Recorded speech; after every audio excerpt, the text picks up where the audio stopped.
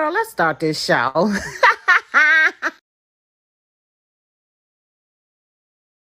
What's up, my Curbsters? We are live. We are live today. I want to thank y'all for joining us with the shenanigans this Saturday evening. I hope everyone is doing well.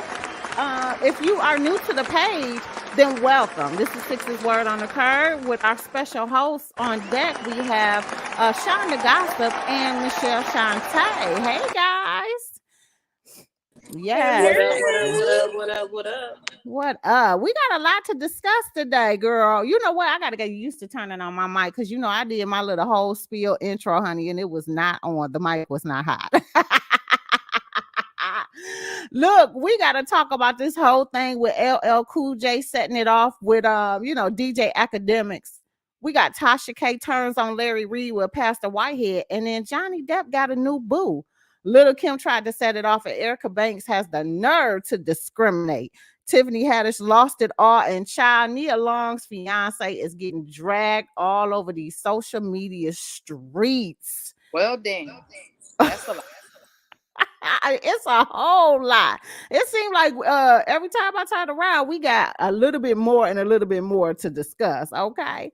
I have no idea what in the world is going on. Everybody join on in.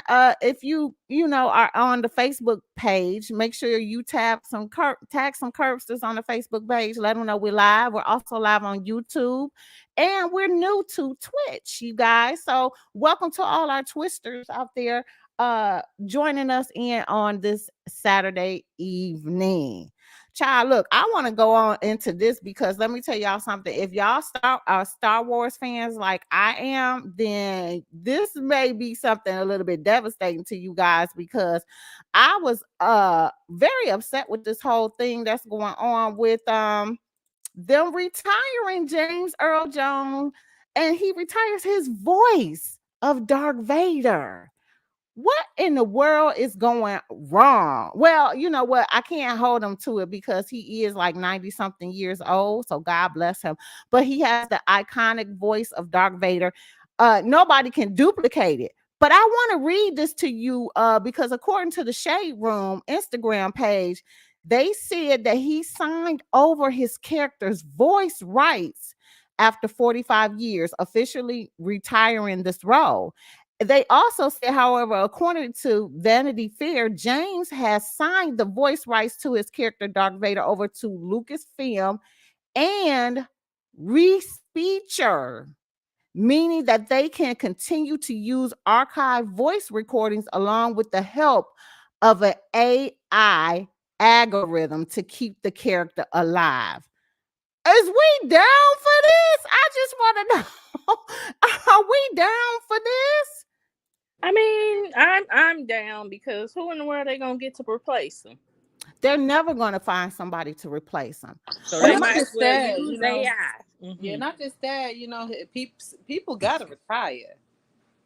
Well, he's 91. He's 91. It's time. Right, that's what I'm saying. And 91, he gave. That's a long motherfucking run. You gotta keep it a band. Yeah, that's a long fucking run, and he's been consistent on it. All that good shit. I think he deserves to go ahead and sit down and let the technology that he's seen come to life do its thing and just sit back and smile and be like, damn, I can't believe this is happening. I can't believe that's really my voice. I think it's like a time for him to like recognize and congratulate himself. Yeah, and I bet you by signing over his voice rights, he got a nice coin. So I feel you. Look, let me tell you, his coin runneth over. Okay. So shout out to James Earl Jones because he gets paid for this voice. Remind you, he's not the character in the suit, he's just the voice. But let me also a little thing that I was reading in this little part that kind of got me a little was the AI algorithm to keep the character alive. Now, if I'm not mistaken, didn't Darth Vader die in one of the episodes? Because let me tell you, I have rewatched all of these episodes because my kids are upcoming, and of course I'm passing down the baton to the newer generation. So my son has taken a liking to all of the Star Wars stuff. We started all over from the beginning to the end, even though I've seen all of them, and he started from a certain part because his age difference. However, we had to go from the beginning to the end. But at one episode, he passed away. So my thing is, what because y'all know that Lucas films are notorious for giving, like, starting off in the middle of something and then bringing you back around to the beginning of certain things. So maybe that's what they're trying to do. But this saga, Star Wars, will never end. I just want y'all to know that. So are they going to be giving us other sequences maybe that he won't be a part of, but they'll use his voice and use this AI? You want me to answer that honestly? Yeah, please, because that bothers me. Fuck. Yeah, I ain't no Star Wars person, sixfold, but that is my assumption. Those movies, I've tried to watch them because my son is into it too, but child, no, they ain't for me. I'm so upset that y'all are not. I mean, I know y'all not a Star Wars person like me, so I'm very passionate about this. I mean, Shout out to Mama Joe. I don't hate it. Don't get me wrong. I don't hate it. It just ain't my thing. I get it. Shout out to Mama Joe, because I remember I was little and I'm taking y'all back down memory lane, honey. And I said, hey, Mama, I want to go see this movie. It's called Star Wars. And she was like, I don't want to see no Star Wars. What is this about? Da, da, da, da. Girl, we got there and that movie started. I had to go to the bathroom. I couldn't even pull her away to go take me to the bathroom. I was like, excuse me, ma'am. You know what's funny? What's funny is that while I'm not a Star Wars fan and I don't care to watch them, I did understand that they were iconic enough where I had to have them on DVD when I had the Disney subscription, when they would send you the DVDs through the mail. Mm-hmm. So I can recognize the greatness that is Star Wars. It's just that I would never be able to truthfully attest to its greatness outside of living vicariously through you. Yeah. I get it. Look, I am the Star Wars head here on this panel. So you guys, I'm telling you, I'm very passionate about it all. Okay. But I just had to bring that up because I was just so mortified with the whole thing that he's no longer going to be doing the voice. And if they're going to continue this great saga experience, who gonna be doing that voice? That was my thing. You know what I'm saying? Because they always have news episodes and everything going on that you just got to be like, okay, is this an old one? Is this a new one? Was this pre-recorded? Like, what's up? I don't know, but I do respect the fact that they actually let that information come out, because normally they'll make the change and try to slide it in and think nobody ain't gonna notice or anything like that. So, and then you'll find out, Lord forbid, if he passes away, that he retired the Star Wars voice in 2022 and it's 2052 and nobody else knew. So you gotta respect the fact that they even told you. And nobody had the damnedest clue, right? Nobody. Just sad. But anywho, I had to start the stories off with that one. You know what I'm saying? It's going to be a sad bon voyage, but a good bon voyage, because like I said, he's in his 90s and he deserves to retire. But I'm sure going to miss him because that's my favorite character, Darth Vader. And if I could have came in and played the Darth Vader theme, I would have did it. But all of these, copyright infringement stuff wouldn't allow me to do so. So, shout out to James Earl Jones. Let's get into the next hot topic, honey, because let me tell you, I know most of y'all probably don't even care, but my question is, why is he bringing it out now? So the baby claims that he had sex with Megan Thee Stallion the day before Tory Lanez actually shot her on his new album. This is according to lovebscott.com. Child, do we care who she was sleeping with? I mean, my thing is this. Was they together? Was her and Tory Lanez a couple? Were they together? I don't think so. I don't know. I don't know what none of these folks were doing. And you're right. We don't care.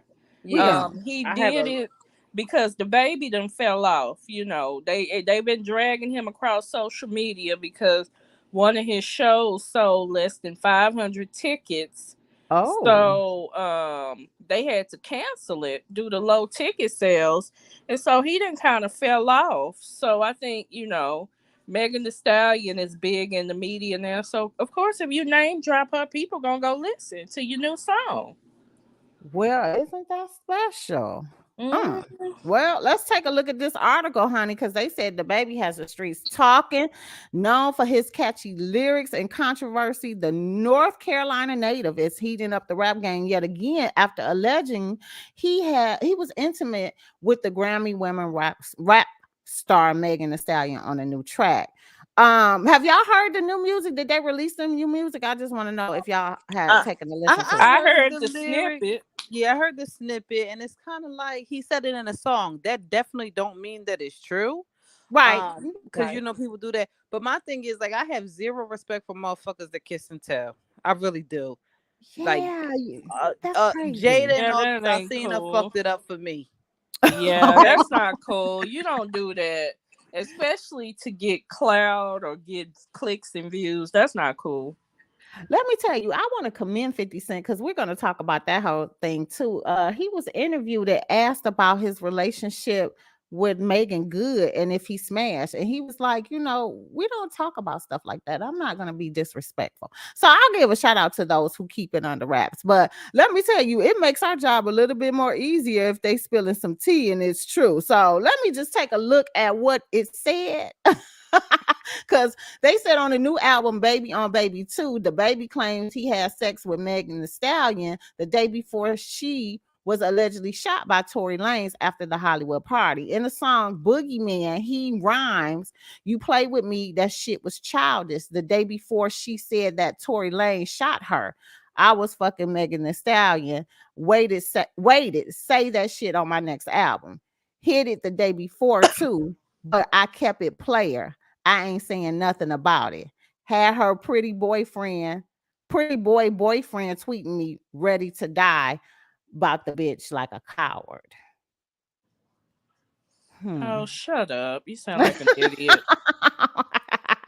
I was like, Oh, for real. I mean, okay. I believe him because I know Meg the Stallion, if something ain't true, she will come out and say it. So, yeah, I believe it, but still. I Has she mean, even came out? I haven't seen anything posting that she came out to say I anything. mean, So yeah, I'm with you, Shaniqua. I'm not saying that I believe it though. I ain't gonna go that far, but who gives a flying fuck? Like, I don't give a fuck who fucked who. Like, I don't care.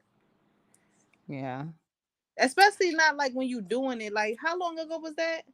Why the fuck? It's too many coincidences. Like Tory Lanez, you allegedly shoot Megan in the foot. You still going to court for that shit. You allegedly attacked August Alsina, and now Baby is saying this and happened to mention your name. Like, how the fuck does he know it was the day before? Like, what the fuck? Is that why Yeah. you got shot in your foot allegedly? Like, what the fuck? It's weird. I mean, that could be the reason that, they was tussling and all of that. Who knows? Only people that know what really happened that day was the people in that damn SUV. I guess we'll find out if they quit postponing the trial. But I got Well, questions because ain't Meg like 6 feet and ain't the baby like 4'9"? yeah, that's what they were saying. She got a thing for the short case, Yeah, and Tory Lanez ain't but an inch high private eye too, right? Yeah. I'm Yeah, just she, saying, I like, mean, oh, I mean, to well. each their own. No shade to anybody who's considered short for a man and tall for a woman. This ain't no shade to y'all, but I'm just trying to visualize it. And if she really 6 feet tall and he really 4'9" that's Girl, interesting. he 4'9". I'm bullshitting, but I'm I'm like, just wait a maybe he's minute. 5'4", 5'5". I don't know, but he's not six Oh, feet. yeah, I get what you said. That's I mean, not for crazy. nothing. If you're not as tall as the woman, where for me and the people that like I grew up around, if you shorter than a woman by default, the go to statement is 4'9". Like, I don't know why. It's just Mm. what it is. Yeah. Girl, well, these short, Lord, let me not generalize, but some of them be having a Napoleon complex. So, and it sounds like that's what Tory Lanez might got because he doing too fucking much. He is. I really do believe that about him because aggressive as he is, and he's just so ready to prove himself. Did you see how he was running down the hall like a kid in a candy shop after that damn tussle with August Alsina? I was like, you look like an idiot, you sir. know what's interesting now that we sitting here talking about it is that Meg Thee Stallion, right? This shit with Tory Lanez and him having this anger issue, and then the baby alleging what he's alleging in those lyrics. He's known for having anger issues too. Yeah. Really? So it's very, very, very interesting. It seems like she has a maybe a personality type. She might. I mean, her new boyfriend, he seems like he's more her height and things like that, and they've been pretty quiet. And they I was ready to say, how tall is he? He seemed like I don't know how tall he is, but he seemed like a big guy. Okay, because you see what's happening with the people that is, short in stature. Right. Yeah, she might need to leave that alone. Meg, I know the pickings is slim out here. I get it. Just stick with your tall men, because them short men bring your ass trouble. My name Benny. Not that, it's a little hard when you're dealing with short men and you're tall because you can't see it coming. Girl, then she's tall and she's thick. She's not even tall and skinny. She's tall and kind of little. I mean, she's not fat by any means, but she's thick. She thick. She got a nice shape. So Well, you know what? Good luck to her. I mean, they still doing this trial and stuff with Tory Lanez. So. Yeah, I believe it was postponed to December, right? Yeah. December is the latest date. Yeah. So we're gonna keep our eyes out on that and find out what's going on with that and this whole situation. And we're gonna come back around to Tory Lanez and stuff like that, because of course we're gonna talk about this whole situation with August Alsina and him and the person that came out that's spilling the tea about what he saw. So we'll get into that in a little bit later. But okay, the baby, you spilling the tea like that. Let's keep it pushing. Let's get into this whole thing. Yeah, I say that too. Get into this whole thing with this LL Cool J and this DJ Academics. Why is it not? Okay. Wait a minute. Go ahead. Because I don't think it's necessary. A DJ basically said that a lot of the pioneers in hip hop are, they're dusty, or how can they be the person that invented hip hop if they don't have a lot of money.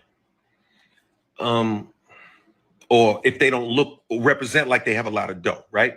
Let me explain something to you and say this for you guys. Break it down, Ed. Don't confuse someone's ability to develop a business model. Don't conflate. In other words, don't think just because somebody knows how to get money or fails to get money that they didn't make a contribution to the culture. There are artists out here. First of all, let me say this. First of all, let's talk about like young artists, right? Who I love. I love the young artists. Let's be clear. I'm very much a guy who embraces the young artists. I believe in every generation. I believe in you. I care about you. Let me say this to you though. So just because a couple of these guys and girls and people out here made songs and made music and made contributions to this culture, or even dancers danced and made these contributions cool, just because they didn't get rich, just because they weren't able to pile up millions or billions of dollars, does not mean that they didn't make a contribution to this culture. That does not mean that they didn't do something. They created an industry that we all ate off of. They created an industry that you eat off of. When you go out there and you go monetize your brand, When you go monetize your brand, when you go get your whatever and do what you got to do to build your career, when you go out there and negotiate your deals and negotiate your checks and talk tough, guess what? That money, that bread, that food that you eating was created by those same people that you disrespecting. That industry was created by them same people that you call in, foul words, foul language. The people that you're referring to. So my thing is this. It's always good.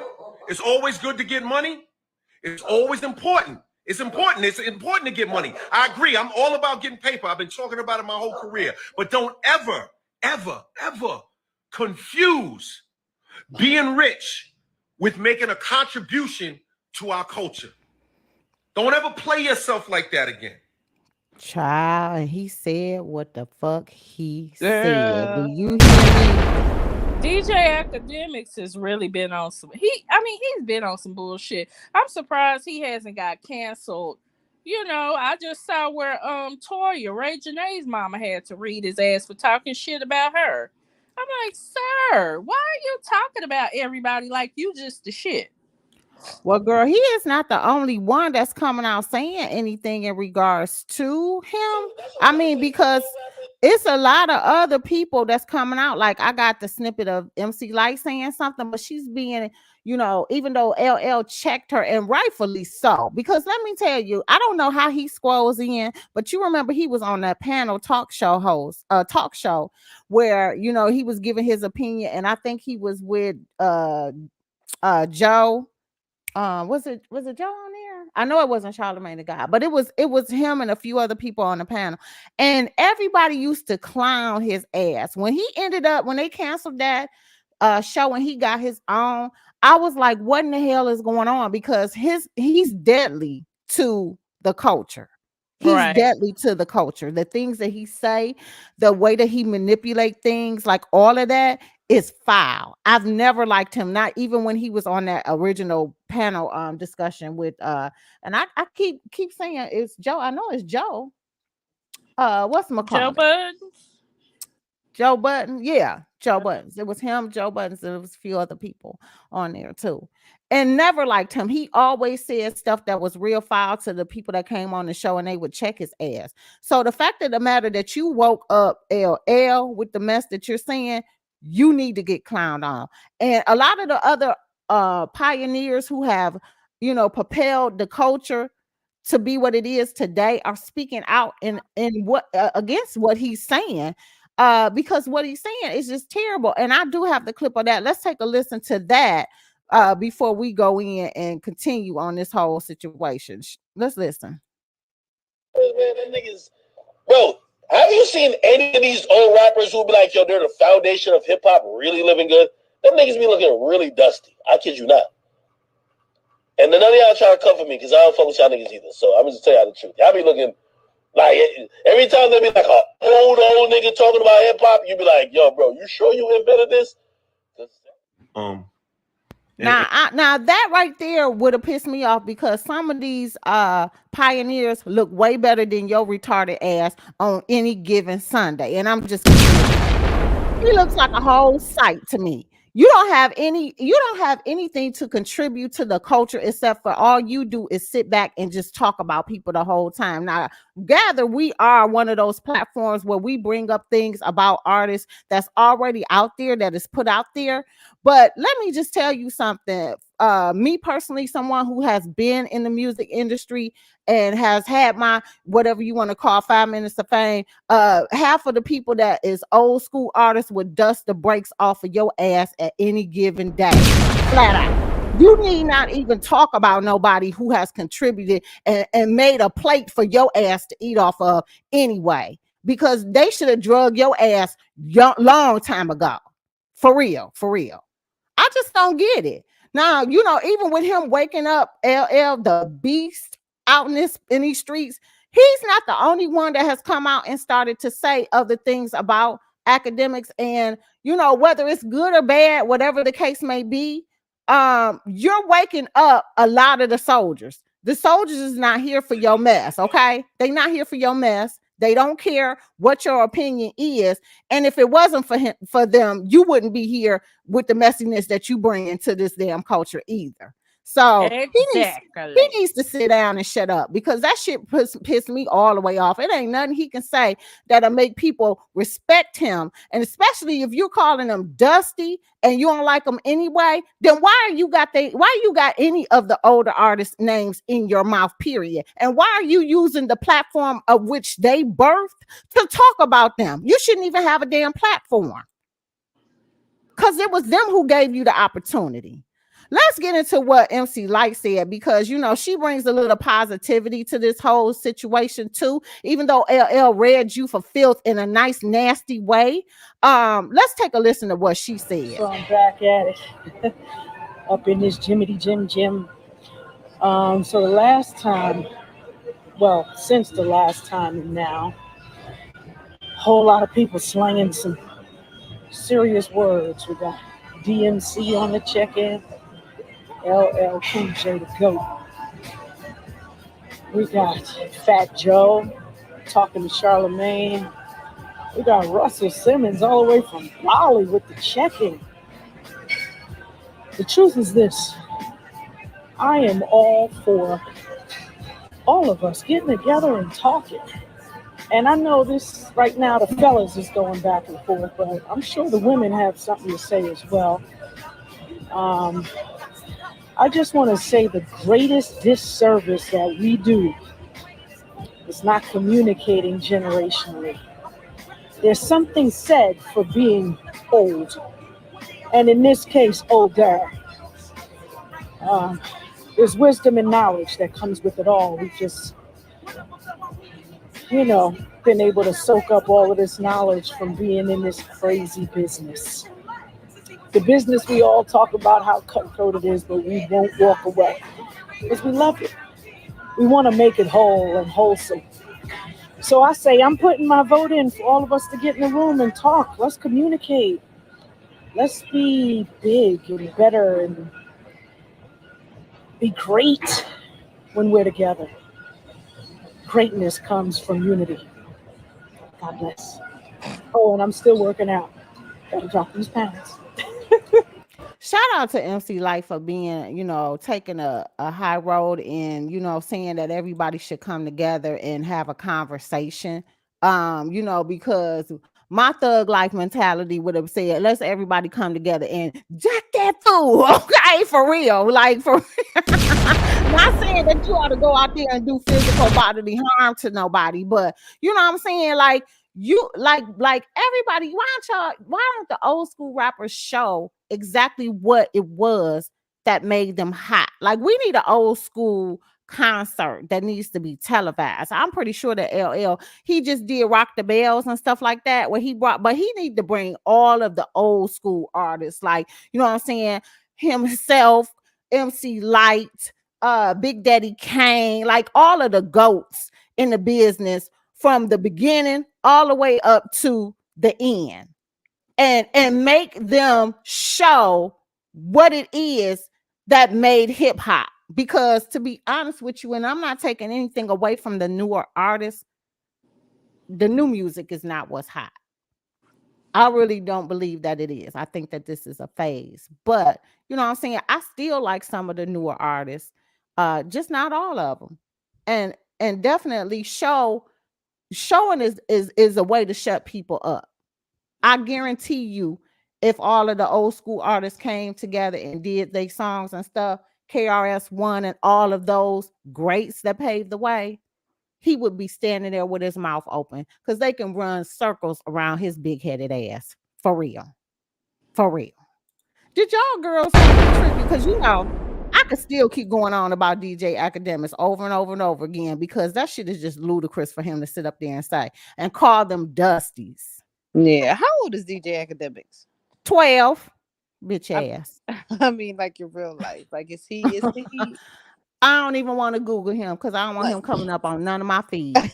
Like, everybody, because I don't feel like he's a vet in the game, and he ain't even in the game, child. He ain't even no right. damn DJ. He not nothing. He just a damn podcaster who is right. That's my point. to get get Right, clicks that's to my views. point. That's Right, and it. that's what I think this is for. Just to ruffle some feathers, get some traction to his Yeah, channel and some airtime or whatever. Next week, this won't even be a thing. So I right. don't think anybody's He's taking him 31. serious. I think he's getting the exact reaction, and he's younger than me. God damn. And he looked way older than you. Shit. Life has definitely been hard, So you I know. think that he's doing what someone his age would do because he is that generation of instant gratification and Yeah. likes and views and shit like that because that's how he pay his bills. He has no idea what quality is, really quality even really means because he ain't even learned how to sign his fucking name on a piece of paper. Oh, Yeah. well. So you know what I mean? You just can't take somebody seriously who don't know how to sign their signature. Well. Yeah, he doesn't know anything about hip hop. He's just Not talking. really. He's just talking. Like Let's see what the he probably never seen House Party. He Oh, oh probably has well. no idea about In Living Color. Like this is who we're talking about. Like, can you really take somebody serious who told you they never seen an episode of Martin? oh, so we should be revoking his black card I all the know way we should be around. revoking his existence card. You know how like people in the beehive and people that are barbs be going hard for people and everybody be like, Hmm. yo, these motherfuckers don't even know you fucking exist. That's how he needs to be treated because the reality, who the fuck is academics? Right, for real. Nobody. Like, first of all, your Nobody. name is academics and you spell the shit with a K. You're academically dumb. Can we start there? You're a DJ, and I ain't never heard a mixtape or a nothing by you. Can Not you? a What? scratch, not a That's what I'm nothing. saying. So, like, who are we? Oh, why do we give a fuck? We don't. And even Wh- if quality people came around and played their quality music, he wouldn't be able to utter a single fucking word Not a damn because he's not thing. a real DJ. And because he believes that how many records you sell or how much money you have makes you an artist. It doesn't. No. That makes you a performer. There's different levels to this, and he definitely does not know anything about what it takes to be a true talent, a true innovator, a true artist, and somebody who is a contributor. He doesn't know. He doesn't have a clue. Let's get into what the comments are saying. I kind of been neglecting y'all today. I'm so sorry. Let's see. We got Trouble T in the building. She said she loved her some LL, right? Uh-huh. Yes. They said if LL wasn't married, I would still be trying to be his roundaway girl because he is fine. That's Duran, I child. was Of getting ready to course. say who is we talking about? Because I would. I don't want that role. They're right. Shouldn't nobody come for LL the way But he you know, left the the bamboo guy earrings, at that least two broke in his pair. I'm house. with that shit. You said what? What she say? I didn't hear. We must have I lost her. I didn't. I missed what she said too. Yeah, she must have dipped out. We got another one that says shouldn't nobody come for LL the way the he left the guy that broke in his house, right? Because he beat the brakes off of his behind. Right? They said wisdom, knowledge, talent, power. I love MC. I like. Yeah, and I think having a conversation at the round table with the heads are really is really a good idea. You know what I'm saying? Come together and think about putting an old school hip hop concert together to show exactly what made them one of the greats. Okay. He can't do a rap battle against not none of them. Okay, not none of them, right? The music is not the same. I agree, it is not the same. But he just needs to sit down because the stuff that he be trying to say to people and provoke, he's gonna get. And he already said he don't come outside because people have over the time of him being out in podcast land, social media land, saying the things that he has been saying. Like, people been out trying to get him. He don't even come out the house. He don't go out for food or none of that. He done already said that. So the fact of the matter that your scared ass don't even have the balls to come outside of your house when you say the things that you say, let us know that you scared shitless. And that's the way that he's going to be and always will be. Talk behind the mic and stand down. You really stood on what you said. You wouldn't be scared to face the people. Yeah. Child, He's just crazy. That's just He's crazy. full of it, but anywho, he is a non-factor. He's just saying anything I believe to go viral and Yeah. get his views up. And I don't even understand why people be watching this so stupid ass shit. I'm surprised that he is still out here like that for real. Like I had no idea like that he still that do he have a following or something like for real? I I don't mean, he's understand. definitely in the blogs all the time.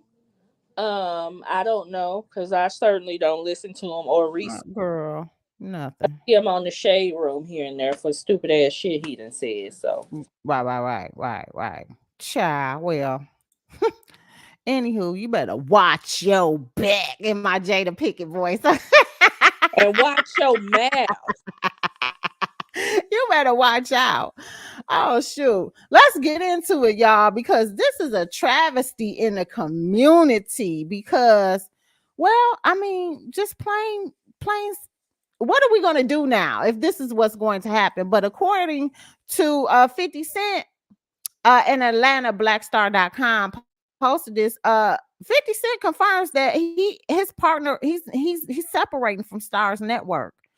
He's no longer going to be dealing with them. So what does that mean for us who love the Power episodes and we're getting all this great stuff that's coming out under Stars? That's what I want to know, because this is terrible.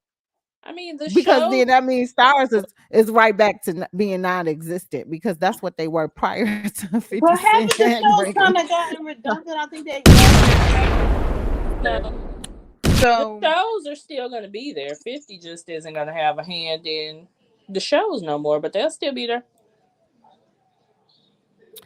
Okay, you well, still let's gonna see what watch this them? article say.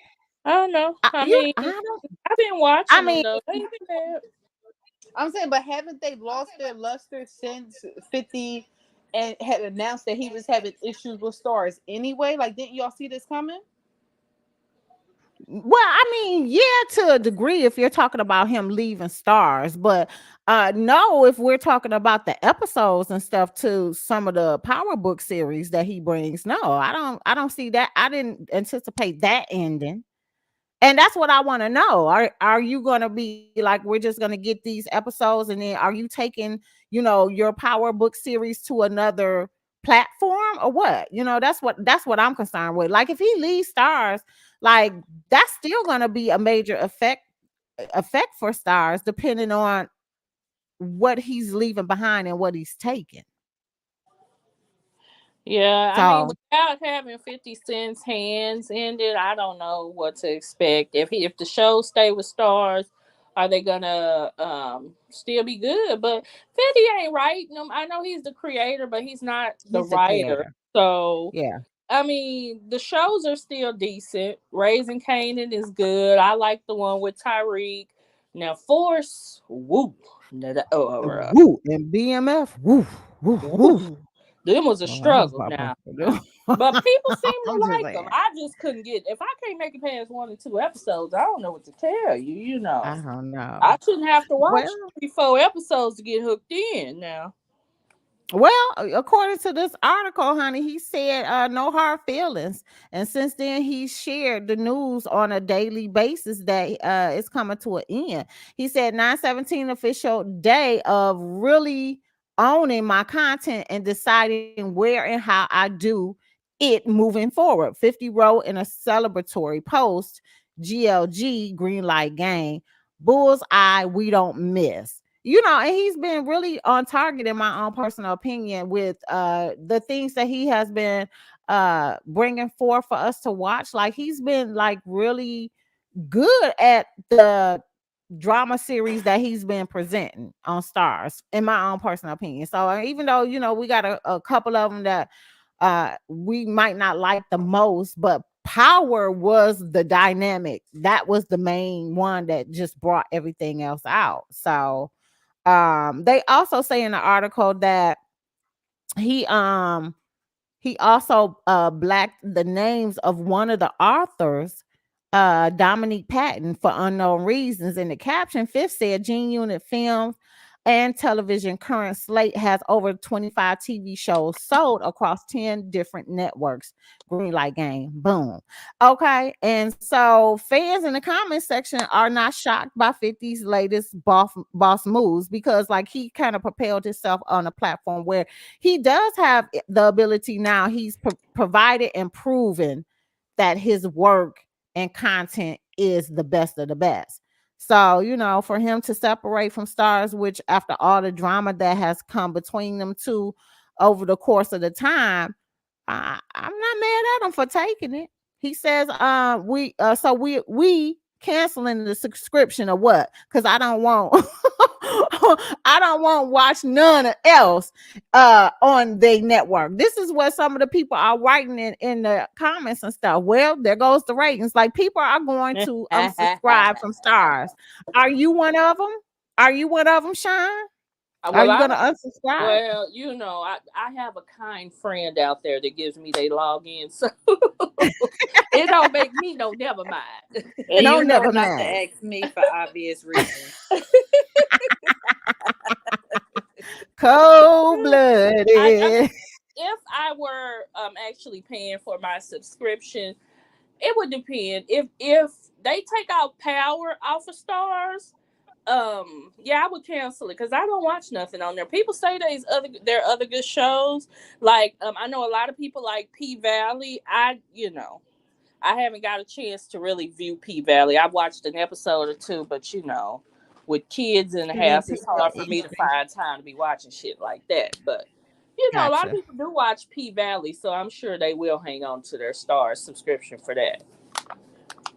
Well, okay, yeah, I forgot P-Valley was on Stars, to be honest with you, but yeah, I haven't tuned in to the P-Valley whole situation either. I watched a couple of episodes, but it didn't pique my interest like that for me to stay tuned. Y'all know how I am, you know, movies, you know, I give it 10 minutes. Series, I give it a couple of episodes. If it don't get me involved, then I check out real quick. So, you know.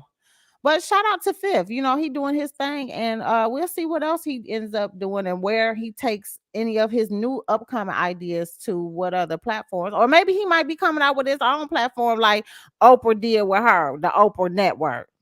Well, you know, I did see, I believe on his page that no, this is not related to a network, but he was just saying Fitty to move to Houston. So he's saying that he's trying to turn Houston into Hollywood. He said he tired of doing his movies and shows and having to travel. So he's gonna start producing things in Houston to get it popping. Okay, that sounds good. Shout out to Fifth for doing that. He making some boss moves with that too. Mm-hmm. It's kind of like what Tyler Perry did when getting his own studio, making his own way, doing all of that. Right. Okay, perfect. I think that's awesome. Yeah. I'm not mad at him for that. All right. So big ups to 50. All right, you guys. Let's get into the next one, honey, because y'all already know this whole situation with Tiffany Haddish and Aries Spears has sparked up a whole bunch of controversy with this, you know, molestation alleged reel that they did for a little show or something. A snippet got released and stuff like that, and that was just terrible. First of all, well, you know, let her tell it. She done lost everything. You hear? Everything. That behind you. I know that was probably a stressful thing. You think? Yeah, I'm sure. Yeah. Do you feel like, you know, that there could be some damage done, you know, to the career, you know, after this? Because it's behind you now, but like, is that something? Oh, I lost everything. Like, all my gigs gone. Really? Everything gone. So I mean, are you? I mean, that's what I'm saying. Like, this is that's a bad look. But now that they changed face, you know, I don't know, like bro. You regain your. I don't have no job. Well, look. I don't have no job, bro. I don't know. You know, how does it feel to have that behind you? I know that was probably a Well, stressful thing. she said she don't have no job, bruh. According to the neighborhood talk, neighbors, it's not looking too good for Tiffany. She said that recently she made a settlement with the family and they that filed a sexual child abuse case against the pair, though it may seem like it cleared Tiffany of any legal wrongdoings. The case was career suicide, as she says that she lost all of her jobs and gigs after this lawsuit. What do y'all think about that?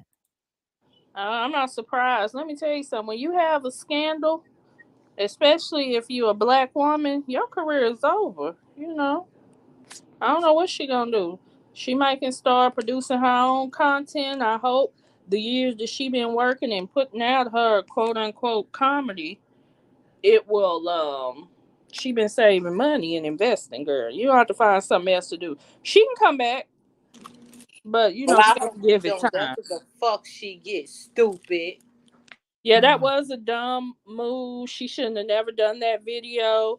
And Ari Spears, you know, I don't even know what to say. I don't even know. I don't know. I But mean, as far as I knew with Ari Spears, like he hadn't been, I'm not saying he hasn't been working, but he hasn't been as big as he was back in the day. Remember, I think we talked about this on a live prior too.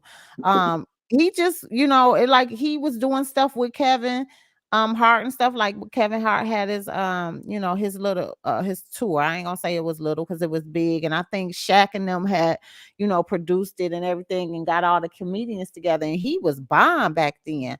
After that, I hadn't seen him do too much of anything else. So I was quite surprised to see that, the two of them together was doing something like this whole, scandal type of thing. Like, it wasn't even funny in my own personal opinion. When I saw the video, I was just shocked and appalled at the whole thing. But then I was like, and where did he come from? But I mean, again, the this was video supposed was to be an old. old. Yeah, they said it was an old clipping. So, but dang, look how stuff from the past just be coming up like that. Like that was like a hurricane. Girl, that social media will have you ass out, girl. So do you think that, after time has passed, you think that she can recover and come back from this? Because she had a lot of stuff going on. She had TV shows and stuff, working with kids. Didn't she have something that was an old school So Bill here's my Cosby? thing. You keep saying coming back. Coming back from what? She's not funny. From this. I Will mean, she she come may back not be from funny, this? but she got jobs and she was making coin. Tiffany Right. Haddish is not funny to me either, but she's definitely been out here working and bringing in money. I think she need to go on like Good Morning America. She need to do a Dateline interview and Damn. explain this shit. You can't. I But could be her that's not. PR person if she want to pay me. Yeah, but I don't think you can explain. Like, there's no like. R. Kelly could never explain no shit like that to me. Here You we go. understand what I'm saying? No, Yeah. no, I'm not trying to be smart. I'm like, I'm Okay, dead no, I serious. know. When there's a certain type of accusation, I don't give a fuck what the fuck you say. You can't explain this to me. Well, Hollywood don't work like that. Yeah, but if she's making kids shows, she ain't gonna have to switch up her genre. Well, yeah, she did. I think she was doing Kids Say the Darn. No, was that her doing? Yeah, it was something that was an old school Bill Cosby where he would interview the kids. Yeah, something like that. Yeah. But yeah, she won't be able to do that anymore. But that's what I'm saying. But that was her bread and butter, right? No, that wasn't. I mean, she was doing movies. She had upcoming movies. Remember, she was supposed to be doing FloJo's movie. Remember, that's supposed to be coming out. Like, I don't know if that's still gonna come out. She had talk show. She had a bunch of stuff on her plate. Yep, she had a late night talk show that come on TNT. I've never watched it, but do that show The Last OG still come on Sixx with Tracy Morgan? I don't think that comes on anymore. I haven't heard anything about The Last OG. I mean, it had about 3-4 seasons too. Tiffany has been out there working. They were actually supposed to be working on another girls' trip, I thought. Right. So now what's gonna happen with that? Girl, they gonna have to cut her out the damn movie. Lord. That's cold-blooded. I don't even know what to say, girl. Oh my God. It Okay. was, you know. And she settled. This neighborhood talk article says that they did a settlement. So she Yeah. Right, and paid. because of the settlement, that's why it was dismissed. Because people were getting a little bit confused when they seen it was dismissed. Because I Right. seen it was dismissed, but didn't see it was settled first. Yeah, that's crazy. Well, look here. Everybody can't be, out here not getting no work because little Boosie was out here and he said, "Hey, hey, Tiffany, I got a job for you to do." So, according Pay you to the $1,000. according to the SteveHarveyFM.com website, honey, they said little Boosie offers Tiffany Haddish a gig after she claims that she lost everything. So, they explain everything about the child molestation lawsuit. And then they said on Thursday, September the 22nd, the Breakfast Club reacted to the news about the girl trip star, Tiffany Haddish, who said that she lost everything following the lawsuit that was filed against her and Aries Spears. In a brief interaction with TMZ, that's when Tiffany announced that she had lost all of her upcoming gigs, even after she was able to settle the case with the plaintiff moving to dismiss the lawsuit. And so, that's when she said, the video that we saw, I lost everything. I lost everything. I don't have a job. I don't have a job anymore. Right. But, Lil Boosie added her and said, I could pay you what they was paying you, but I got a check. So Boosie tweeted, and I love to pay you to make a comedy with me. What they did to you might be a career changing. Don't let this slide. This is a $1 billion lawsuit, sis. You're a star. You can produce your own movies. What do you think about that? Who in the world is she gonna sue? That's my question. I don't know. Especially since she settled and potentially paid off these people. How in the world is she gonna sue somebody? Now, I do agree with him that she could release her own content. I don't know if people gonna go out there and support it or what. But child, this is a whole mess. Tiffany Haddish. All I can say is I hope you got some coins saved up. You've been working steadily for a few years now. You ought to be set up real nice to invest, start a business, do something else, I mean, the girl. good thing is she did brag about paying off her house, so she got somewhere to live no matter what. You heard me? So Yeah. that's what I can recommend for you is just focus on other things, ma'am. Well, I mean, I don't know. She probably could have came back to comedy. If y'all recall, Cat Williams said most people who are in the world of comedy who actually does good comedy have comedy shows, and she has yet to produce one. So, Shit, how she gonna produce a comedy show when she ain't got no jokes? well, his point exactly. That's exactly what he was saying. That she's not funny. She's not a real true comedian. She's good for the movies and stuff that she was doing, but I'm gonna just tell you, like, I never took to any of her comedy or the movie content, the movies that she starred in. I wasn't a big fan of those either.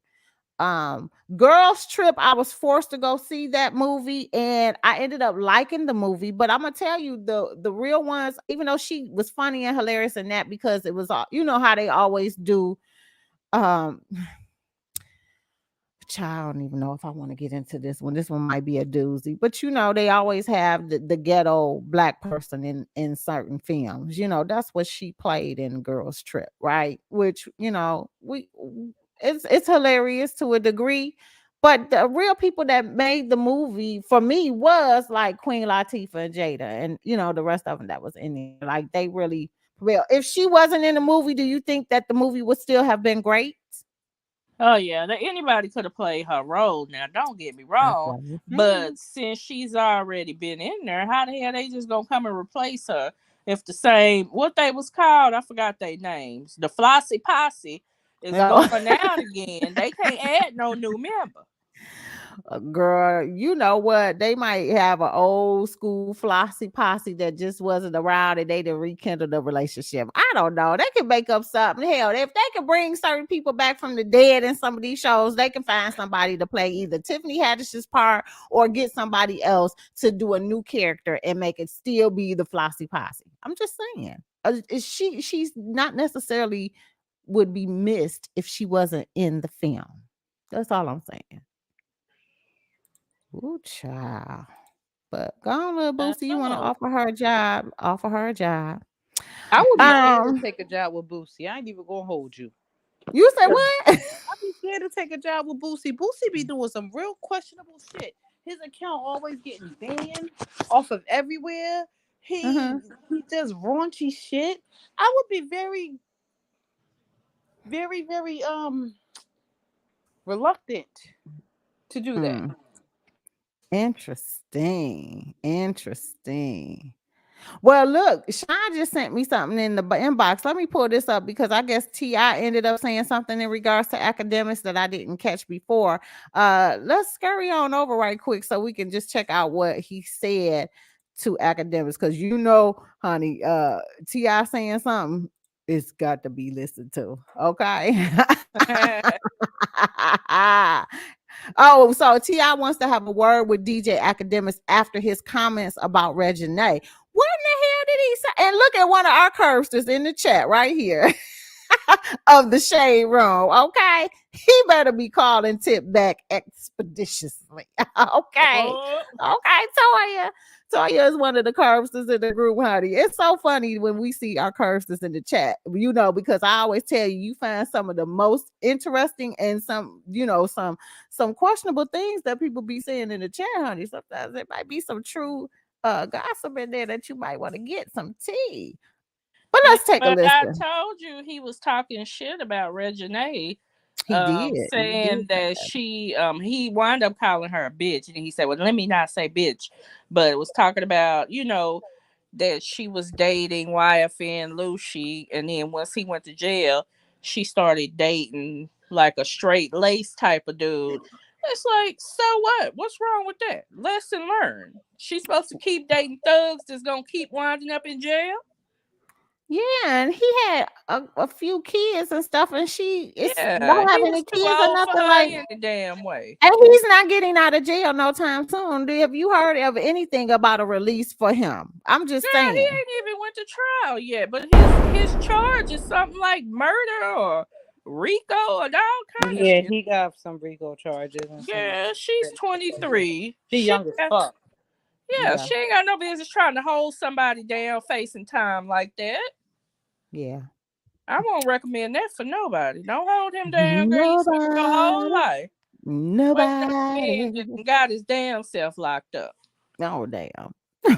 Well, let's get into this video and see what the hell T.I. did told this imbecile, this remedial down here in the left hand quarter pocket. I would love to have a word with academics. I got a call. I put a call out to him. Waiting on. Hopefully, we can communicate our way to a positive resolution.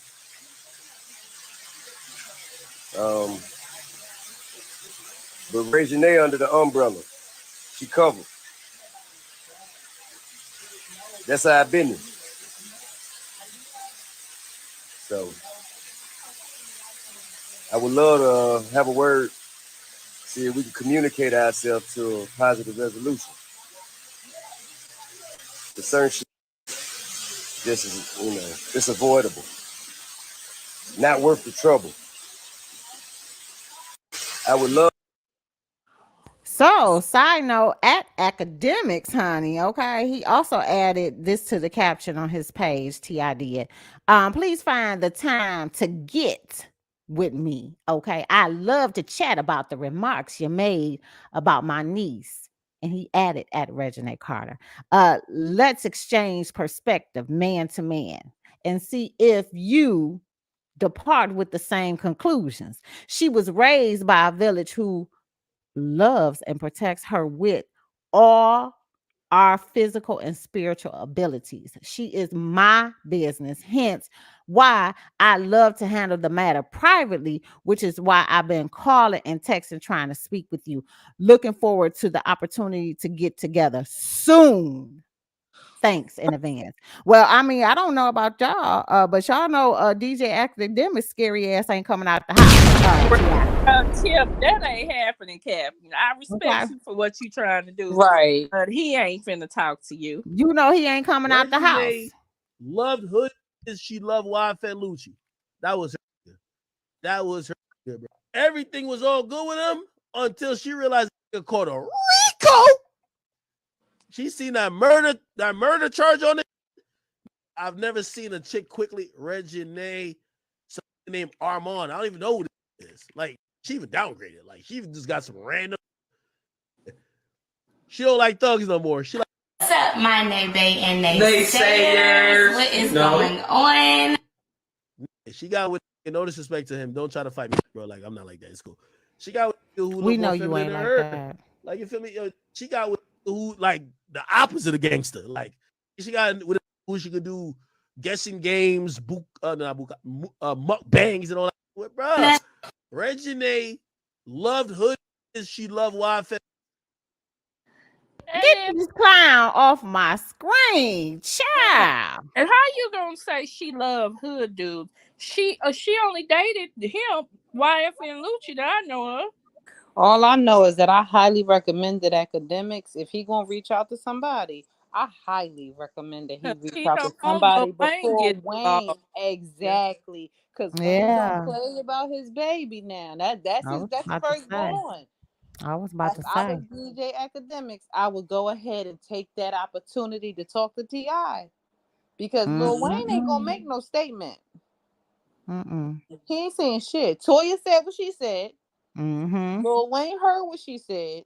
Lil Wayne, he can show you better than he could tell you. Now, did we get a clipping of what Toya said? Yeah, it should be in that same post, I think. Oh, nothing else comes up after this. That was it. Yeah, it was only 3 slides. These 3 slides, that was it. Well, you know, told him basically, don't be up here acting like no bitch, you know, and keep my daughter's name out your mouth. Yeah. Hey, Joy. Ain't that something? Let me see if this other clip, because I see you had another one in there. Let me see if oh, okay. Here's the post. Here's the post for Regine. Hold on. I found it. It was in our little group thing. Here, let me pull this up right quick so I can read what she said. She said, and she added him, Toya did. I can't stand men that do bitch shit. Keep my daughter's name out your mouth. Clout chasing is at an all-time high. Let her live her 23-year-old life. Worry about you and yours. Thanks. Okay. I'm telling you, he is just barking up the wrong tree. He is. And he you know what I'm saying? When you start poking certain bears, honey, they don't just, you know, call the National Guards and everybody. They just show up. I'm just saying you starting to mess up with the wrong type of people. Yeah. You can't be out here doing that. Yes. Just talking shit about people, especially women. Who does that? I mean, we talk about people like we discuss, but I don't feel like we disrespect people by calling them bitches, hoes, all of that. It's too much. I disrespect people by calling them stupid, and Academics is stupid. Well, that ain't disrespectful. It's true. Okay. Or, you know, anybody that, you know, takes people money and don't produce wigs like they say they do. Yeah. Naomi, Leanne, Blake. There are certain exceptions to every rule. We're talking about you. You know, I never said it was a 100% rule. Cold-blooded. Hey, while we are talking about the whole gang, let's get into it because apparently Escape said they're coming out with a reality show or something. No, please don't, please. That's not.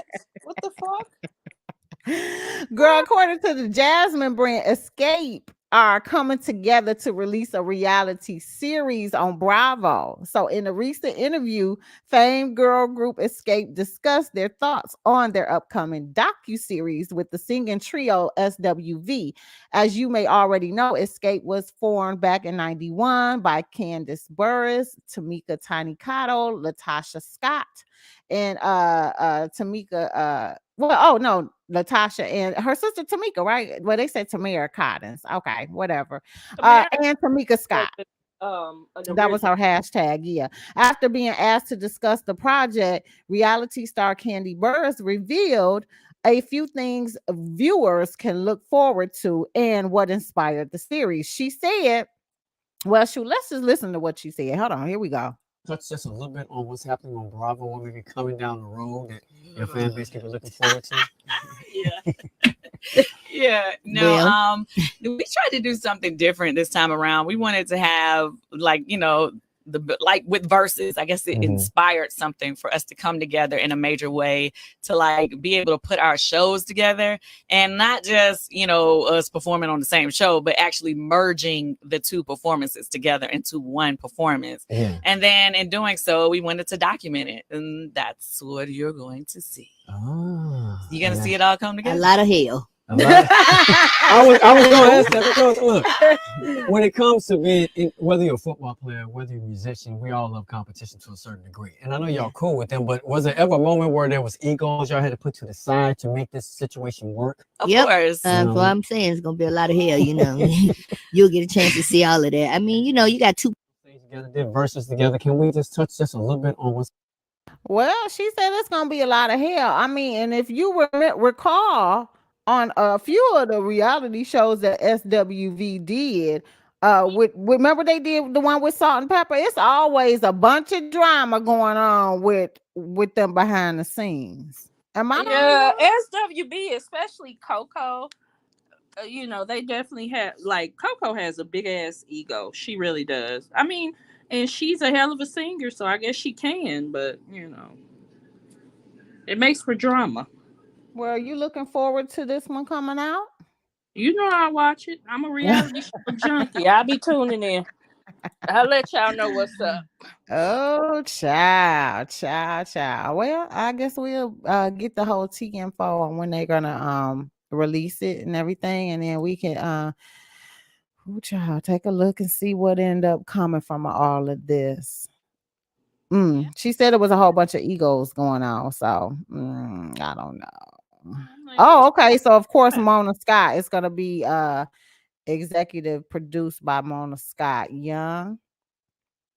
They said they're gonna be following them around as they are in the studio and on tour. The show is so the show is set to air this fall. Okay, so we in fall now, so I'll be on the lookout for it. Yeah, that means it's coming soon. I was trying to bring up this article, you guys, about okay, finally it came up because I was gonna say, what in the hell is going wrong? What you mean is going wrong? But Swiss Beats and Timberland came with a settlement in a lawsuit that they had with Triller. They said it was over. Now, you remember when the verses came out, they ended up selling it to Triller, and Triller stopped making those payments, honey. And they was like, oh, we're not having it. So they took them to court. They say in this article on Variety.com that Swiss Beats and Timberland have settled their lawsuit with Triller after suing the service last month for $28 million, and amount they contended was owed after their sale of verses to this service back in March of 2021. Specific terms of the settlement were not revealed in the late Thursday announcement beyond a promise that the settlement will increase the ownership stake given to the artists that Timberland and Swiss Beat brought to Triller as part of the original deal. Versus has always been a platform that is by the artist, for the artist, and with the people. Swiss and Timberland said in a statement, we're glad to come to an amicable agreement with Triller and continue giving fans the music and community that they've come to know and love from this brand. So they end up going down the list and saying, when the lawsuit was filed and everything and what was owed at the time and why they failed to make their payments. Triller did. They failed to make their payments to the duo in January of this year, and the service had agreed in the settlement to pay a total of $18 million in March, followed by $1 million a month for the following 10 months. But none of those promised payments had been forthcoming this year, so that's how they ended up getting that lawsuit. Well, I'm glad they came to agree with pay them their money. That was the agreement. I just don't understand why they didn't pay them off in the first place. Like, you know what I'm saying? What, they didn't have it? Girl, They must didn't have the money. What? I don't know what Triller was thinking. If they thought people was about to be paying for these verses, I ain't paying for shit. If they don't show it on a free platform, I won't be seeing it. Say it again for the people in the back, because I ain't paying for a motherfucking thing. We in a recession, bitch. Yeah. Right. I mean, that was the whole point of having verses, was because we were on lockdown due to COVID and we were missing entertainment. Nobody could go to, concerts and stuff because of the pandemic. So, it was a good idea for them to bring artists together to come and do it on a platform. And I was here for it. But I agree with you guys. I'm not paying for a damn thing. I'm not paying for nothing. If I want to pay, then, I will go to the concert. Yeah, but, so I mean, they definitely have changed the verses and made it. I don't know. It's not what it was. So, and I haven't seen any because Omarion can't sing. Oh my God! Yeah, that's what I'm we are back have on they it. did any verses? Amaria, you done broke the damn verses. Now they don't want to do Well, it. wait a minute. We have had some iconic verses before there, because it was the whole fighterization between Bone Thug and Harmony and whatchamacallit. Remember they had that? Then they had Shaka Khan and Stephanie Mills, and Shaka was drunk on stage, wasn't really singing. I mean, we did have some epic fails. Oh yeah, they've had some great verses. I mean, and even the one with Mario was good to me because Mario definitely put on a show, Mario did. Yeah, Mario was lit. Girl, but did y'all know? Oh, go ahead. Sorry, Michelle. Oh no, I was just saying Omarion sucks. Yours is more important. Go ahead, girl. But did y'all hear, because of that versus, Ray J, Sammy, Bobby Valentino, and Pleasure P done put a group together called RSVP. Oh, they serious from what I can see. RSVP with Ray J? Ray J, Sammy, Valentino, and Pleasure P. That's what the RSVP. Get the fuck out of here with that bullshit. 50% of your group did horrible that day. Yeah, 50%. They did. But I will give it to y'all. RSVP, that's cute. I like how y'all did that. But 50% of y'all can't see. I ain't RSVP in the shit. Girl, we know this music is about to be auto-tuned up. Do you hear me? OMG. I mean, and Sister Brandy already said you didn't drink her potent tea to get your voice together, Ray J. So let the record reflect that we do not want to hear you on the track. Well, maybe if he drink the tea, he be sounding decent. No, probably not. My one wish is that they abandon abort mission. Oh my God. Well, I am interested to see if they're going to put down a single. I would like to hear it. Sammy actually can sing a little bit. I like him. The one P did fairly good too. Pleasure P. Ray J can't sing. Bobby V. Yeah, I don't know. I don't know none of his songs. Wait. Oh yeah, I do know that one song by him. Yeah, his first album was everything. Bobby Valentino, your album was so beautiful. I don't know who you were signed to at that time, but if you gonna come out with something, I need you to go back to them and leave RSVP. Do not RSVP with them. Okay? Ooh. Go back to the other label and put out an album like the first one. Girl, well, boy, this audience is cold-blooded today.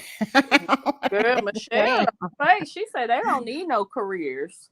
Oh, No, it's they a do bus for need all careers. of them. You gotta keep in mind, like the Valentino's album, I still listen to. Pleasure P album, I listen to it, right? Ray J, I never had a wish to listen to him. Okay, Yeah. Sammy. First of all, Sammy, you was old as I me, had one and you wish. sang a song that came out when you was like 8. You can't do that. Like you can't do that. Well, interesting. It's Well, definitely interesting. I am.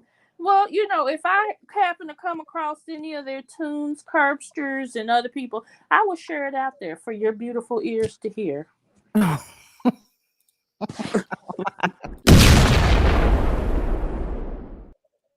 That's all I got to say. That's all I got to say. Okay. Woo, child. All right, you guys, let's get on into paying some bills right quick. And we'll be right back. Because this is crazy. This is your girl Sixx, and I'm coming to you live. We want to know what the tea is, but I ain't want to gossip, so you ain't heard it from me. But if you got some tea and you want to spill it, then go ahead and drop us an email at sixwordonthecurve@outlook.com. Why? You wonder why? What? Because, bitch, we nosy. We want to know the school. We want to be able to come out with some stuff about these celebrities too. We want the tea. You know we are always messy and petty and extra. So hit your girl Sixx up and give us all the tea that you know, and we'll be able to share it on our lives as well, because we want breaking news, and I'm coming to be petty. You heard?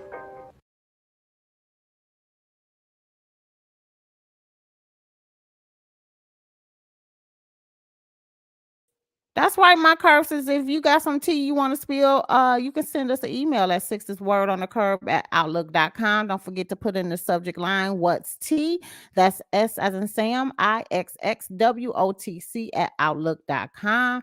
And we'll be looking for some breaking news on regards to whatever the tea it is you want to bring, boo. Yes. All right, you guys, let's get on into the next hot topic. Let's start off with something a little bit funny. Let's break the whole lineup because, honey, this had me tickle pink. Take a look.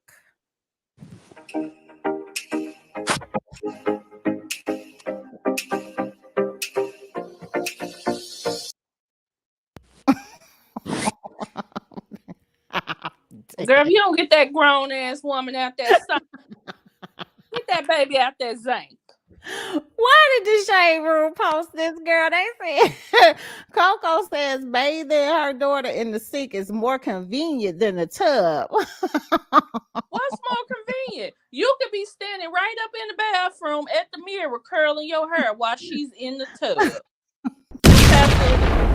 Look, that's her house. What she wants to do. But as for my house, don't get your big ass in my sink where I'm washing my chicken up. Now, I'm sitting down. Oh my God. Girl, she is still super small, though. You don't think that that's a possibility? That girl is in school already, 6'4".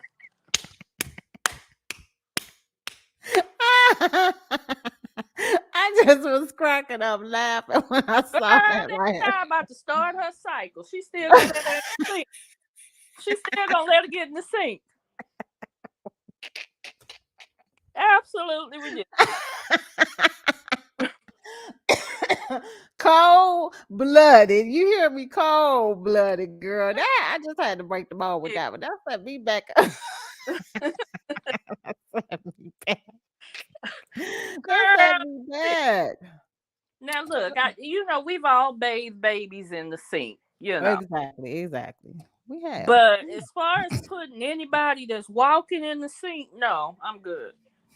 I just put them in the tub. It seems fine. Well, okay.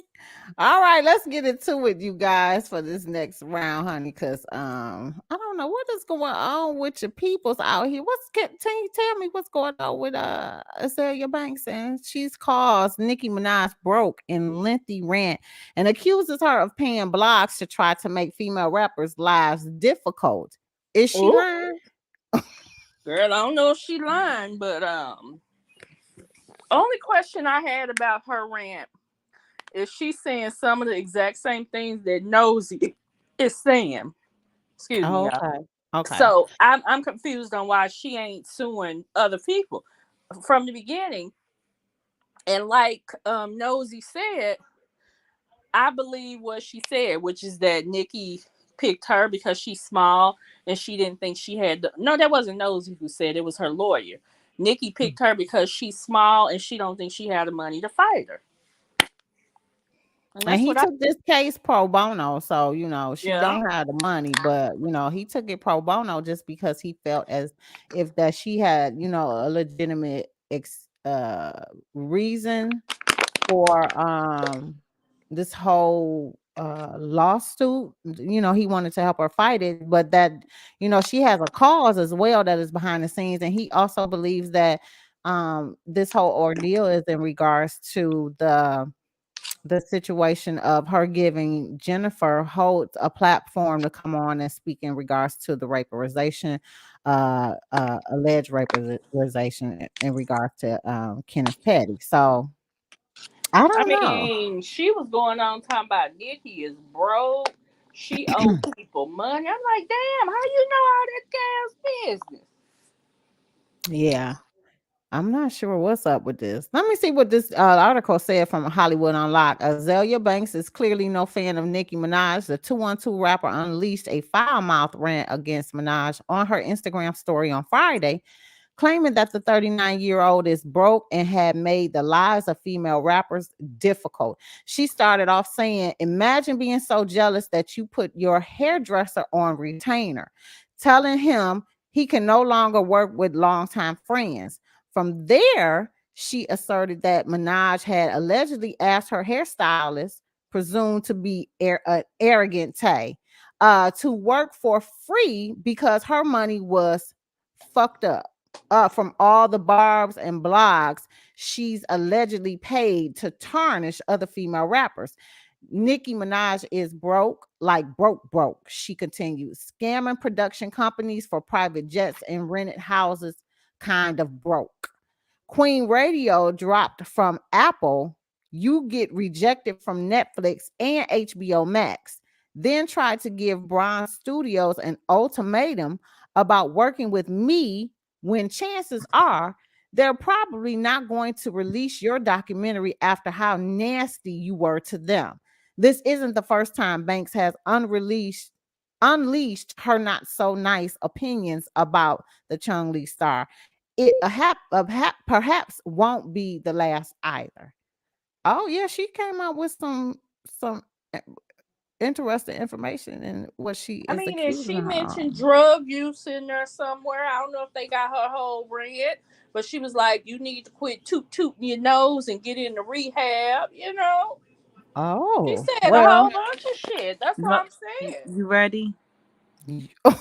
I'm scared. So don't be scared. It's gonna be light, because I thought the funniest thing in the world of this whole shit was the Twitter thread that had Azalea Banks. They said, "Who? Tyra Banks?" They said, "No, that's somebody else. Hillary Banks. No, not her. Somebody else." It's like, who the fuck is Azalea Banks? Who are you, ma'am?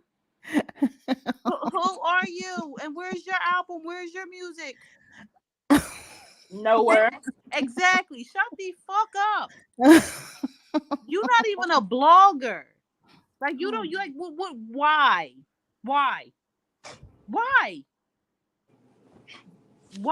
Like, nobody even knows who you are. They think you're a made up fucking character. Hillary Banks is not even a real fucking person. Do you understand what I'm saying? Like, oh my God. You and Erica are getting on my fucking nerves, just so y'all know. Oh my God. And Erica is another story that I'm sure we'll get to before the night is over. You better believe. Oh, Erica. Oh God, that stuff is hilarious. Okay, well, I agree with what you guys are saying in regards to her, and saying some of the stuff that the same thing that Nosy Ho was saying too. And if you guys haven't been up on it, and you've been out somewhere and don't know about the drama and the lawsuit that was filed by Nicki Minaj, stating that she was suing Nosy Ho, who is a YouTuber, an influencer as well, for defamation, saying that she was a cocaine user, et cetera, et cetera. Did y'all know that she did release a Instagram post saying that she apologized for what she said about Nicki Minaj's son being cockeyed As and stuff well, like she that? should. He She definitely should. should have for sure. Yeah, she should have done that too. I believe so too. So yeah, so I don't know. Let's see. Here's all of the things that she has said. I'm talking about Azalea Banks. And she added Nicki Minaj in all of this as well, you guys. So y'all can tune in and take a look here and see. Or you can go on, Azalea Banks page on Instagram and take a look at all that stuff. Because she start off with the same things that we read, and then it goes into some of the other things that she was saying about Nicki Minaj. I don't know. Do you guys feel as if Nicki Minaj is just picking on Nosy Ho because of this whole Jennifer Ho situation? Do you Yes. believe that is Yeah. Yes, I do. yeah. I kind of get that feeling as well. Like, that's what it is. It's stemming from, because from what Nosy was saying, that this has been going on prior to her talking about the son and everything. She's been dealing with the Barbs and them threatening her and everything ever since she had let Jennifer use her platform to come out and speak against Kenneth Petty. And she was encouraging her because she works with abused victims, sexually abused rape victims and stuff, to come out and speak against their abuser. And that she was encouraging her to file a lawsuit against Kenneth Petty. That was the whole thing. And the reason why. Okay. Oh wow, that's something. That is something. Well, let's get G'd up, honey, because apparently your boy Diddy is out here, doing some wife moves, like wifing them up type of moves. Uh Interesting. So, according with Tia, I guess he bought her a new whip. She says, "Thank you, Poppy." Let's see some of these pictures. Oh, he bought her a Maybach. Okay.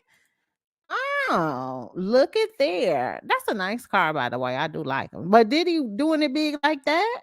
Or was this a payoff for a revolt? I don't know what to think about some of the things that he does. What do you think, Shantae? Like, what I'm saying? Because Diddy, uh, mm, So allegedly. Young Miami is young. And Diddy gives off sugar daddy vibes. Oh. And I think that it's unfortunate, but this is the way for him to keep people, because Young Miami is 50% of the city girls. I don't know if you're familiar with them, but they're a Yeah. music group. And Diddy ain't cute. Okay? He's not. And not that this matters, but the things that he likes to do and the people that he likes to do it with is questionable because he hasn't been honest about it. However, Holly Weird does speak on it, but he does not confirm or deny allegations, which is concerning. But I don't think anybody realistically that's as young as successful and as successful as Young Miami would stay with someone otherwise. Like, I don't see how that benefits her outside of financial security. Yeah. I kind of agree with you on that one too, for real. I think that, he's not committed to her, but he likes her. And he's just giving her little gifts, little trinkets, you know. Yep, that's what I'm seeing as well. For me, Diddy is pissing me off with this because for one, Diddy, you too fucking old.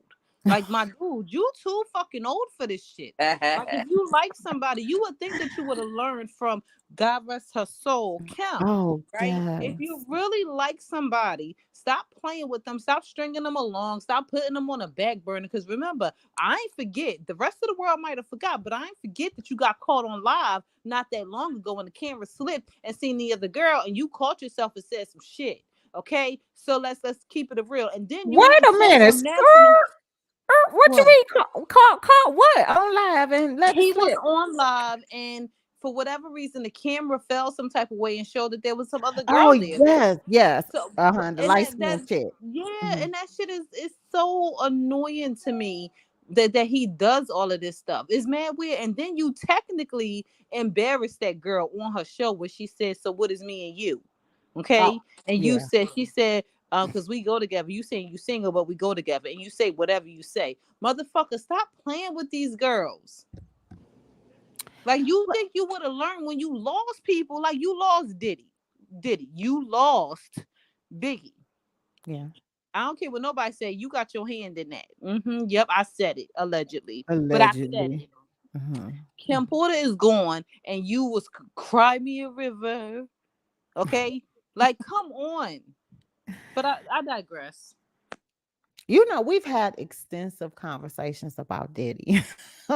it never goes out of style. And you know, he has a continued cycle. I mean, you know, thank the Lord that you know, his his last girlfriend was able to break free of them chains and find her somebody that she was willing to get with and settle down with and have some cash. And I'm talking about Cassie. You know, Cassie had to leave the horror house of hell, allegedly. Okay.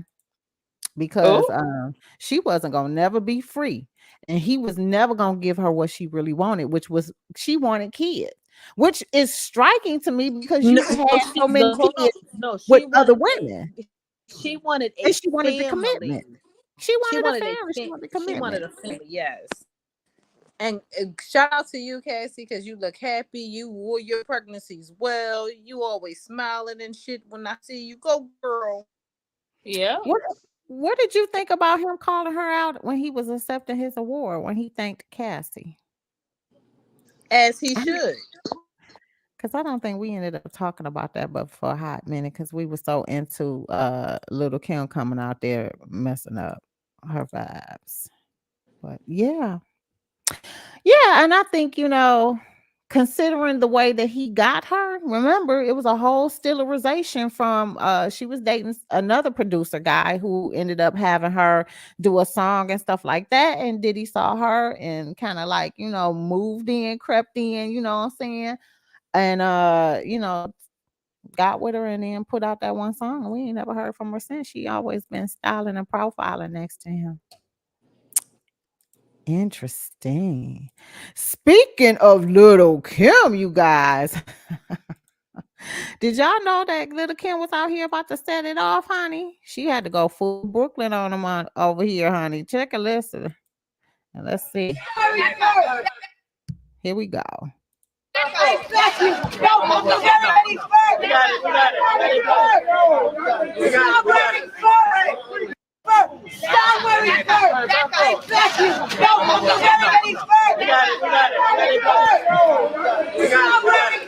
Lil Kim said, back up, back up, back up.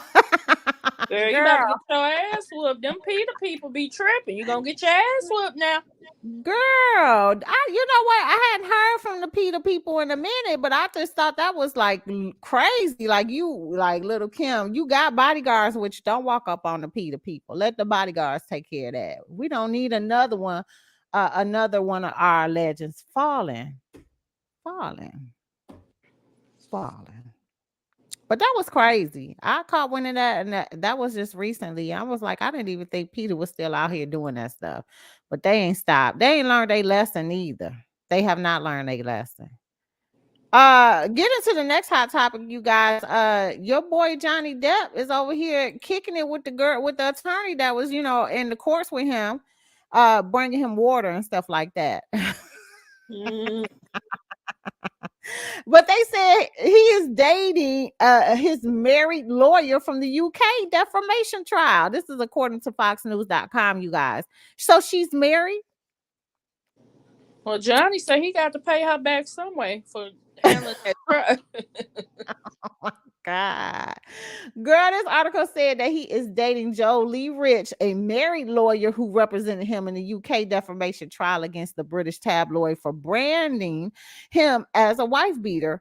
And this is according to, the Fox News. Oh God, why did they do that? Why? I'm sick of the pock bucks. Rich is separated. They said she's separated from her husband, but she's still married. So that is what it is. But she is currently divorcing him.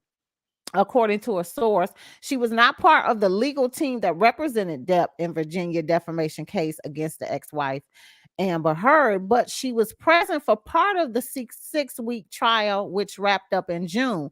The London-based mother of two was spotted more than once chatting with the Pirates of the Caribbean star on smoke breaks outside of the Fairfax County Circuit Courthouse. She also stated that Depp, she stayed with Depp at the Ritz-Carlton in McLean, Virginia, where he was holed up for the trial, and dined with him and his team on several occasions at the Palm, an upscale steakhouse next door to a 5-star hotel. That's what another source told. Girl, and here's a picture of them together, honey.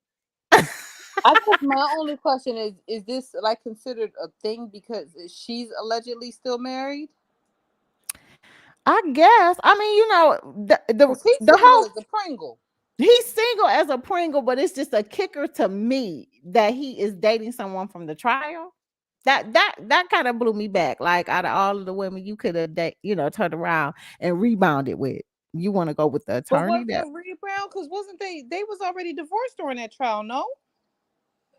Yeah, him and his wife were certainly were divorced. So yeah. I guess the big issue, Michelle, is what you're thinking is that she's his attorney, and also she's married. Mm-hmm. Oh, so she is floor. Got it.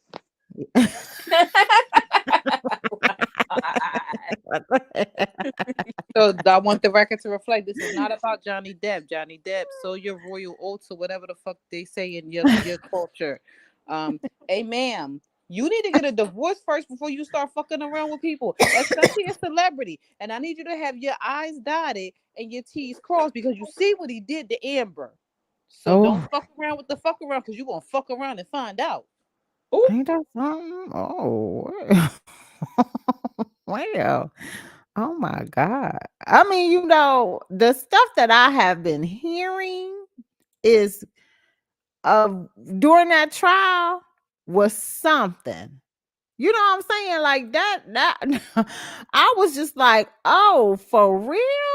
Oh, well. But anywho. Well, let's get into this. Now, you know that we don't really be talking about this person on our platform barely at all, because why? He was a joke to begin with, should have never held office. But this here, according to the Shade Room, they said the New York Attorney General Letitia James files a $250 million lawsuit against Donald Trump, Ivanka Trump, Donald Trump Jr., Eric Trump, and the Trump Organization due to alleged allegations of fraud.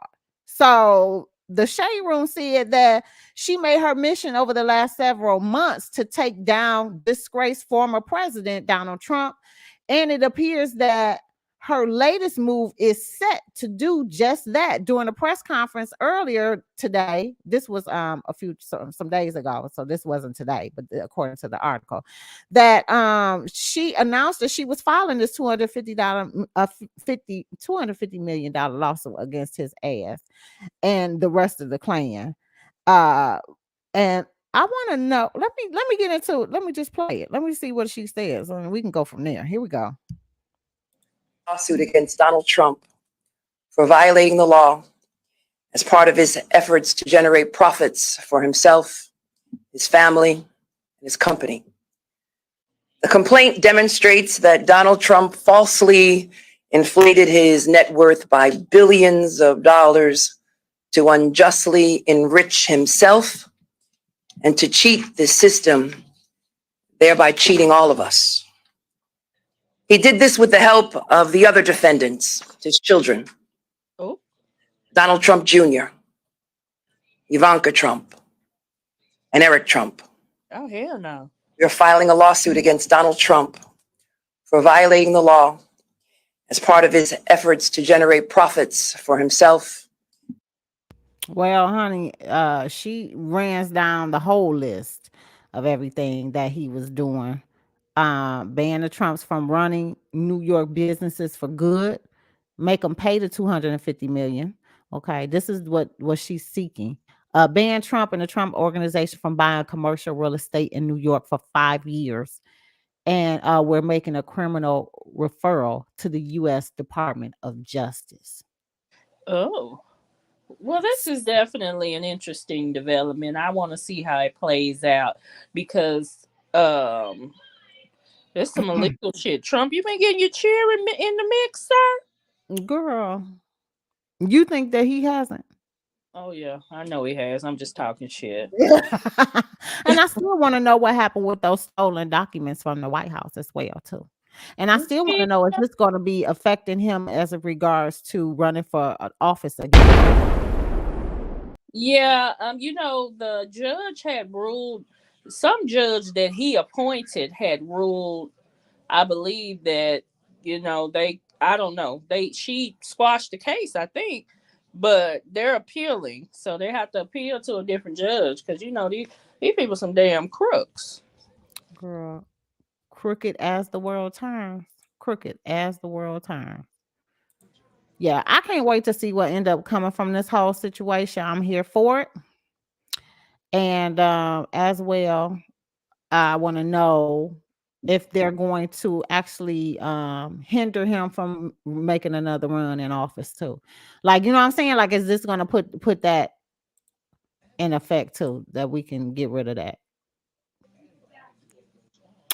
All right, so we'll continue to see and keep up with that, you guys. If you guys didn't know, Jesse Powell had passed away. We still do not know the reason for his passing, but his sister did go live on her Instagram and make a official post for his memorial.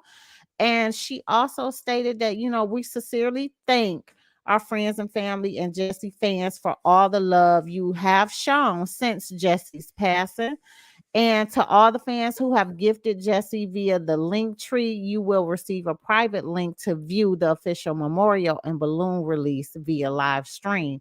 If you would like to still participate in the celebration of his life virtually, please use the link in the bio to choose the blessing option of your choice. I'm just still like flabbergasted. He was 51, 52 years old, and he passed away. Like, was he sick? Like, we still don't know the cause of death, but they're going to hold his memorial September the 28th, and it's going to be virtually. If you guys still want to participate and gift anything to the family of Jesse Powell, you can do so and be able to get a link to view the ceremony. Just sad. He was so young. So young. Did you guys did y'all keep up with Jesse Powell? Y'all know who Jesse Powell is and everything? I know who Jesse Powell is. Did I keep up with him? No. But my condolences to his family. I did I only know, like I told you last time, I only know the one song by him, but I love it. Good song. Mm-hmm. Yeah, it was. So sad. Yeah, she ate. Okay. Sorry about that, y'all. Okay. Let's move on to the next one. Jesus be offense. This one is going to take some time. I don't know. Well, okay. Before we even jump into that, because normally that's a whole shebang. But we got some more blue face stuff going on. I don't know if y'all really want to take a look at this whole scenario, but they had a video, right? They did a video for a song, and then all of this back and forth between the family and Blueface hitting her father and stuff, the siblings are coming up and speaking in regards to this as well. So let's pull this up and talk about what one of the sisters said, and then we'll put up the other one, what the other sister said. Now she got two sisters, girl, and I can, they look just alike. They all look alike. I was just, like, what's going on here? Why they come saying something? Hold on.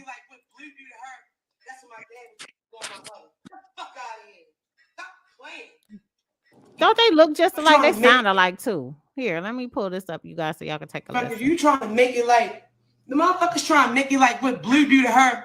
That's what my dad was doing to my mother. Get the fuck out of here. Stop playing. You trying to make it like what my dad do to you. I mean, what he did to her. You get what I'm saying, babe? Trying to justify it. Why the fuck are you trying to? Why are you trying to make what you got going on look cool? That shit looks fucking dumb. I tell you this on the phone, now I'm telling you this on the gram. You know why? Because you carried our fucking father on TV.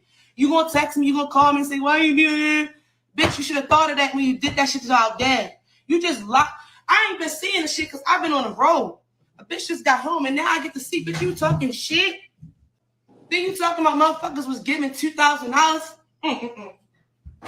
What stuff was she talking? What shit was she talking? And well, Krishan came out and said that her daddy had, I guess when they were little, used to send them out and beat their mama and all of this type of stuff. That was her justification for Blueface knocking him out. Hey y'all, what's up? Really? I am the oldest. I mean, I really feel like Krishan, she's weak-minded. She really is, and it's sad because that man can influence her to believe anything. Like he posted, "I'm your daddy now." We would have been tussling. What the hell? No, the fuck you ain't my daddy. Never. That's just so crazy. Like, I don't understand their relationship. I don't condone it. I think that they both broken. Like, you allow Krishan, your girlfriend, to beat up your mama and your sister, and now you turn around, you beating up her father. Like, none of this makes sense to me. Like, why?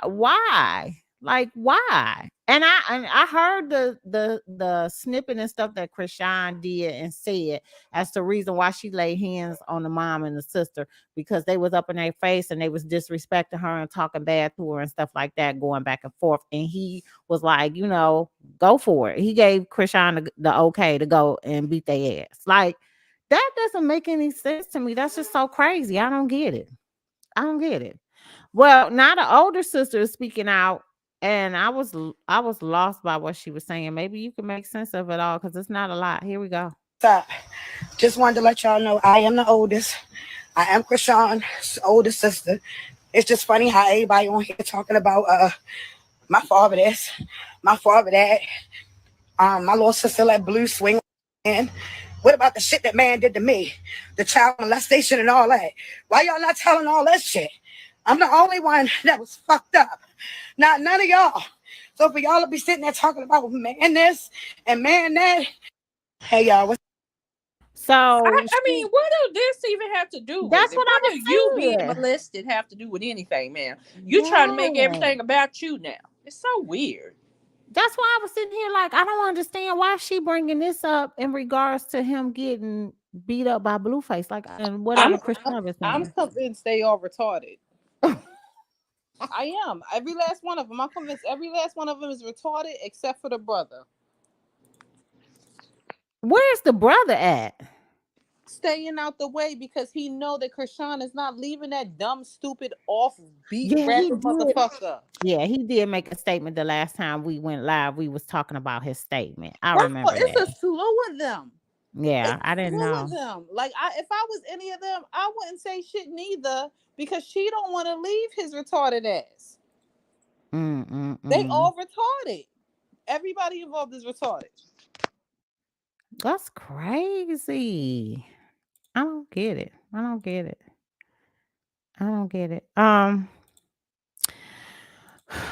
You know what? At this point, all I can say is no hope for their family, and especially if they are continuing to come after each other the way that they have. They need some therapy, some come to Jesus moments or something. Something needs to come together for them. It's not making sense to me. None of it. None of it. Let's get into this one, y'all, because I told you we was gonna end up bringing 50 Cent back up, but apparently, he was having this whole lawsuit against this business about him having a penis enhancement procedure, honey. And Vivica Fox said, "Oh, one thing I know for sure, you're not coming for the ping." Let's take a listen to what she said. Angela, you lying. That's all I'm gonna say, Angela. That's the one thing I know that's true. He didn't have to get no enhancement. He good. Oh, have mercy. Yeah, honey. So I'm listen, the one time I'm with him on that one. I'm with him when he's right on that one. It's all good. He seems like he got Big D energy. He does. Yeah. That's why he act a fool all over the internet. What's up? Real talk. I don't know nothing about his members. I don't know nothing about this man's Johnson and members. But I tell you what, girl, ain't nobody took no picture with you because you did some surgery on them and their penis. Ain't no man finna be like, look at my penis. Nobody's doing it. That's ridiculous. You lying. Angela, well, you lying. She said absolutely not. Let's see. And here's the picture that they talking about. Absolutely not. Absolutely not. Look, some people are just saying that, Vivica just wanted to get in on this whole scenario. What y'all think about her coming out and saying? Fitty got BD energy. Mm-hmm. You can't be talking all that shit and not be packing now. Oh, well, okay. Well, she said she don't need to go to the candy shop. She'd have been there a few times, and it's a good. It's all good. It's all good. She ain't got to worry about a thing. You heard that? I mean, Fitty is not somebody that I find particularly sexy, but he does have a certain energy. I believe her. Yeah. Okay, well. All right, shout out to Vivica Fox, honey, on the tea that she spilleth over for that. Now let's get into this whole thing that we just recently saw. Now, I don't know if y'all know, but something is going on with Randy, and he looks like he's getting worse. So he was at hold on, let me pause this for a minute. Look at him.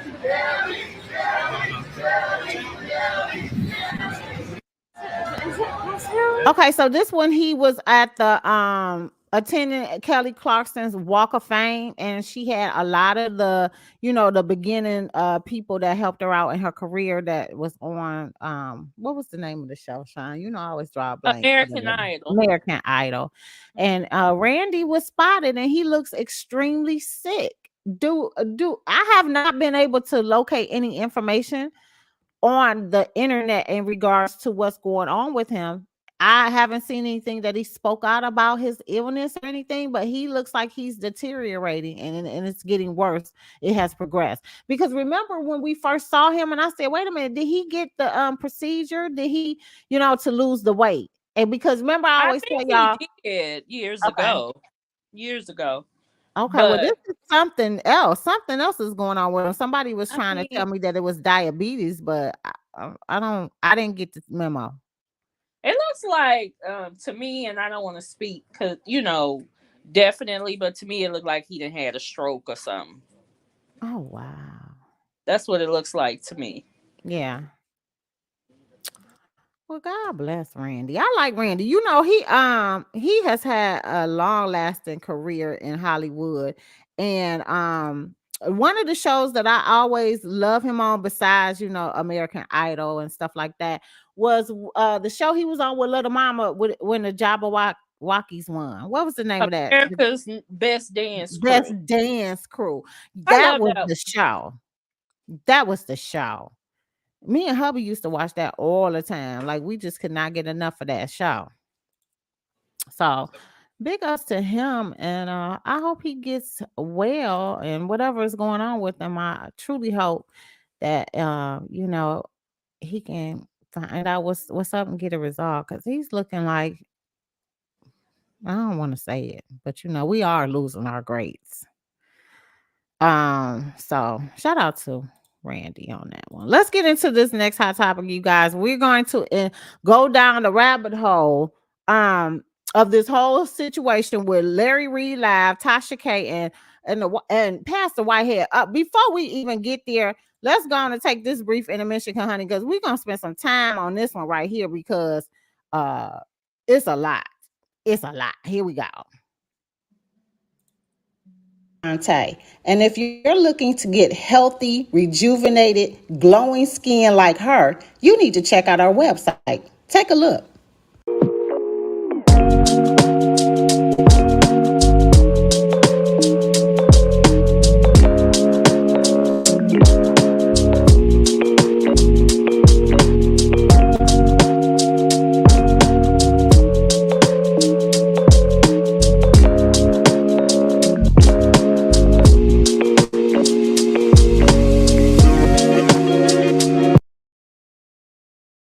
You guys, if you're looking to get some rejuvenated, healthy looking skin, y'all got to make sure y'all check out Michelle Shantae's website at www.naturalsbymichelleshante.com.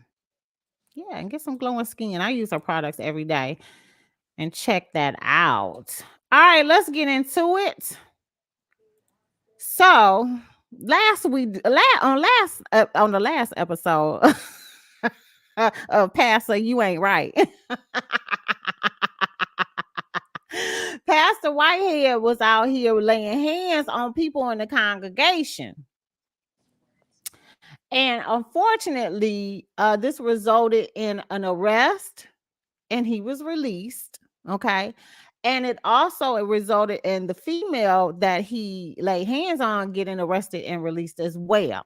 In addition to that, there is a lawsuit that was filed, right? Am I correct? Did she file the lawsuit, or is she going to?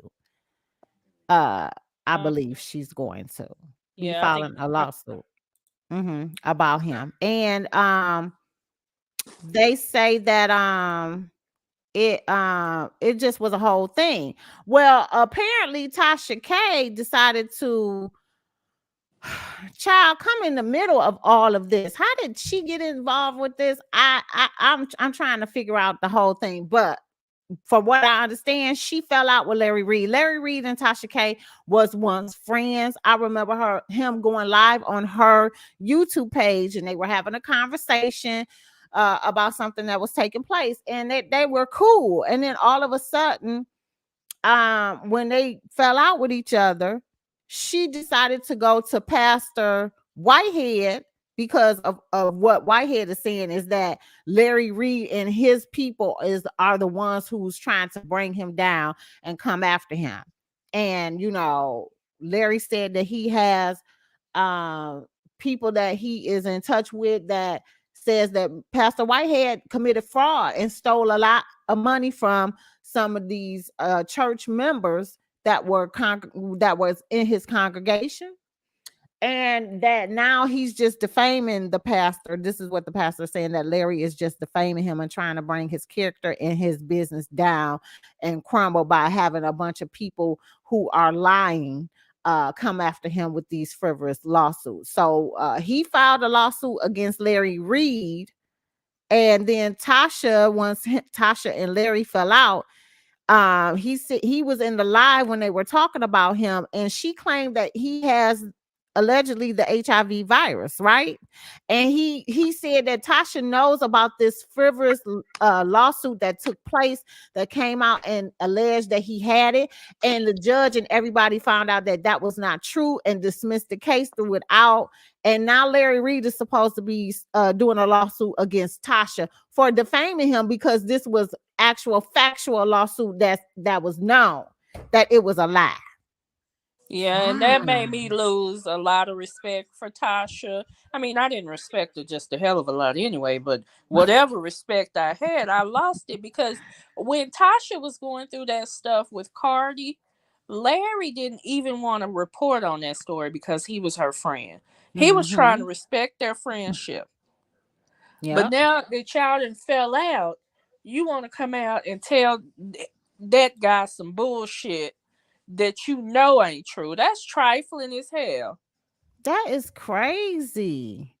That is crazy. Apparently Larry went live on his page and stuff as well, and then Pastor Whitehead and Tasha went live on there as well.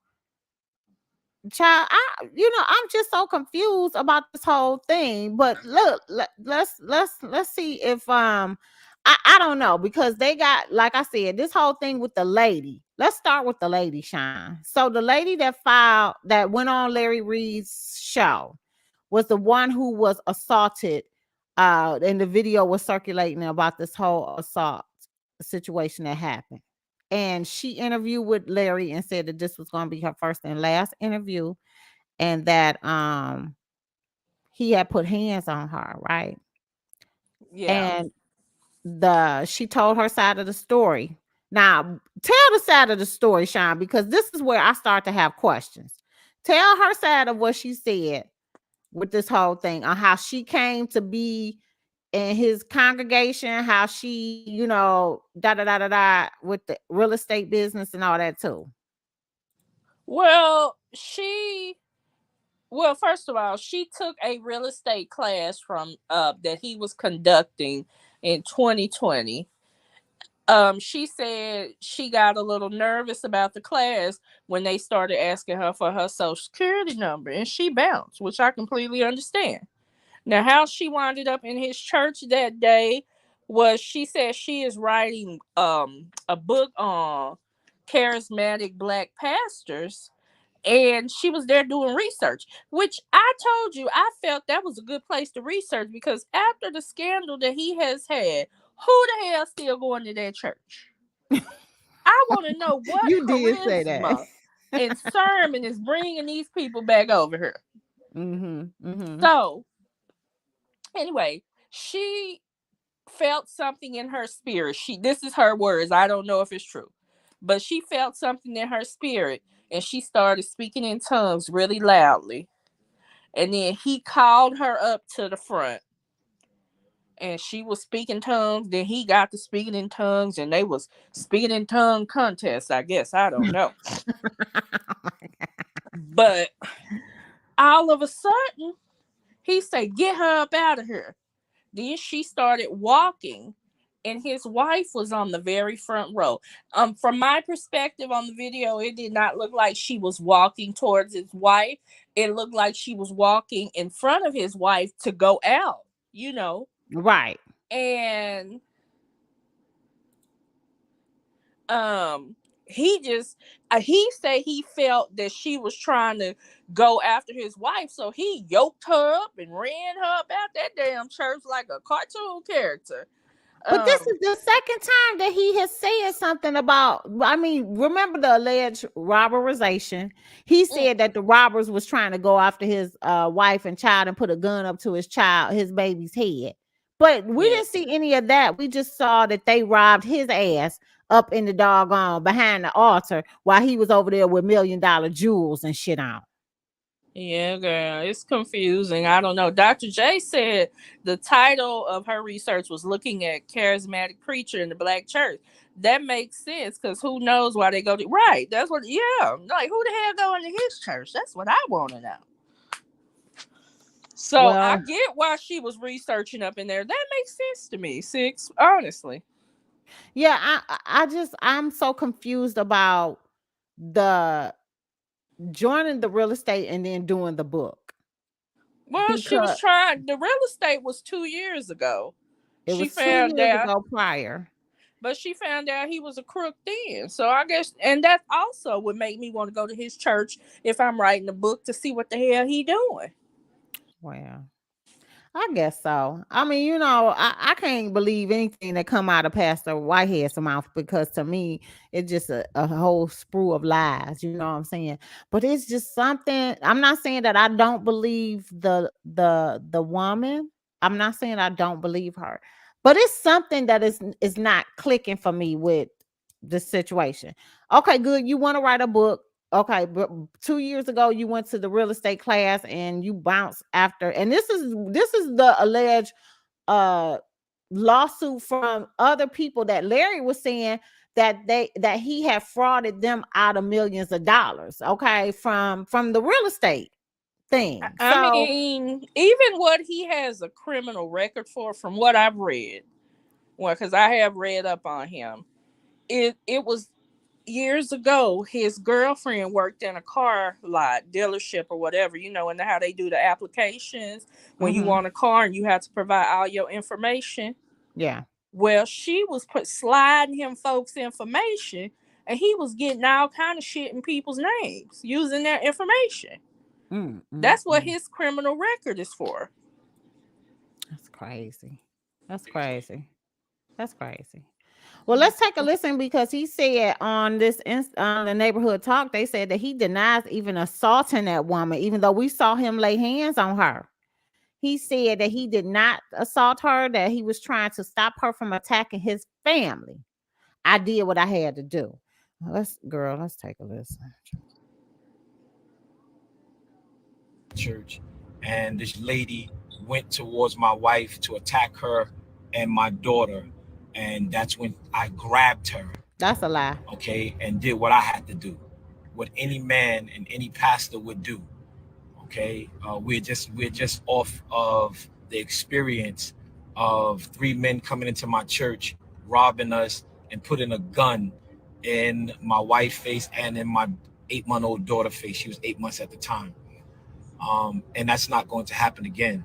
So for everybody that that feels whatever they want to feel, y'all can feel whatever y'all want to feel. No, I didn't choke her.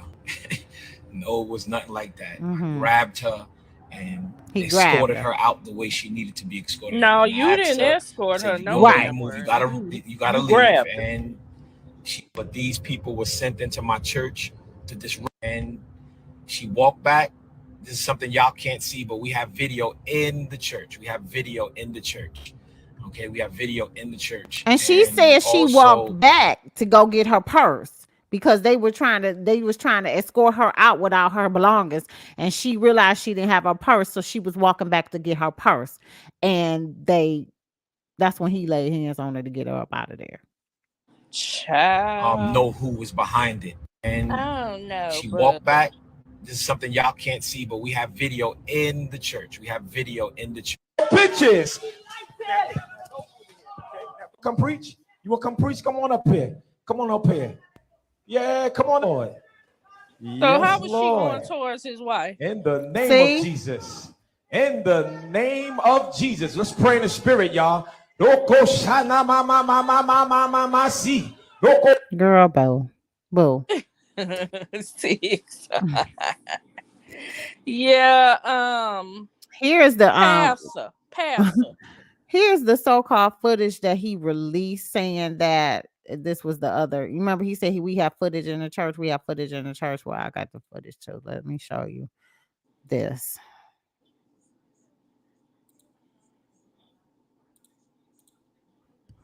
There's no sound to it, but this is the camera footage.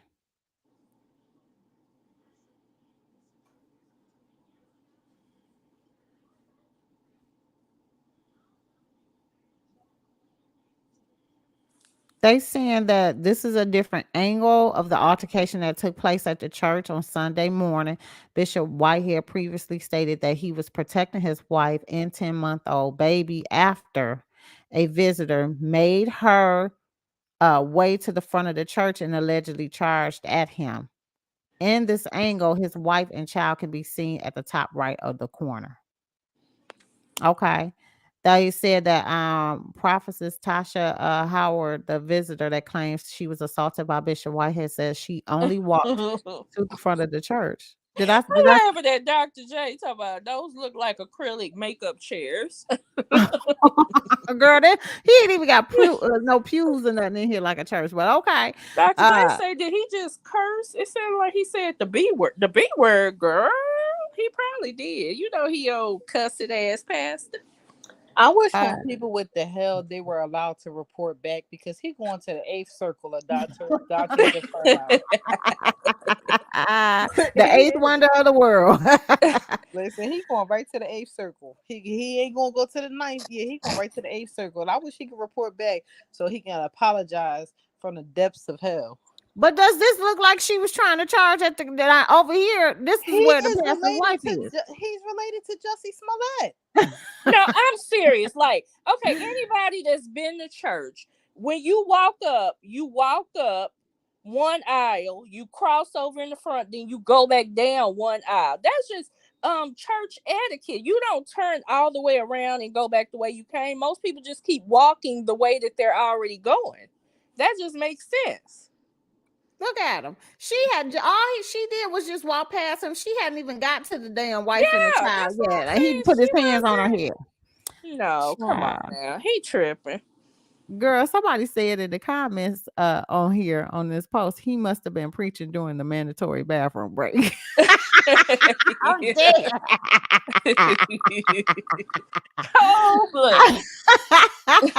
I am dead. You hear me? Oh my God. Well, I don't know. So what do you think about this whole thing with Tasha K and Larry? Because he said he filed a lawsuit against Tasha. I hope Tasha K lose because she's trifling and she's not a good person.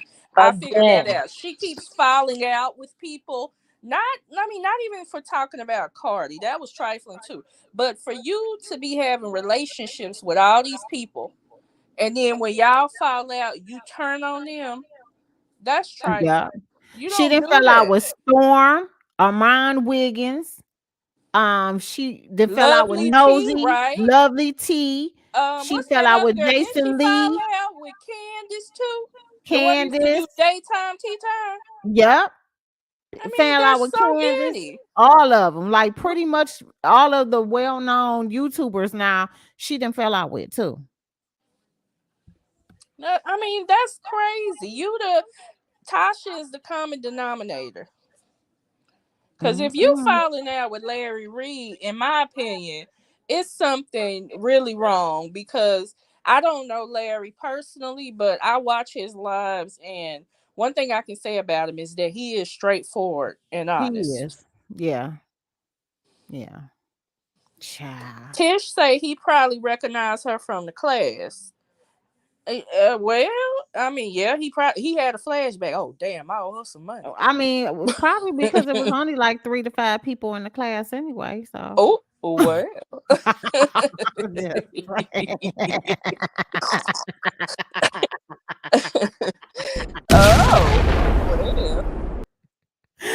I was just saying, okay.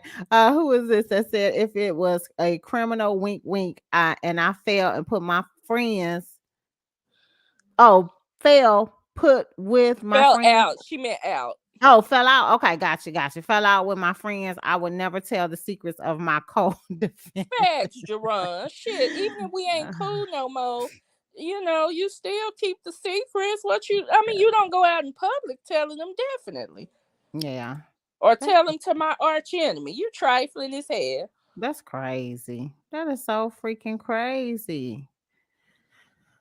This whole thing just as kooky as it want to be. And speaking of Tasha K and Cardi B, we might as well go on and talk about that stupid stuff too, because now Cardi B is trying to garnish Tasha K's bank account over $3 million for making these false accusations. That ain't stupid. Run her coins.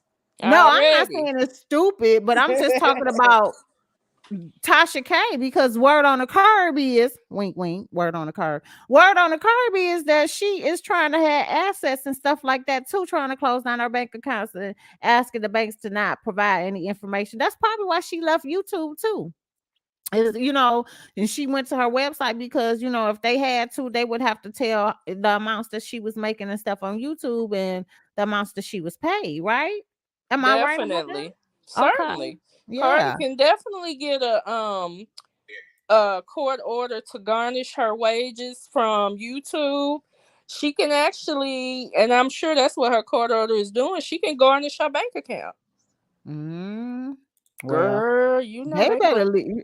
Girl, I'm telling you, like, you know what I'm saying? When we was when she came out with this whole situation, and she had the girl on there from who used to be roommates and stuff with Cardi B.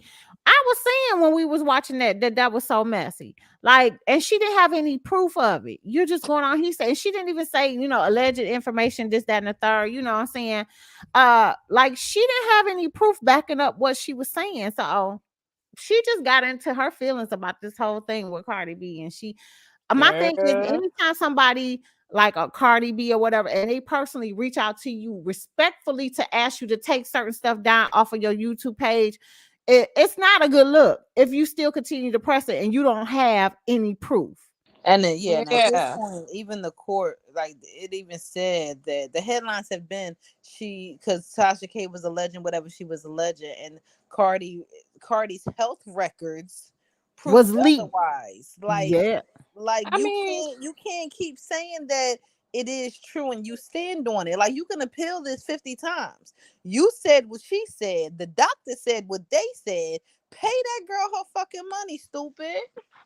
Yeah, and even like when Tasha was in court, literally, those videos were still up there. That's how stubborn and silly she was being.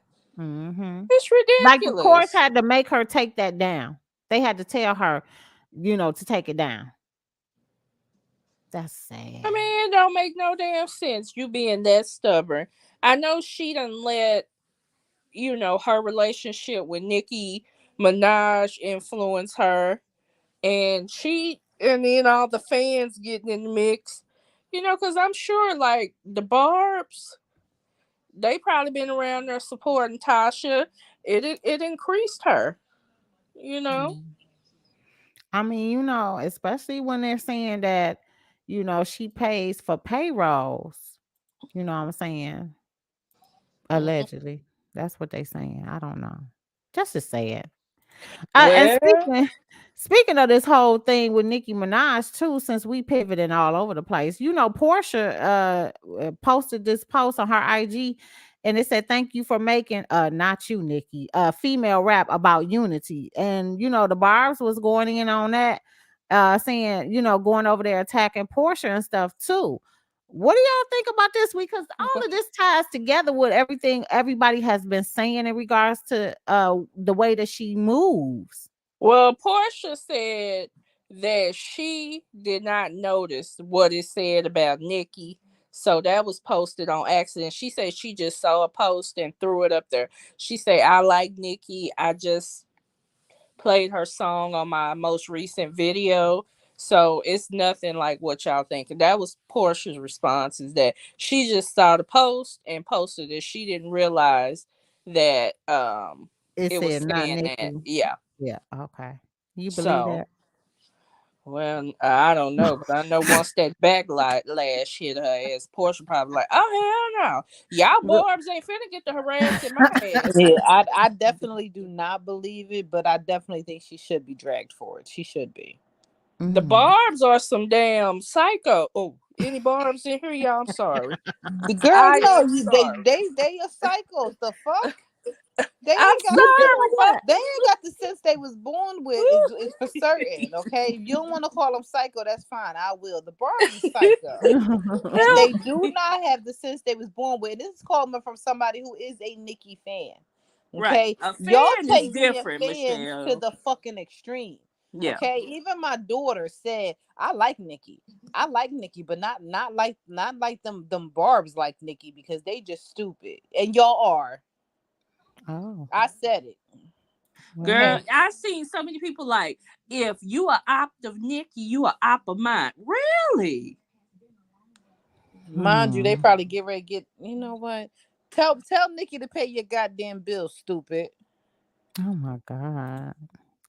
Yeah, they are ruthless, but so is the Beehive. Y'all gotta remember, like, I don't know, maybe it's just a new day and age, but they be attacking folks too. Yeah, the Beehive's some damn psychos too. Right, they're dumb too. They psychos too. Fuck them as well. Is out here. It's the difference between being a fan and being a fanatic. Some people are fanatics. It's not healthy. It don't make no damn sense. Like, just because, like, Michelle, you like Nicki, do that mean you can't like Cardi? Because that's the way the barbs Oh are. no, I like Cardi too. I said it. I like Nicki and Cardi. I also like Lil Kim. So what?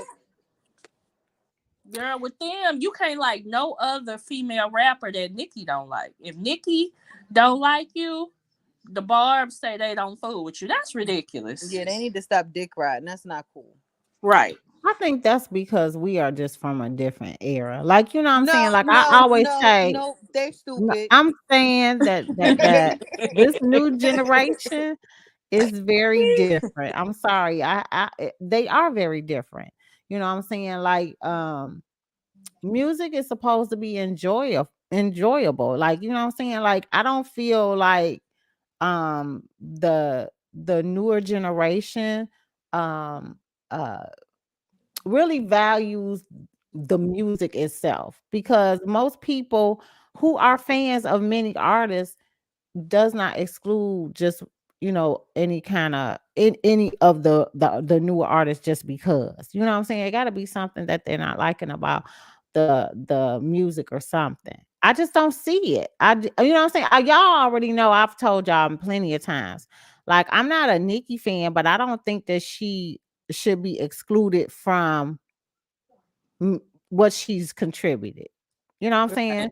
She's done her body of work, and that speaks volume. Like, you know, she made a way for her in this new age hip hop. You know what I'm saying? So I am an old school artist, but it's some songs that I do like of the newer generation. Not all of them, but the newer ones. But I'm not faulting anybody for, oh, if you like Nicki, then you can't like Cardi, or you can't like Lil Kim and whatever stuff like that. Like that's crazy to me. You know Girl, what I'm that's saying? how the fans be. It's crazy. Well, the barbs and what Cardi people called I don't know. I don't know what Cardi's fans are Cardi called. people they got a name too. The Do they? What Shantae, you know what the Cardi's Barty gang. Barty Barty. gang. Barty. Yeah. Okay. Yeah. Yeah. I mean, you know, it's certain songs from each one that I like, but I'm just not a whole genre fan of all of their body of work. No. Right. Well, Yeah. Tish say she's a fan, not a barb. Girl, I know that's right. No, ma'am. Yeah. It seems like being a barb take too much work. You got to be in everybody comments, tracking Nicki down. It's ridiculous. Well, I can't be girl, doing all that, girl. I don't like nobody that damn much. yeah. And you know, God bless them, honey. That's all I can say. God bless them. Bless your heart. Bless your heart. Let's get into this whole situation with who child? With August Alsina and Tory Lanez. I'm just still flabbergasted at this whole situation, and that he still has an ongoing case and he's out here laying hands on folks. So if you guys haven't heard about the news and everything about him putting his hands on August Alsina because he wouldn't dap him up. So, you know, they were, you know, I guess behind the scenes at a show, it looked like, and August Alsina had walked past Tory Lanez in his camp. And Tory, you know, was like, "What's up?" You know, whatever, gave him a dap. And August Alsina turns to him and didn't dap him and told him, you know, he didn't appreciate him speaking on what was going on with him, talking about him and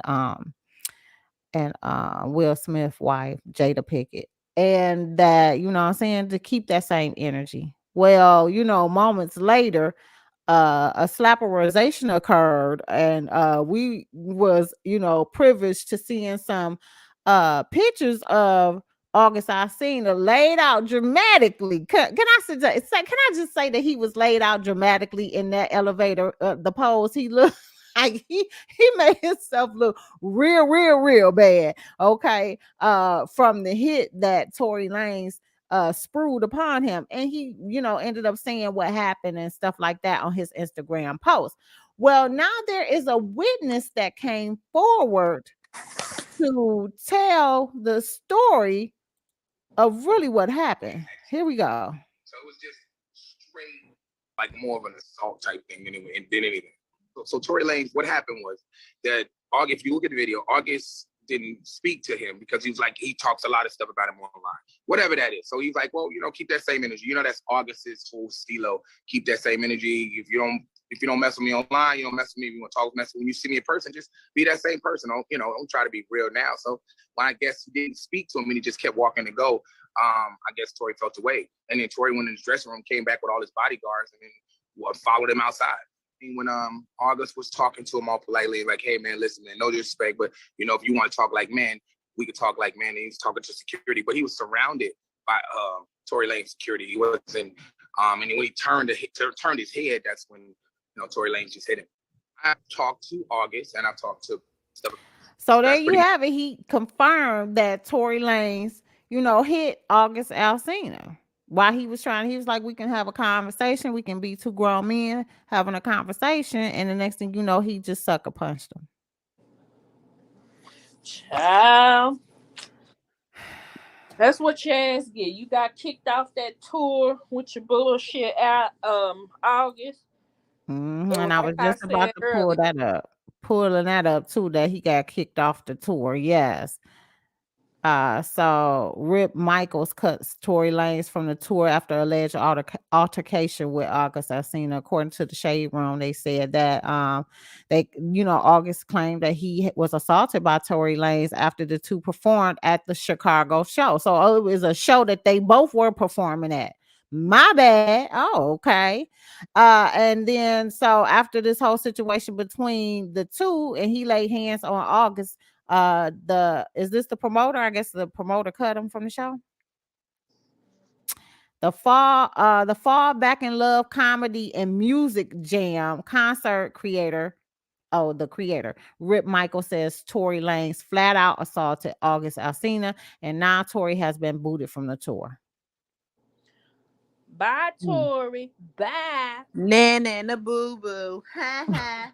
You miss out on your coin for being stupid.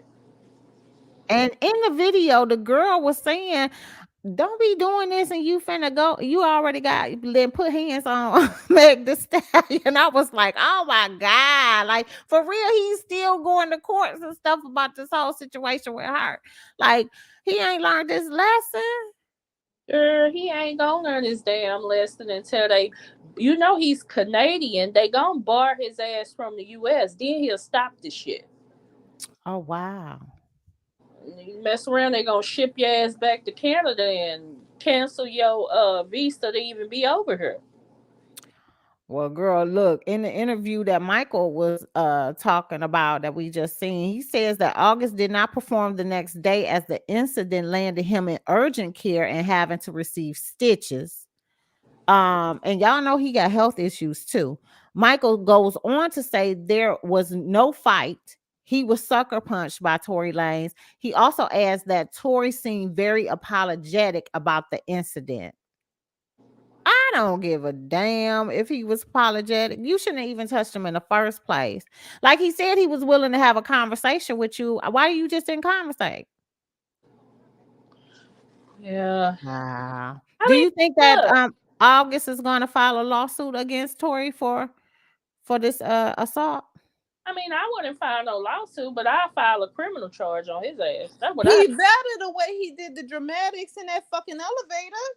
I thought that's why he did the damn dramatics. Yeah. That's what I was going to say. He had himself propped up like he was hanging on to dear life in that elevator. Okay. I'm just saying he better do something. He better do something. OMG. Well, child. Let's get into this last hoo-ha and pay some bills so we can come back and talk about this whole Nia Long situation with her fiance, because this right here was just detrimental to the whole community. They was coming for him. They is not playing, nor do they appreciate you doing the queen like you do. Here we go.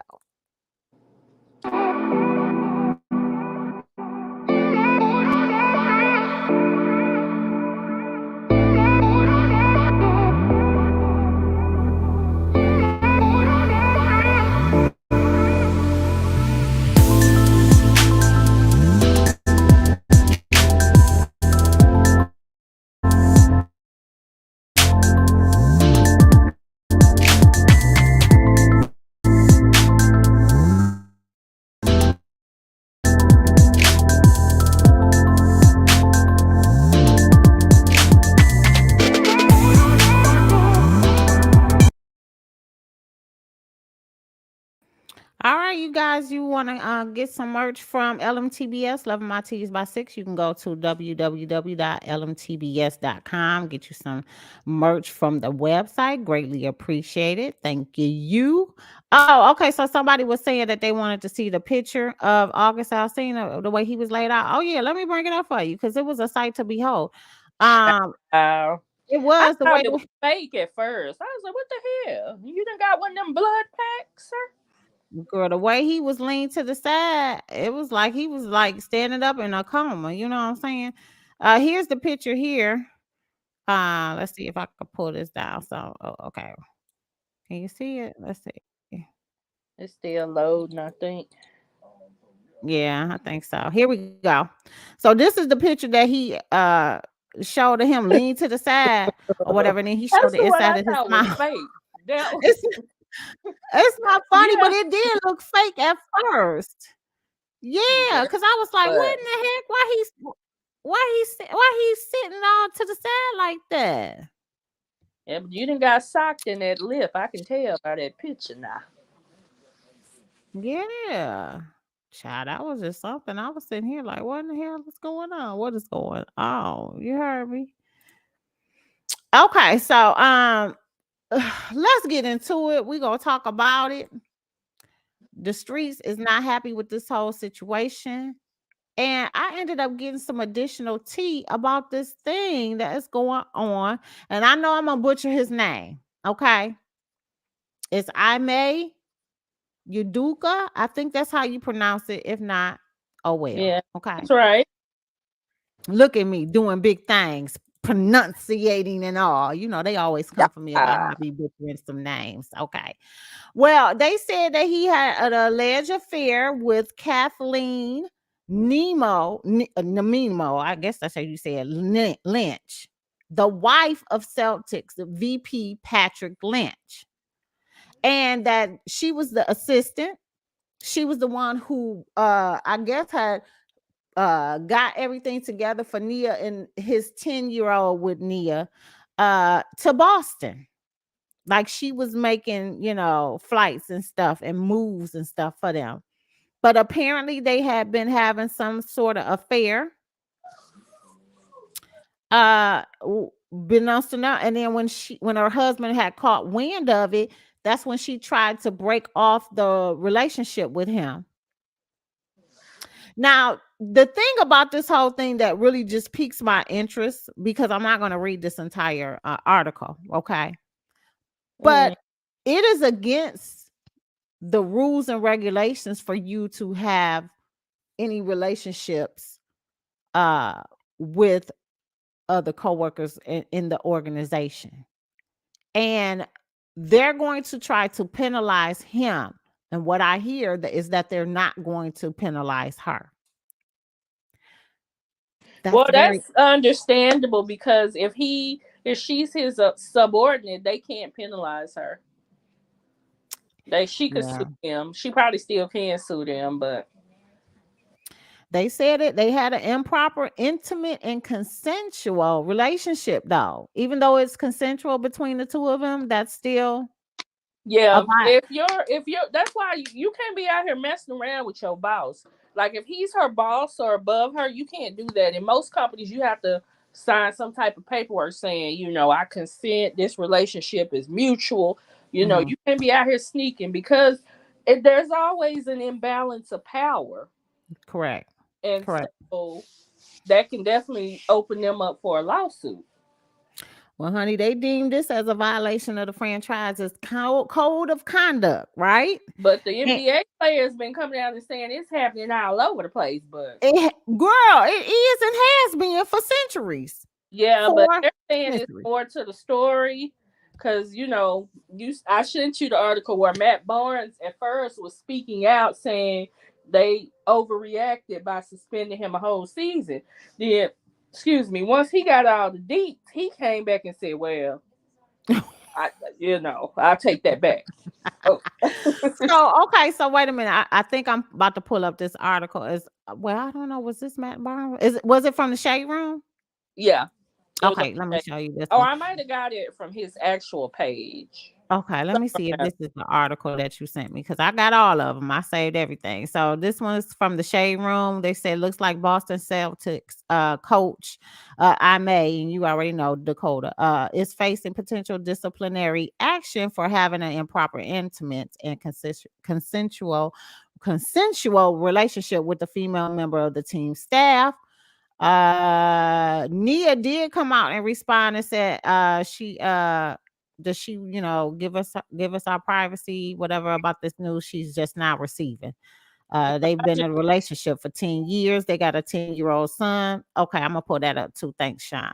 And she made it clear that she has no intentions of getting married, according to people. Now, they've been engaged for 5 years. I told y'all, what did I say about long engagements? I say if you in a long engagement, it ain't gonna happen. Girl, just give it up, you know. Yeah. Just And give she it up. already came out years ago and said that, she really am not one to be married or not. She was like, if I'm committed to you, I'm committed to you. I don't have to necessarily be married.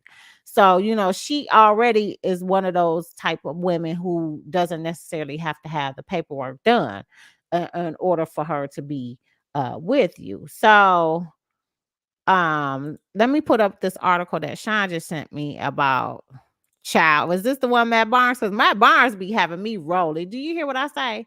He Girl, has me had to rolling. retract. This is the one of him retracting his statement that the team went too far by suspending him for a year. Well, let me just say, if y'all don't know the story behind Matt Barnes, y'all really need to get with the times, honey. Because remember, Matt Barnes' baby mama, who he had been with for a long time, she was cheating on Matt Barnes with the coach from, well, he was a teammate from the Lakers. They were on the same team at one time. I forgot what's his name. Derek Fisher, girl. Derek Fisher, honey. Yes, honey. Girl, I forgot Derek Fisher's name because I'm a Lakers fan for life. And once you start doing shit to the team, to the team members, I 86 you like y'all don't know who you are. I don't know you. But honey, he laid hands on him, honey. He went after him. So Matt Barnes is like the thug of the Lakers too, honey. Okay. But let's take a listen to what he said, since he had came out and said something against it, and he retracted his statement. Let's take a listen. So last night I spoke on this Ime Udoka situation without having all the facts. And I think as a part of the media, often the media speaks to something, and when they're wrong, they won't come out and say it. And since I'm a part of the media now, and I try not to be like everyone else, I try to, report and talk with facts and honesty. And I clearly have to say, last night, without knowing all the facts, I spoke on Ime Udoka's defense. And after finding out the facts after I spoke, I erased what I posted, because this situation in Boston is deep, it's messy, it's 100 times uglier than any of us thought. And that's why I erased what I said. Some things happened that I can't condone, I can't back. And it's not my place to tell you what happened. If it ends up coming out, it ends up coming out. But that was the reason why I erased in my post last night, because after I posted it, I got a call from someone who had all the details, and the shit is deep. So, man, praying for everybody involved. Hope everyone gets through this. And I saw a lot of blogs picked up what I said, even though it was only on my page for like 2 minutes. So hopefully they pick this up too, for me being wrong and jumping out there without the facts. So that's where I'm gonna leave it. God bless, and I hope everyone has a good weekend. All right, now Matt speaking his truth over here. He said once he got all the details, he had to correct himself. Child, okay. This stuff is just crazy. So I really want to know now. I'm curious to find out what other stuff is amongst this whole situation. Yeah, so I'm like, when the rest of the tea gonna pull up, because I'm ready to hear what's going on. Yeah, because he piqued my curiosity a little bit more with this whole right. thing. I was like, well, damn, man, tell us what's And then I'm on the other side, and I'm like, I hope it don't come out because I don't want her to get the embarrassment that comes along with. Can you imagine being in that position? Oh, Like it's yeah. Nia Long. It's not like just any woman. Like Nia Long is like, you know what I mean? Like she just Nia Long. Like Right. She I does have. wouldn't want her to go through that type of embarrassment. Like whatever it is, I like as much as I want to be nosy, it's almost like your best friend going through something real serious, real personal. Like you don't want the whole world knowing that. So like I'm in the middle when it comes to it. Like I want to know, but it's like I'm not mad if I don't find out. Right. Right. So yeah. Yes. Yeah, I'm still gonna stick with I want to know. I'm sorry. I know this. I know exactly what you're saying in regards to this is Nia Long. And you guys, you know that she has she really does keep her life private and stuff like that. But I got more questions considering this whole situation with them potentially penalizing the guy and stuff. Like I want to know the additional story to it. Like, you know what I'm saying? Like this is just not affecting Nia, but it's also affecting the organization. So I want to know that part. Now, if they can give me some additional tea about this whole situation on that part without spewing information about personal stuff with Nia and whatever, I'm okay with that. But I do want to know some more stuff. Yeah, I want to know because I want to know what has prompted them to suspend him for a whole year when this is commonplace in the organizations. Yeah. It just adds more questions to the whole thing. You know. Oh, Tish said she was watching First Take and Stephen A. Smith made a comment in support. But after the press conference, Colin Coward said it was another woman, but he said it was not consensual. Oh, dang. It wasn't Wow. consensual. That's a whole nother story. That is a whole nother story. Let me see if I can find that whole situation with Stephen A. Smith. Hold on, give me a second. That's crazy.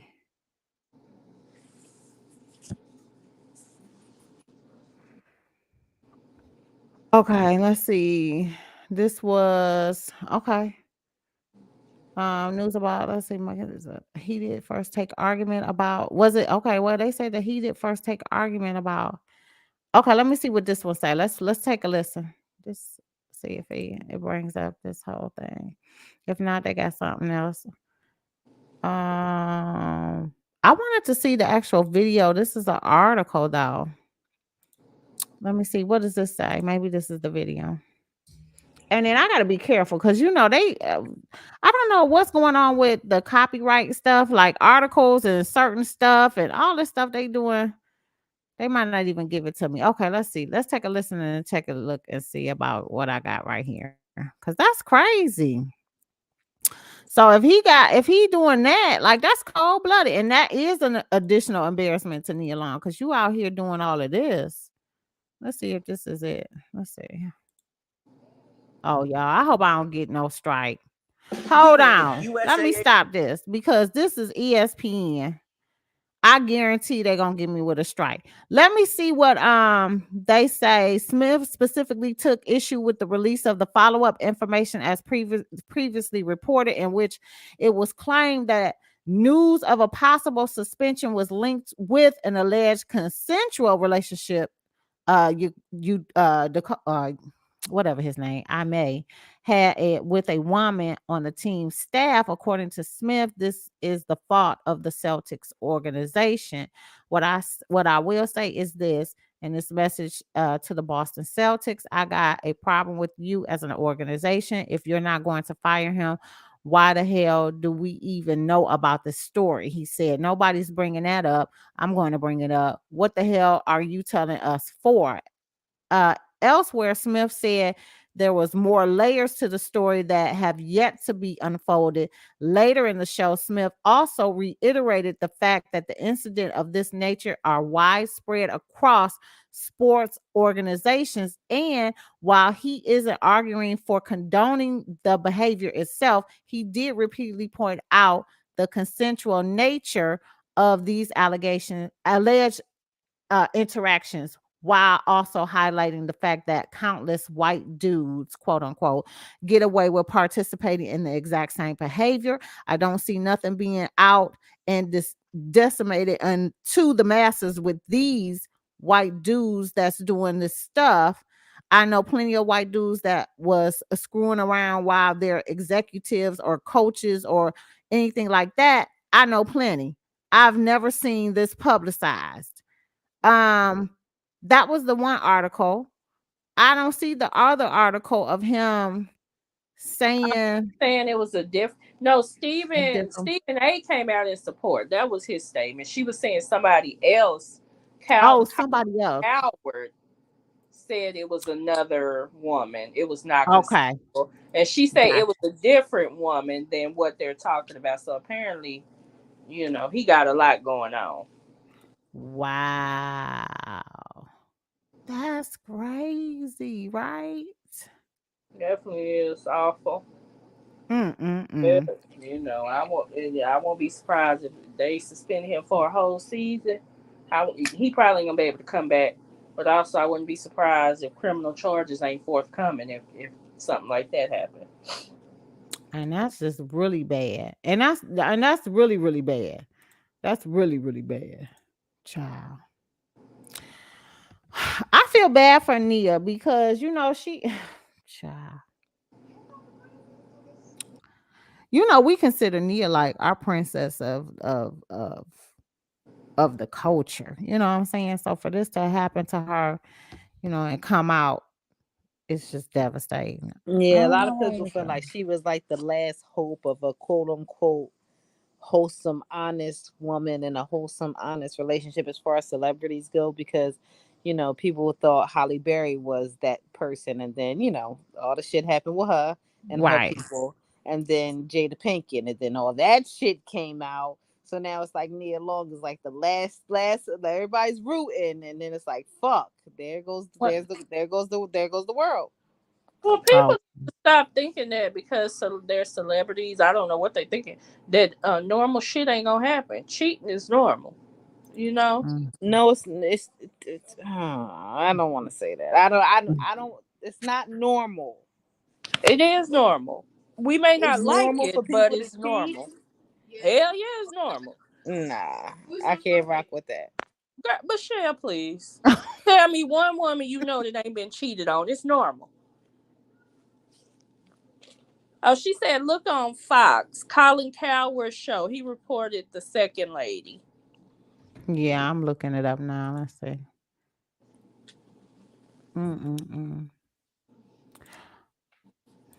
Don't you see how they talking about how it's normal throughout the the NBA, probably the NFL too, for them to all be doing it?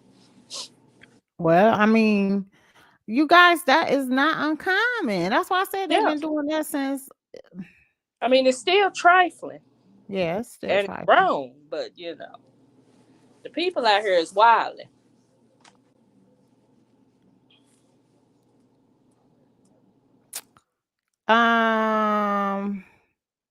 Okay, they saying it's about long.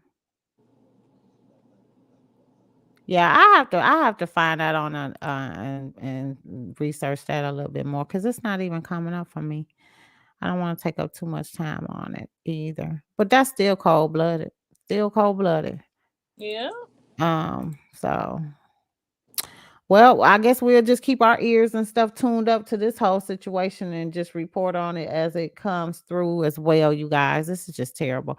Let's get into the next one, honey, because we still talking about cheaterizations and all of that other stuff. Let's check out this one because apparently Adam Levine allegedly cheated on his wife and tried to name their baby after his mistress. What in the hell is going on? Yeah. What in the hell is going on? All right, let's take a listen. Child. I'm just gonna rip the Band-Aid off because I've retaken this like 10 times now. Essentially, I was having an affair with a man who's married to a Victoria's Secret model. At the time, you know, I was young, I was naive, and I mean, quite frankly, I feel exploited. I wasn't in the scene like I am now. So I was definitely very easily manipulated. Maroon 5 is practically elevator music at this point. So I'm sure you know who Adam Levine is. But Adam and I were seeing each other for about a year.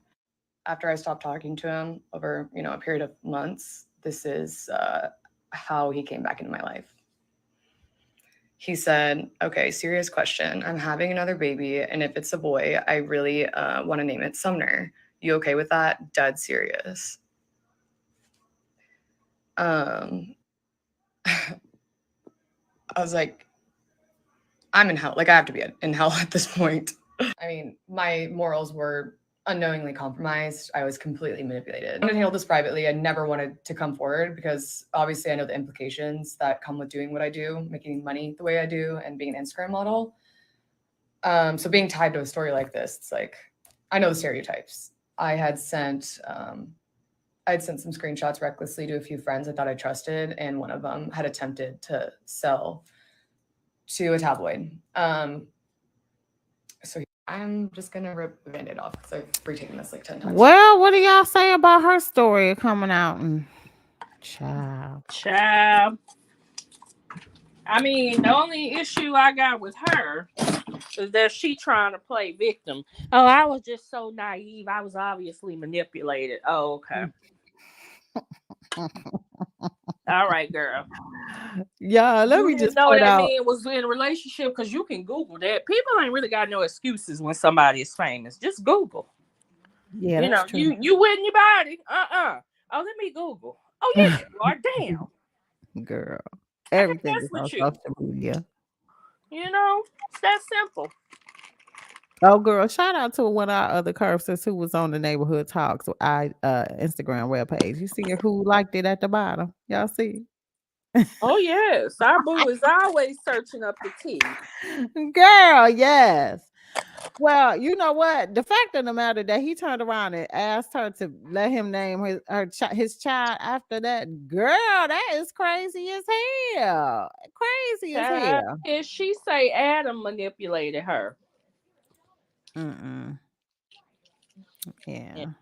Yeah, girl. That's what she say, you know. Well, y'all, like you say, they normalize it, the cheating situation. So, I mean, you know, that's across the board. Normalized because so many people are willing to go along with it. They know you in a relationship. They don't care. Yeah. They want what they want, you know.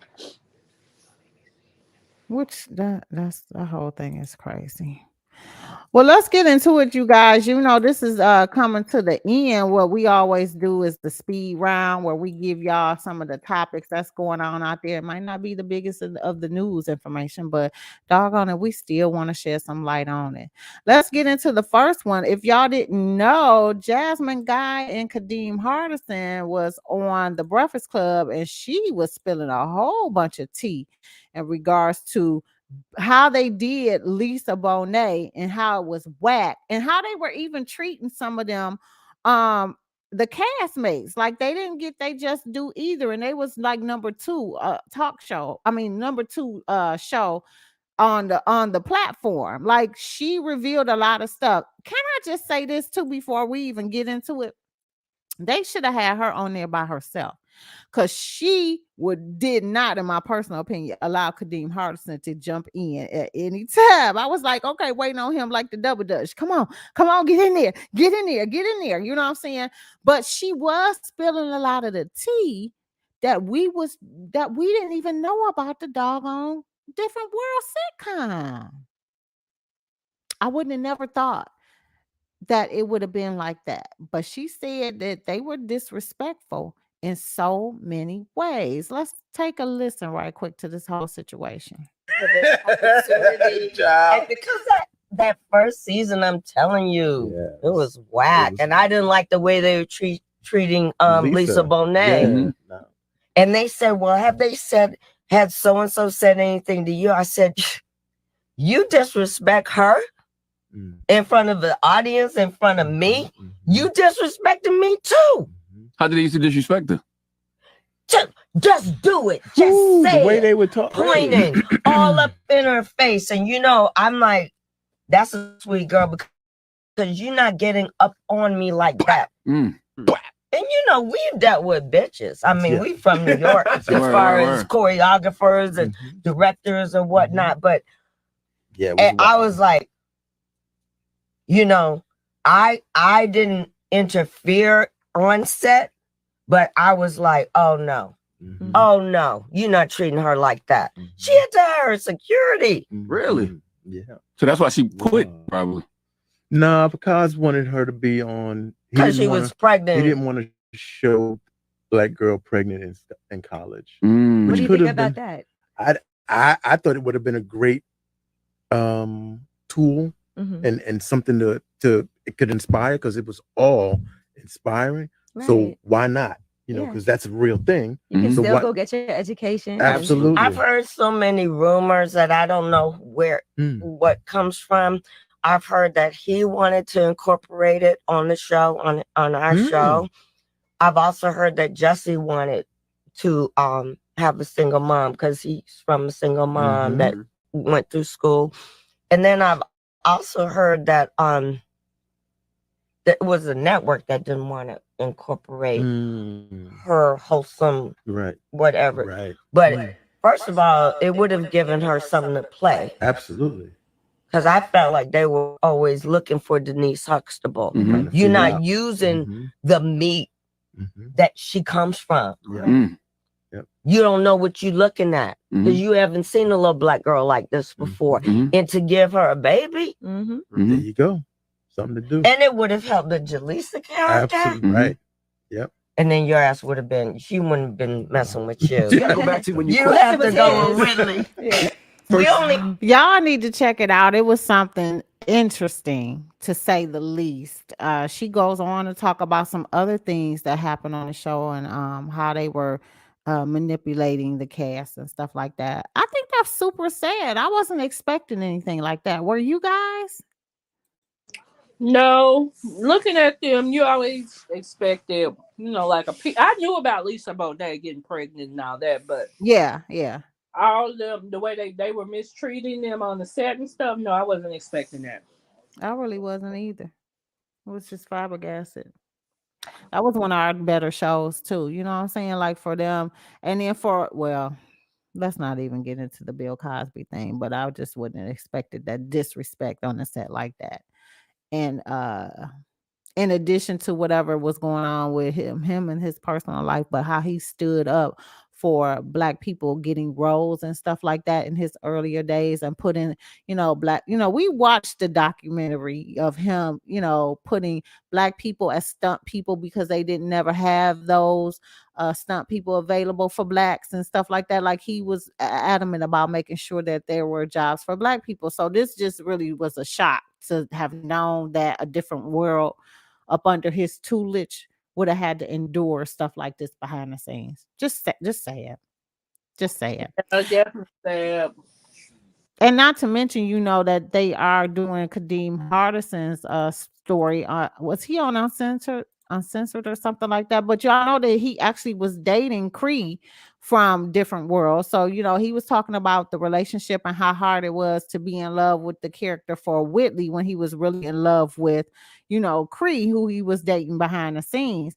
And they even had a footage of them on set, and he was standing in front of Cree, and he was kissing her in the back scene while Whitley was standing to the next. And I was like, was this part of the scene? What was going on? Right.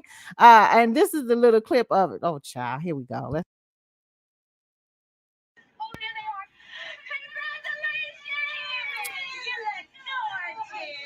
see him give her a kiss in the background. He's slick. She said, we thought we was slick. That was on camera too, boo. Y'all tried it.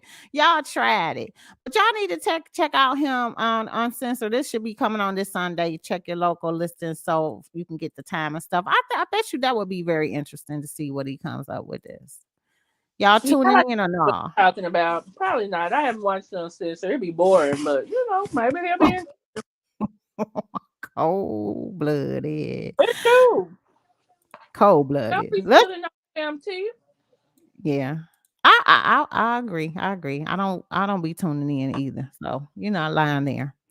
What they say? Mo3, Von Dolph, Pop Smoke, PNB, Rock, all had this ring, all no longer here. Interesting. So I don't know if y'all was on our live when we was talking about all of this stuff with you know, the the people who have been passing, they all were on the same record label. They all were wearing like these conspiracy theories. They all were under the same record label. They all was, considered doing some kind of sacrifices and stuff, but they all had this ring. Does this make sense to you? Do you believe that there is some kind of conspiracy theory going on? I Girl, see Shantae's post. She posted. I'm still on the fence with it. Yeah, I am still on the fence with it because, like, when it comes to conspiracies and shit like that and sacrifices being made, generally it's somebody or people that are like extremely significant or extremely impactful, and none of them were that. They were successful in their own right. Don't get me wrong. I don't want to take away from their talent, their artistry, anything like that. But to sacrifice them on behalf of who? Like it doesn't make sense. And I'm a conspiracy person, but Yeah, these yeah. don't align. But the ring does make me look again and again and again and again. But no matter how many times I look, it's not giving me conspiracy vibes. Yeah, I'm not sure am into it with the ring thing. The fact that all of them were on the same record label, that questions it because if I'm not mistaken, Aaliyah was on the same record label that all of them was on too. What say you, Sean? Did she dip out? I don't know. I still just question a lot of it, but it's good conversation. Good conversation to the whole shebang bang boogie. But they're talking about it in a conspiracy theory type of way. Speaking of which, let's jump right on into this one because I am still trying to figure out why they've been saying that this dude is Tupac. Let's take a look. I still don't know why. If you're not Tupac, show me your chest and stuff. Y'all see? You see any thug life on me? You see any tattoo removals on me? But they say actually we do. Look. This just really just trips me out. So they say above the nipple there is an image. And they're gonna decipher it for you. Take a look. I do not want to hear this music though, but here we go. But take a look. They're saying that the Nefertiti was there. Do you see the figure there? They're bringing it in for you. And that the other side of Tupac is where his name was there too. That he had these tattoos removed. That this is the Tupac. Girl, if they don't let Tupac rest in peace, I'm sick and damn tired of it now. Let that man rest in damn peace now. But what you gotta see? You gotta see all the rest of this now. They showing you how all the rest of the tattoos line up. They line Okay, up. I'm looking, but let them tell it. Ain't nobody dead. Everybody that done got killed. Oh no, he done moved to Cuba. Look at this though. Look at the tattoo on the arm, and then look at his arm. Look at what they say, girl. That was the same tattoo. He's a rapper too. Might we add that? Okay. And then he do got surgeries and stuff on his chest, you know what I'm saying? That they're trying to say, he was in the hospital, he had to have multiple surgeries and stuff like that doing when he got shot. And his teeth and stuff look exactly the way Tupac's. Oh man. What do you think about this Shantae conspiracy theory ally, ma'am? What do you think? I just want the record to reflect Tupac ain't dead, but that ain't him. that ain't him. Okay, that is not him. And you know, as one of the ones who also agree, because I think that him, his mama, and Asada Shakur are somewhere over there in Cuba together. But I do not think that this is the Tupac. No, I'm just saying. What does the chat say about this? They say anything about it? Because they might be quiet on this whole thing. You know, when we get Ain't nobody saying not a word. Nobody. When we start talking about conspiracy theories, they don't interact with that whole thing. But I'm telling you, if you believe, okay, then you believe. Let's get into the next one, y'all. This is supposed to be the speed round, but according to this article here, they said that this whole Family Dollar recalls condoms, pregnancy tests, mouthwash, toothpaste, and more due to multiple over-the-counter products being stored at improper temperatures. So they said that they had to recall all of these products, and that Family Dollar is in the middle of this firestorm because it relates to dozens of products that's sold from throughout the country from their stores. Reports USA Today reports multiple over-the-counter products, including condoms, pregnancy tests, you know, the whole spiel, was officially recalled after it was discovered that they were stored at improper temperatures, and the recalled products were shipped to Family Dollar stores between May and June in 11 states: Georgia, Florida, Arizona, Texas, Utah, Oregon, Nevada, New Mexico, Montana, Indiana, and Idaho. Additionally, states are not affected by the Family Dollar recall include Connecticut, Maine, Massachusetts, New Hampshire, Rhode Island, Vermont, and Washington. Upon announcing the news, Family Dollar said that it was not aware of any customer complaints or reported illnesses as a result of the product recall. So if y'all got some of this stuff in your house from Family Dollar, y'all might want to check it before you use it. But child. Yeah, I do shop in Family Dollar quite often, but I ain't bought no pregnancy test or toothpaste out of there. I Condoms think the either. weirdest thing is that right now, and even during the time where this is supposed to have happened, we're at a time where people are really pinching pennies. And of all stores to be affected by this, it's Family Dollar, which is more and more people are starting to shop there because it's expensive. And this place is, you know, more reasonably priced and they coupon and things like that. So it's a little crazy. I'm like, damn. Yeah. Well, is this the Family Dollar brand of shit? I know they got their brand of shit. So see, I don't know because they didn't indicate in the article. They just said stuff that was sold at they store. So I would assume it's all products.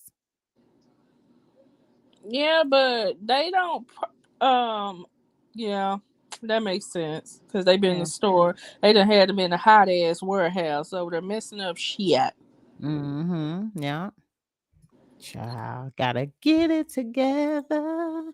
Get it together. Well, all right, so girls, y'all be careful if y'all get y'all condoms from there because girl, that could lead to accidentes. And you already know how they doing these laws and stuff with abortions and stuff. So please check your products. Girl, let's get into check it, girl. Out. Yes. Hollywood Unlocked reported that a daughter to California mother who told the daughter to hit the opponent at the youth basketball game ordered to apologize and pay $9,000. What? That's what her ass get, ma'am. That is inappropriate and wrong to do some shit like that.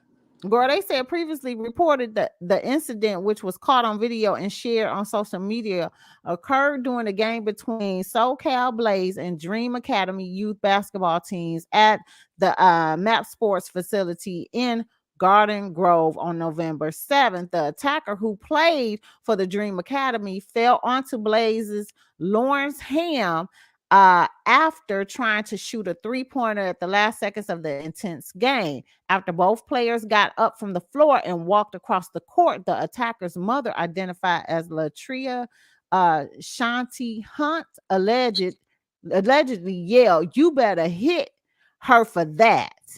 And then that's what happened. That's crazy as hell. Well, let's take a look at this doggone video, honey. This is crazy. People are still talking about this punch on a youth basketball court in Garden Grove. What? Oh my goodness. When the mother of a club player yelled to her daughter from the stands to hit her opponent. Alice Ham's teenage daughter is the one who ended up with a concussion flat on the floor. I just can't in good conscience let this go. You know, as a mom, I just can't in good conscience sweep this under the rug. 44-year-old Tyra Hunt was charged with misdemeanor battery and contributing to the delinquency of a minor. The La Puente mother could have spent time behind bars, but instead was given court-ordered diversion. People are still talking about this punch on a youth basketball court in Garden Grove. Girl, that's crazy as hell. Like, dang, where's your sportsmanship? Girl, you don't tell your child to do no shit like that now. That's crazy. Quick way to get your ass locked up. Surely is. Now she got to pay $9,000 damn for yelling that stupid shit out. Shame on her. Dang, right? All right. Look, we didn't even get into it, but I'm glad I found the article. But they said that the Los Angeles DA's office has reportedly opened an investigation into the alleged altercation between Tory Lanez and August Alsina. Now, we didn't get to talk about this, but I wanted to make sure that y'all knew that they plan on opening this up, honey. They might file a lawsuit against, or something against Tory Lanez for this assault on their own, since he's already in the system. We are aware of the allegations that the defendant attacked artist August Alsina and are investigating these claims, said the district attorney's office in the comment provided to Complex. The allegations are serious and will be thoroughly examined. Well, I kind of hate things like that because it's not like a standard, like a domestic violence case where the state will automatically pick up the charges and pursue it, even if you say no. This is going to be one of those things where if August says, nah, it's all good. It's all good. Like, that's it. And you know that code that they live by in the streets and in the industry, snitching and pressing charges on each other and shit like that. It puts people in a weird space. Yeah, I agree with you on that. And I mean, with both of them having ties to the streets anyway, that's just kind of cold-blooded. But again, for those that don't know, August is definitely tied to the streets. Definitely. Part of his life is the reason why he has custody of his nieces, because his brother was killed in the streets. Yeah. Oh, Tory. You know what? And whenever this stuff with Meg Thee Stallion goes to trial, they're going to bring this up. You know it.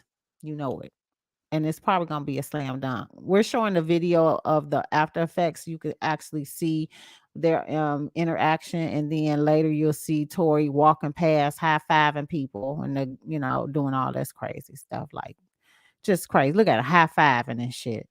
Girl, like a little damn Lucky Charms troll.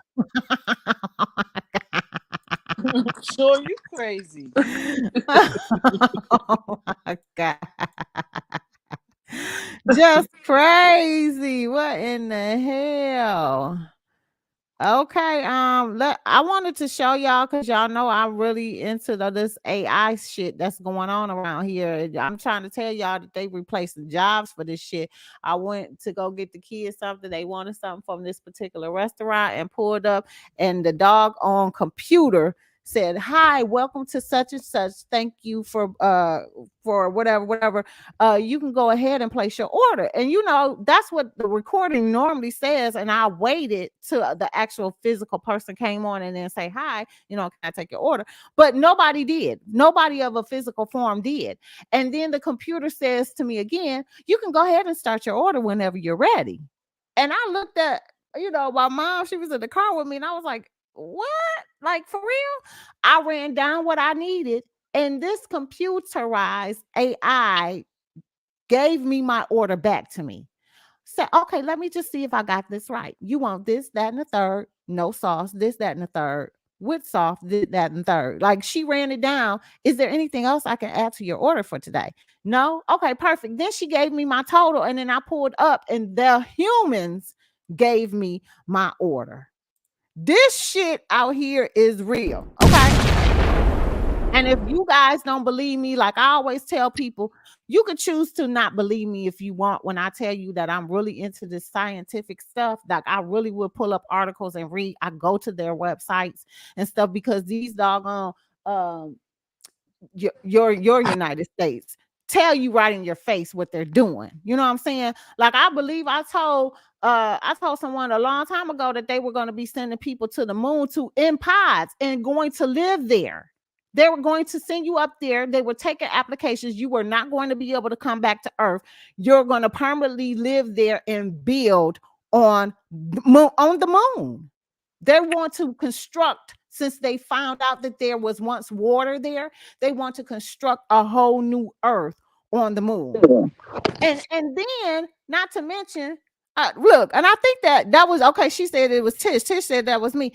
Okay, so I told Tish that, and then like a year later, Tish called me up and was like, "Bruh, you know what? I owe you an apology because I just saw on the news that they was taking applications for people to go up to the moon to stay." I said, "I told you, these AIs is not joking around." We had this conversation on this one AI that was, didn't even want to shut itself off, that had emotions, honey. Like seriously. So I want y'all to take a look at this because y'all know that's just what I do. I just bring you what I see. And so we could talk about this and let me know what y'all think. Don't hold back. This is the whole point of having these types of conversations because eventually they're going to be trying to take jobs away from people because robots are going to be able to do it better than a human with let them tell it without mistakes. Here we go.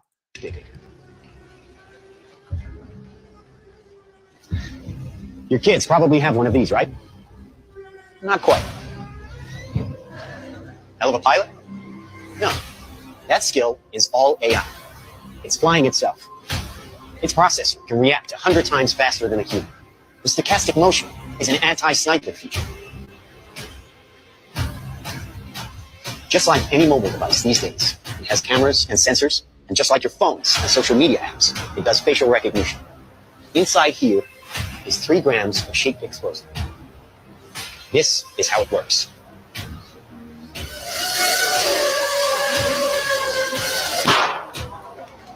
Do you see that? That little bang is enough to penetrate the skull and destroy the contents. They used to say guns don't kill people. Well, people don't. They get emotional, disobey orders, aim high. Trained as a team, they can penetrate buildings, cars, trains, evade people, bullets, pretty much any countermeasure. They cannot be stopped. Now, I said this was good. Why? Because we are thinking here. Watch. A $25 million order now buys this. Enough to kill half a city. The bad half. Nuclear is obsolete. Take out your entire enemy, virtually risk-free. Just characterize him, release the swarm, and rest easy. Did he say the bad ones? He said this is big enough to take out an entire city. The bad ones. Oh, God. Awful. So you're trying to tell me the bad ones are the ones that you consider incarcerated. The bad ones could be the ones that you consider in the urban community. The bad ones could consider a particular race. Those are the bad ones. That's what I'm picking up. Mm-mm. I just, I'm all here for technology advancement. What I'm not here for is when you start to try to manipulate technology for certain things, because we already have enough destruction as it is with the weapons that we currently have. Now you're telling me that this little fly, like machine-made thing, could shoot you one shot to the head and you dead, and this thing could wipe out blocks and blocks of people, half of the earth. Like, this is literally some Will Smith iRobot shit. Girl. Yeah, they definitely are trying to replace the workforce with technology, girl. They have robots doing all the damn job. Now, what really trips me out is when he said that you could purchase this for $25 million, which means that anybody wealthy could get their hands on this and do damage. So are you also telling me that there not going to be any particular law set up for people to be able to purchase these types of things? Because that's a problem if we don't have some type of laws of who can obtain these AIs. Girl, in the future, it'll probably be like all the movies where everybody can have it. So people being emotional creatures could just, flick the switch at any time. And then, I mean, because we see it all the time. We talk about it on here all the time of people doing road rage and hitting people and shooting at them and stuff, like just crazy emotional type stuff. Yeah, about that now. How is this supposed to be safe? I got questions, y'all. This stuff is crazy. I mean, you know what I'm saying? Like literally, people don't tend to take into consideration the stuff that you're making, even though you're creating a lot of stuff, or whatever, and advance us in technology. But sometimes I just feel like they don't even take a look at what they're doing before they do it. I don't. All right. Well, y'all kind of quiet about that, but you know me. I'll be passionate in the mug. Let's get into the next one, y'all.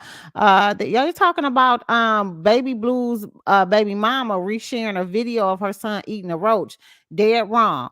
Yandy Smith was doing this. Did y'all take a look at this? I was shocked and appalled at this whole situation. Like they said that she was doing it for a product video. Yeah. How about when you put some shit on the internet, you give permission for people to do whatever the fuck they want with it. Why the fuck would you share a picture or a video of your fucking son eating a fucking roach? Can we start there? This ain't Yandy fault. Why the fuck? I would be too embarrassed to share some shit like that. I would fucking never. I wouldn't even record that. I'd be too busy yanking that damn roach out his mouth. Come on, so we can brush your teeth. It's not weird behavior what Yandy did. Yandy made it applicable to whatever product she was selling, which happened to be some type of bug shit. He was eating a fucking bug. You shouldn't have put that shit on the internet, stupid. Yeah, I mean, it is fair game if you post it to the internet. Anybody and everybody can get it. Let's take a look at this whole roach video, y'all. Y'all, look, do I need to put, I know some of y'all are just, be squirming and shit like that. Do I got to put a warning up on here? Well, I'm going to tell y'all now, if you ain't seen it, turn your head because it's nasty. Girl, for real, though. This stuff I thought somebody going to call the victim crazy. CPS on her ass. It's just nasty. Right, because she putting it, video this, whatever. Like, that's, all right, I'm just going to put the parental guidance thing up here, because it's nasty, y'all. Let's take a look. Here we go. Oh, baby. Give some. Don't eat that. No. Dad, growing up, we had a lot of roaches. We didn't have a lot, but we had roaches. Did I ever eat one? No. Well, guess what? My babies ain't going to be eating no roaches because we got what? Bug out. Better get it. You got your bug out? Don't let them babies play with no roaches. Get you some bug out. All right, all you have to do is go to shopbugout.com. No more ants, no more roaches, no more bugs. Get rid of creepy crawlers once and for all. Tell them I sent you. What you got in your mouth? Sold to the person eating the most fucking roaches, okay? Was it appropriate advertisement? I'm not, listen, this is one thing about the internet, right? When it comes to all of us adults doing our fuckery, that's cool. But we are making a habit of doing the weirdest shit with our kids on the internet. Some of it be funny, some of it be cute. But like how some of us be reprimanding our kids and then posting it online, whipping our kids' ass and shit like that. Some shit you need to keep to your fucking self.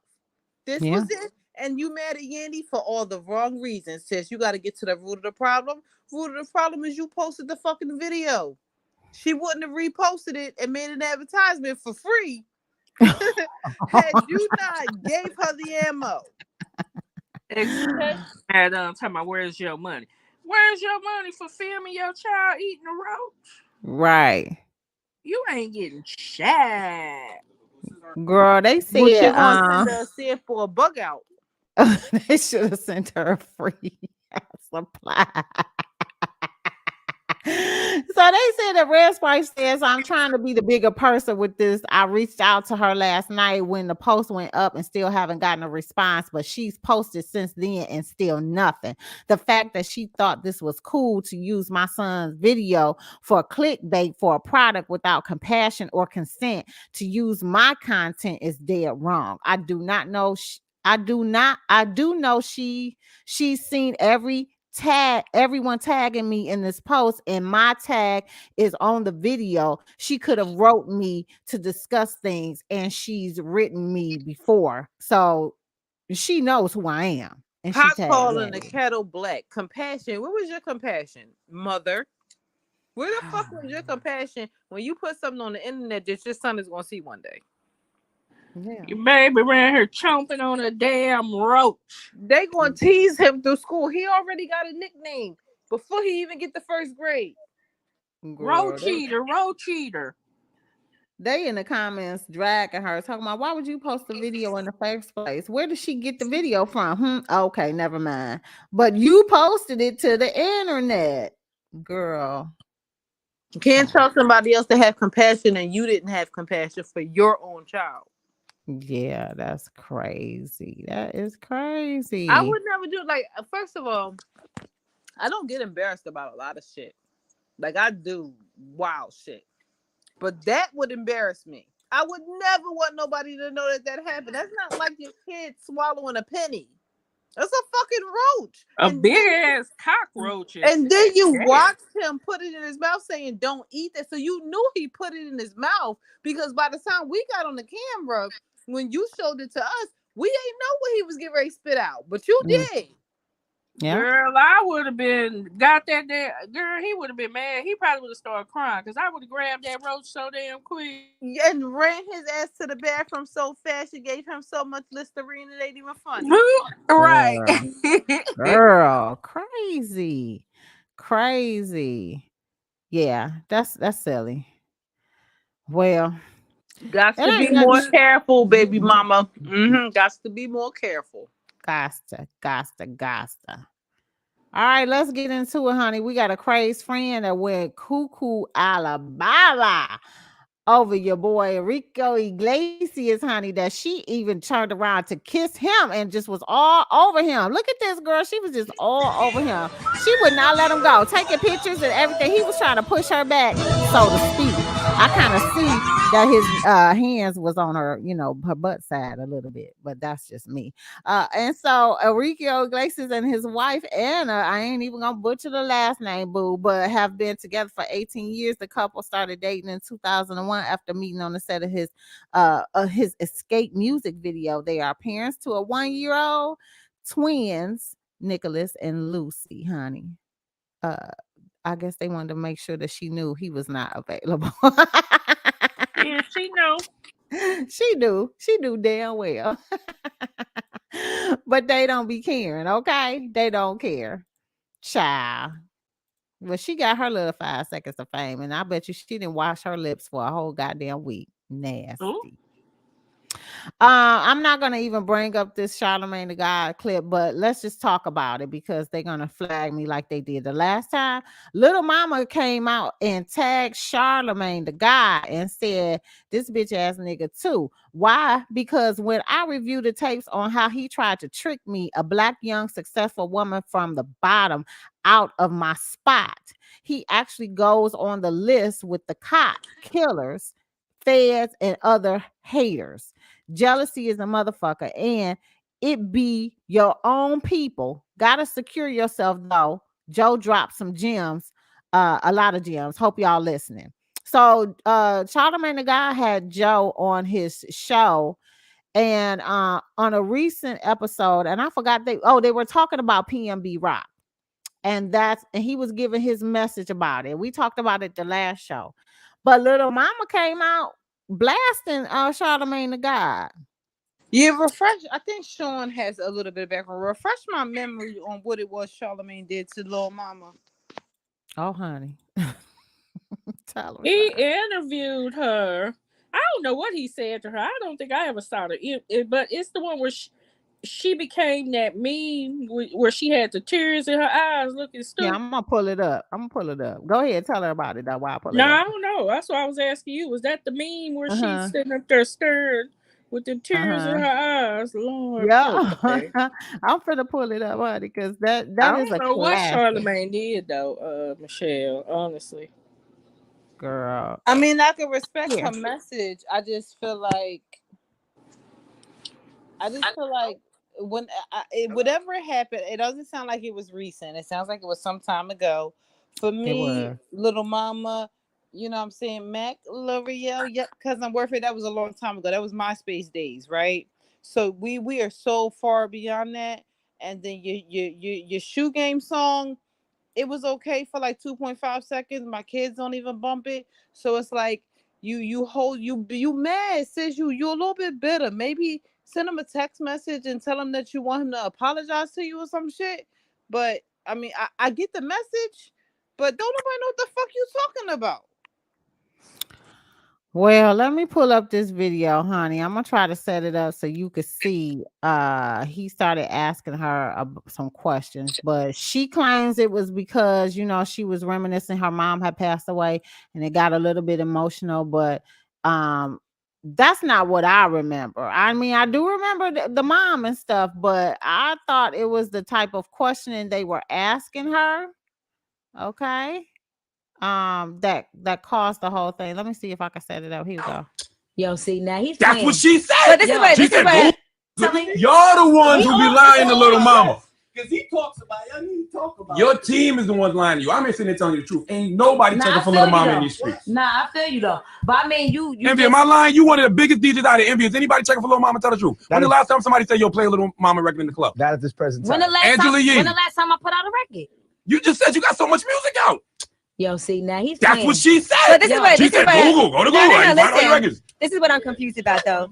Shut up. Because for me, Little Mama, I feel like right now you're not focused on doing music. You said that you want to take a hiatus from music. You said that you want to move to Paris and all these different things, which leads me to believe that music is not your focus right now. Yeah.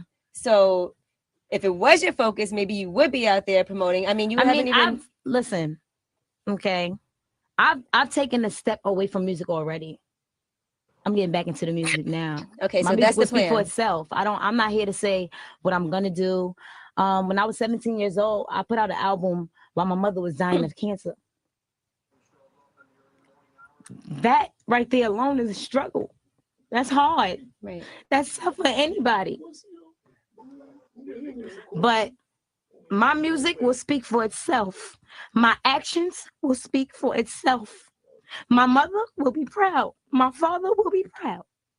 At the end of the day, and nobody can stop me. Period. How does your mother feel about your music career? My mother was a musician. So my mother, she was raw. She was. And that was really the gist of it. He basically told her there wasn't nobody checking for her.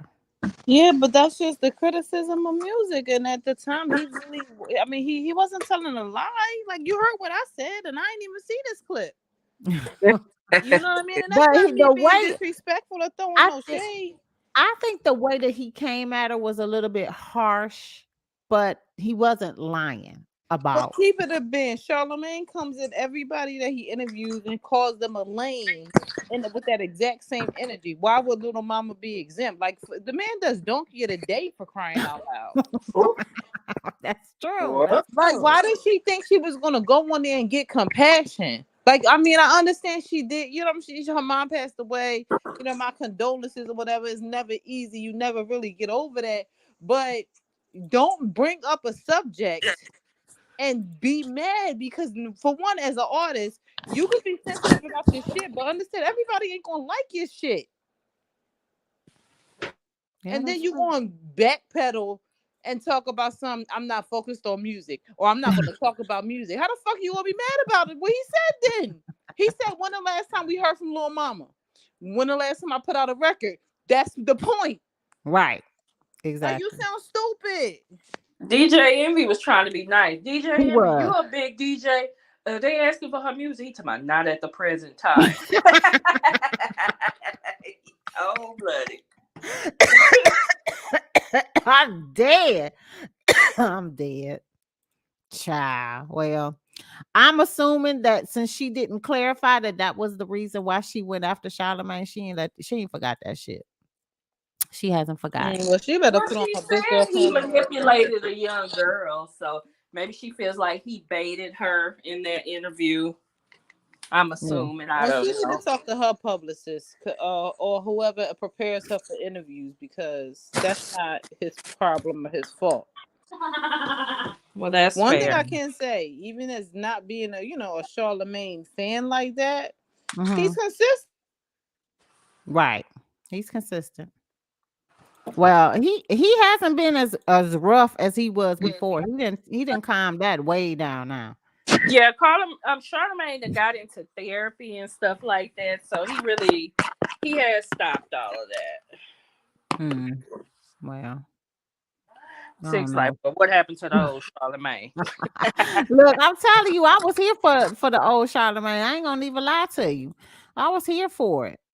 I I'm one of the ones who always said, I would love to see Charlamagne and Wendy get back together and give us a podcast. I said that because they was ruthless back in the day. So yeah, you're right. That was I agree. I mean, but I like that type of that type to a degree. I like some of that stuff, so I don't know. Anywho, let's run it down, honey, because these are the last of it that we really don't care about, but we're gonna be talking about it anyway. Okay. And I think everybody was talking about was we gonna talk about this before or not, but now I can't even see it on my thing. Why it's not showing me? Here we go. Let me see. I just thought I guess it really don't matter, do it, huh? I guess it don't. But anyway, Lamar Odom said it is rumored to be dating a transgender model, Danielle Alexis, who bears striking resemblance to ex-wife Khloe Kardashian. And yes, we don't really give a fuck. But what's going on with Lamar? I didn't know he was into the transgenders. Yeah. Girl, I don't know what Lamar into, honestly. I don't know either, but we tried to warn him a long time ago about his ex-fiancé, right? You do gotta have thick skin in the music business. I ain't gonna even lie. Yeah. And no, he wasn't lying. Y'all right about that, y'all. Yeah, I don't know what's going on with Lamar, but look, she considers herself a woman. I'm assuming that Lamar does too. So boom, there you go. Whoop, there it is. Whoop, there it is. Boom, shaka. All right, here we go. Let's get into the next one, child. Y'all, I told y'all that I was not into the Sherri Shepherd show because I felt like it was just not it. So we didn't ever show the clip about Sherri Shepherd and her show before because I really didn't feel like it was a clip to be shared. But I did come across one. I said, I'll bring it to the Curbsters. Let's take a look. It says no standing. I said, well, I'm not standing, I'm parking. And the lady comes, she says, you got a ticket because you parked here. And I said, it doesn't say no parking. It says no standing. She looked at me like I'm some kind of idiot. She said, that means you're not supposed to park. When did no standing become no parking? Girl, I done heard that on Parking Wars so many times, So yeah, that didn't do it for me, Sherri. You stole that from Parking Wars. Boo. Y'all wanted this. Y'all wanted Sherri Shepherd to have a show. Who is y'all? I'm talking about the people. I'm talking about the people out there that was tuning in while she was taking over for Wendy's show and thought that she was gonna be giving us some a good show of her own. I just want to say it's all of you who requested that. This is what y'all got. This is why I don't give, certain stuff more than 10 minutes. Okay. 99 problems, but Sherri, You added to the one, making it You 100.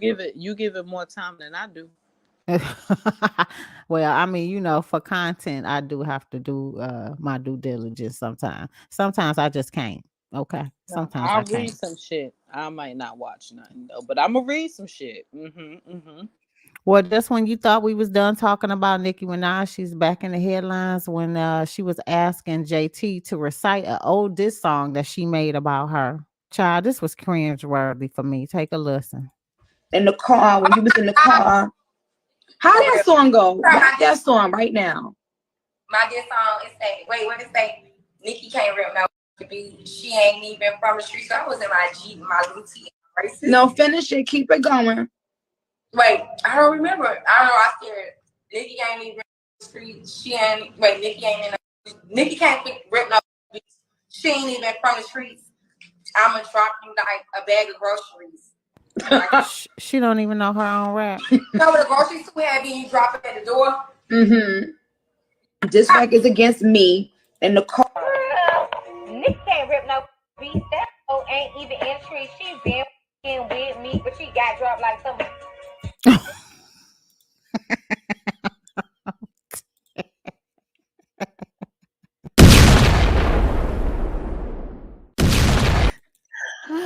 I'm dead. This is like for real though. This is what it is, child. Girl, bye. Okay.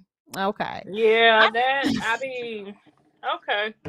I mean, JT said she did that when she was much younger. Well, why was Nicki bringing it up again? Like that confused me. Why are you bringing this up? They say they was on live having fun. Oh, okay. That proves the point. That means Nicki either be having people because JT did make that when she was younger. That was before she really popped. So she was underground. So Right. that means one or two things.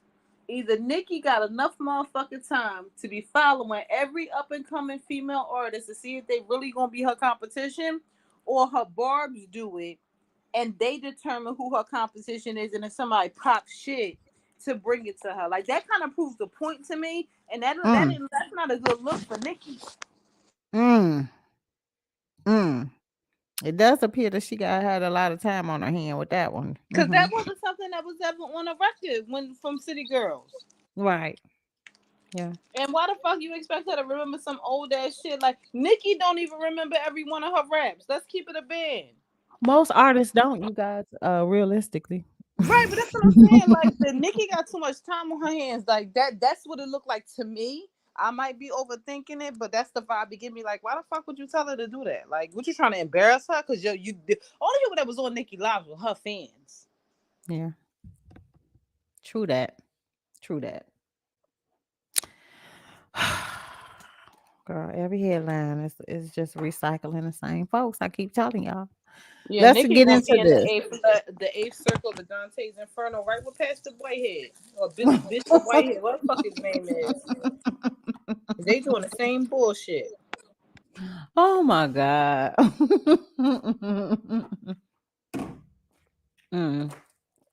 Well, let's get into it. D.L. Hughley posted this on his Instagram. A viral video shows an 8th grader repeatedly punching teacher and slamming her head on the desk after she confiscated his phone.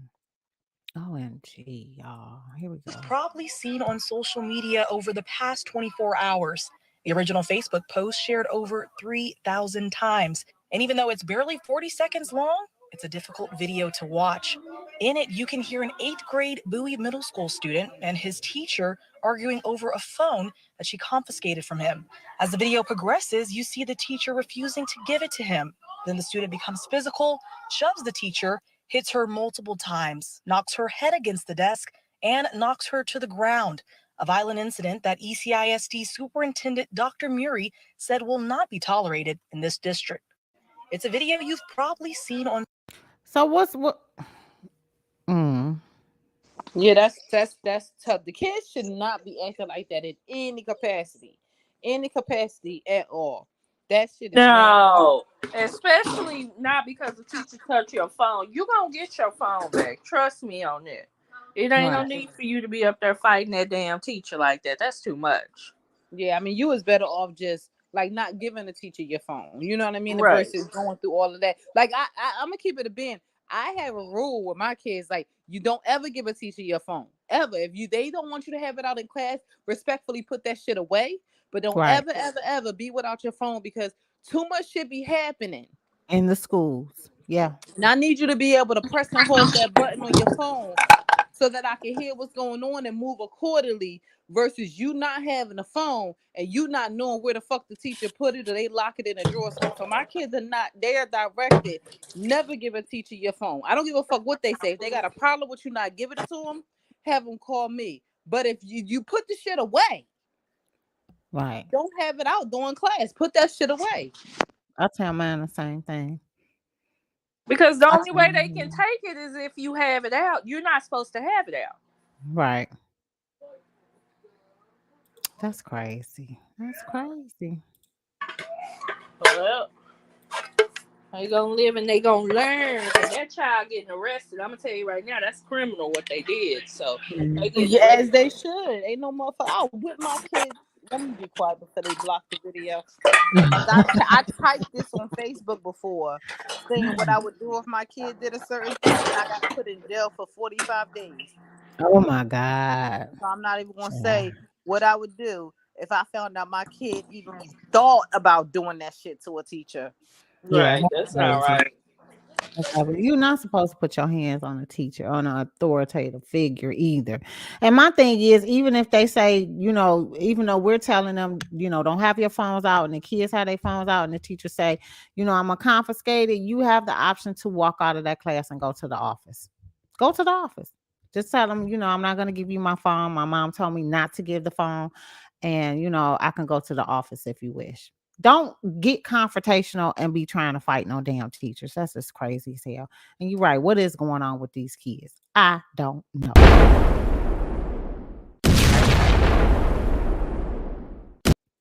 All right, let's get into the next one, you guys. I don't know. This world is just crazy to me. I don't know what's going on with all of this. Okay. I really don't know.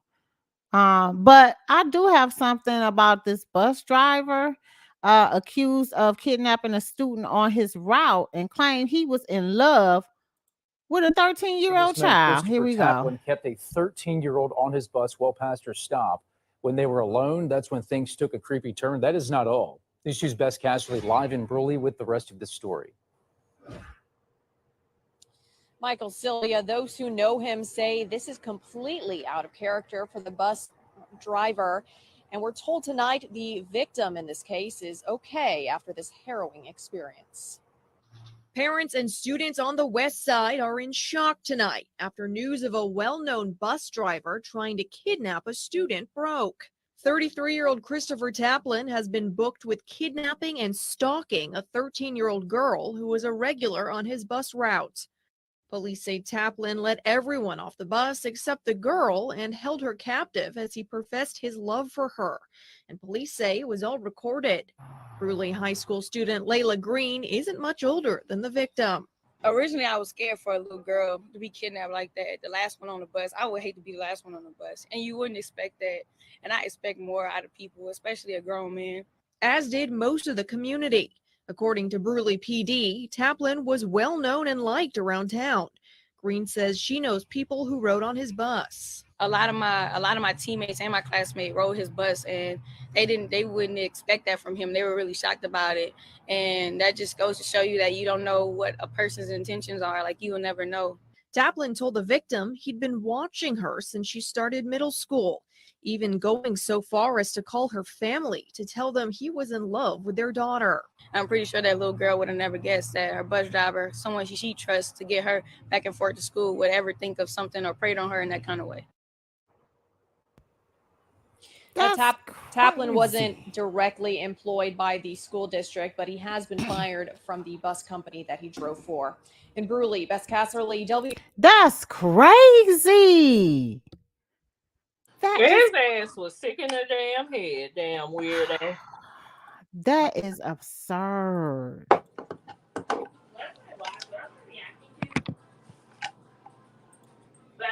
I don't know. I'm speechless. I really don't have any words to say about this. Girl, that dude he is sick in the head. For real. Oh. Child. Ain't nothing much you can say besides he a damn psycho. Yeah.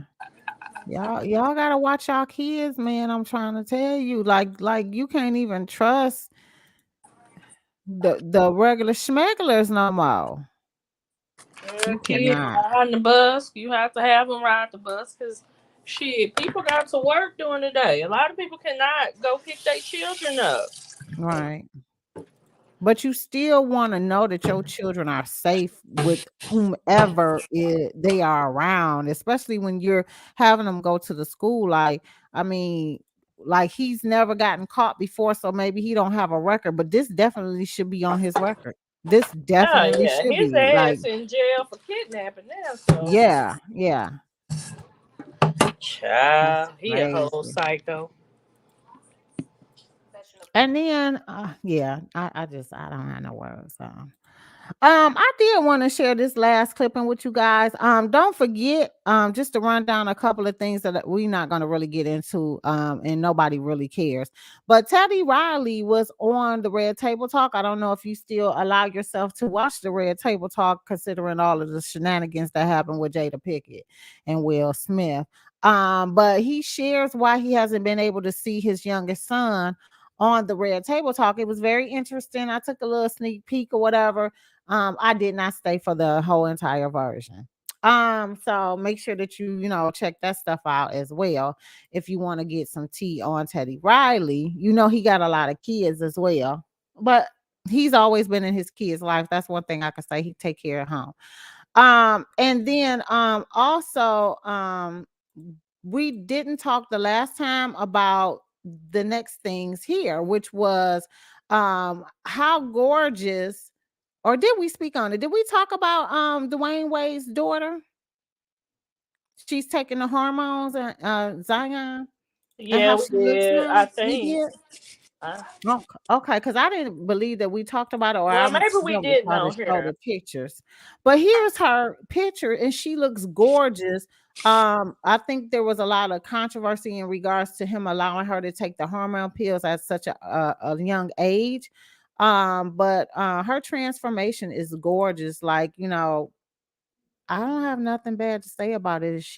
She's obviously knows where she wants to be and who she wants to be. But they were talking about it on the curb and on social media, and I thought, you know what? We'll bring it to the curb and see if they want to discuss it further. Do you have anything in regards to them allowing her to take the medications for transitioning? Well, I think she's too young, I but personally I ain't her think mama, her daddy. that's Over something her, that should lead into everybody them. got their own way of raising their children, but as for me and mine, if they want to make a decision like that, it would have to be when they're older. Yeah, I agree. Because doing it now as a child, I think that's a bit much. Let them live out their life accordingly. You know what I mean? But as far as like all that other shit, taking hormones and even for the reassignment surgery, if they decide to go that far, I don't think that's something they should do during adolescence at all. Okay. I'm a little bit indifferent about it because I have seen cases where some people were really adamant that that's what they wanted to do and they were super young, but then when they got older they regretted it because something changed for them. So I don't know how I feel about this one. I don't have a say so on this either way. We know that he has the money to be able to do it, so that is really not an issue. And quite frankly, she's been adamant that she's been changing her identity. She wants to be a female, and she changed her name and everything. So I don't know. I kind of it goes with what she's been trying to do. I don't know. I think she's young too. I'm on the fence on it. I really am. I don't know. You want your child to be happy regardless, but I get it. I believe that she's young too. So I don't know, you guys. That's a hard one. You know what I'm saying? Like that's a hard one. I don't know. Let's get into this last one, you guys, because we didn't talk about the Disney movie that's supposed to be coming out. Another African movie. You know, they've been going through this whole thing about the Little Mermaid with Halle. Oh, that's the other one I want to show. But I was asking Shantae, I was saying, hey, is this really true? They coming out with this movie? Is this what it is? And she was like, yeah, this is an actual movie. So is it Awaju? Is that how you say it? I pronounced it. Don't get me the fucking lying. Yeah. But apparently they're coming out with this movie, and I want to see it. This looks really, really good. And people are out here, you know, saying it's coming to Disney Plus in 2023. So y'all gonna have to check. If you don't have Disney Plus, you're gonna have to check it to get it. But they said the girl said that she's gonna keep posting it till it gets as much clout as The Little Mermaid. It's a sci-fi, all black Nigerian based movie. Everything many of us have been asking for. This looks really good to me. It does. I'm looking forward to this for sure. Yes, however you pronounce it. I thought maybe it was the second page, but yeah, I'm here for it. I'm here for it. I want to check that out. Awaju, I think that's how you pronounce it. So yeah, I want to see that too. And yeah, I'm here for it. It looks good. What is this there? So I don't know if you guys know that Tom Hanks has been circulating. Have y'all seen the clipping of Tom Hanks? I find it fascinating. I saw it. I thought that was super dope of him to say something and acknowledge it. It's a shame it took so fucking long, but yeah, I do too. But apparently, you know, he didn't get taught about this whole thing, and this goes in what all, you know, black people have been saying about them whitewashing American history. You know, I tell my kids that, you know, the stuff that you're learning in school is not of all accurate information. I tell them that, you know, you have to research and find the truth, because it's hidden under so many lies, honey. And the fact of the matter that they didn't teach him in the schools about this coincides with what we talk about now, about them not teaching them the real history of what it is, or not even teaching them about real good black history either when they take black history courses. Because I took a black history class, and the only thing that kept coming up was the same thing in the white history classes about certain wars, which I know we fought in. Okay, I know we fought in certain wars, but where's the other information? I mean, and it shouldn't have to even be black history. Just teach accurate history. Right. And then, you know. Well, you know, let me tell you, I said I took Black African American history because I felt like and nobody said anything to me in my household, but I felt like I wasn't getting real history in the regular history class. So I took African American history, and I was upset with them in African American history as well, because I didn't feel like it was giving me the true history of it as well. I feel like they kind of sugarcoated that one too.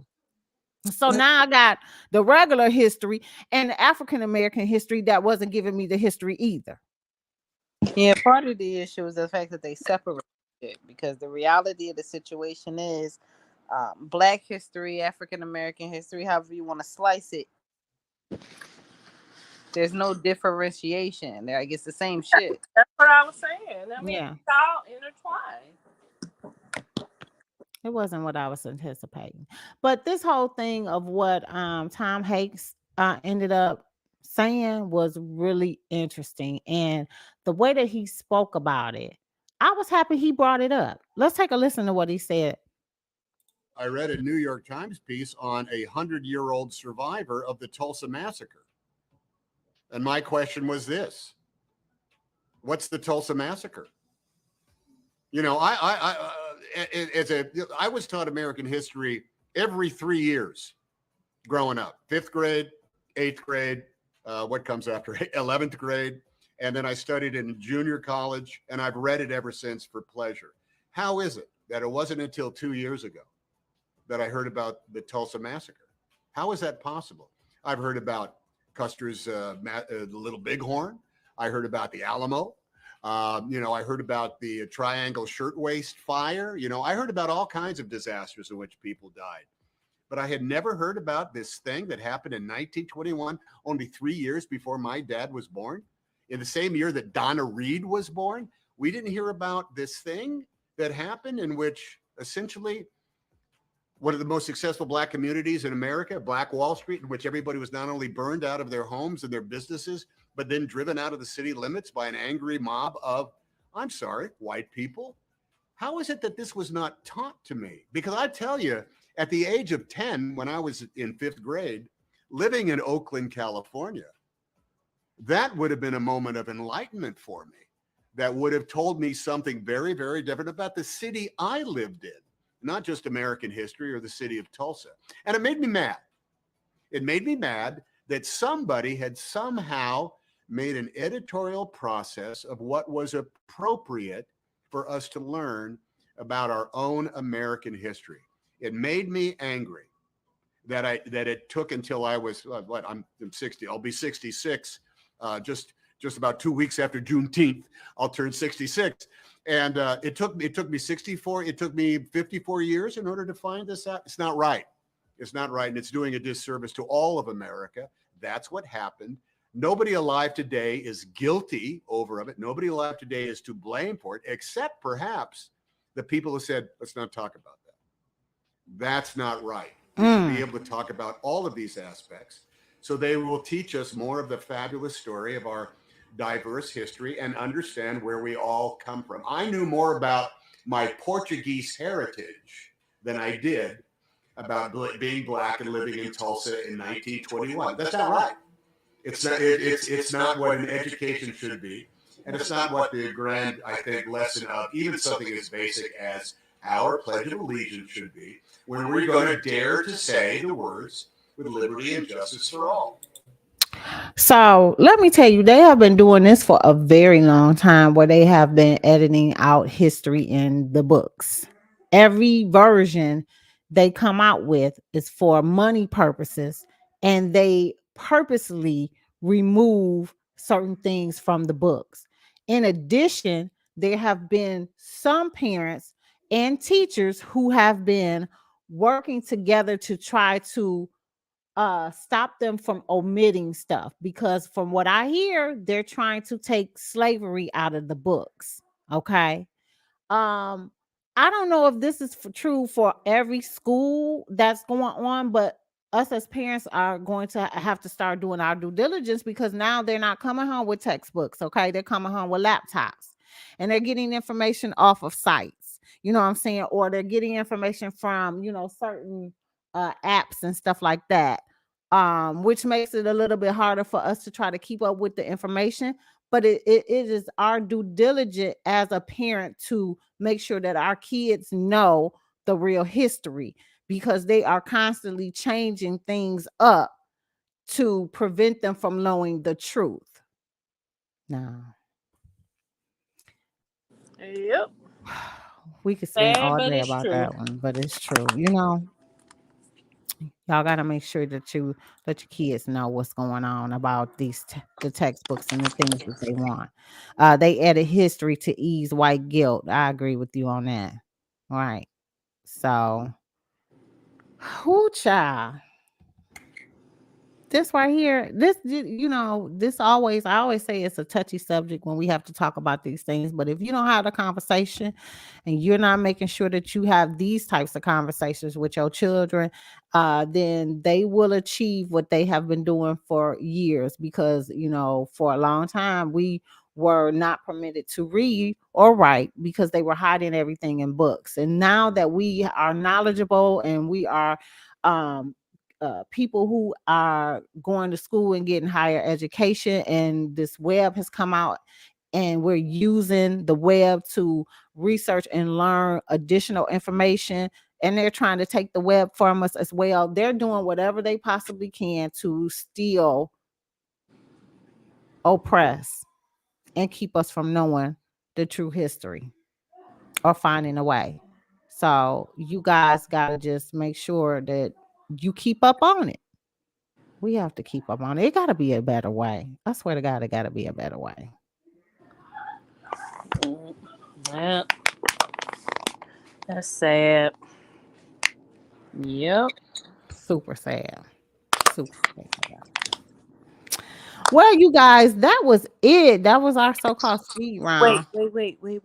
What I I forget? just want the record to reflect that Erica Banks, I want you to go to the deepest parts of hell.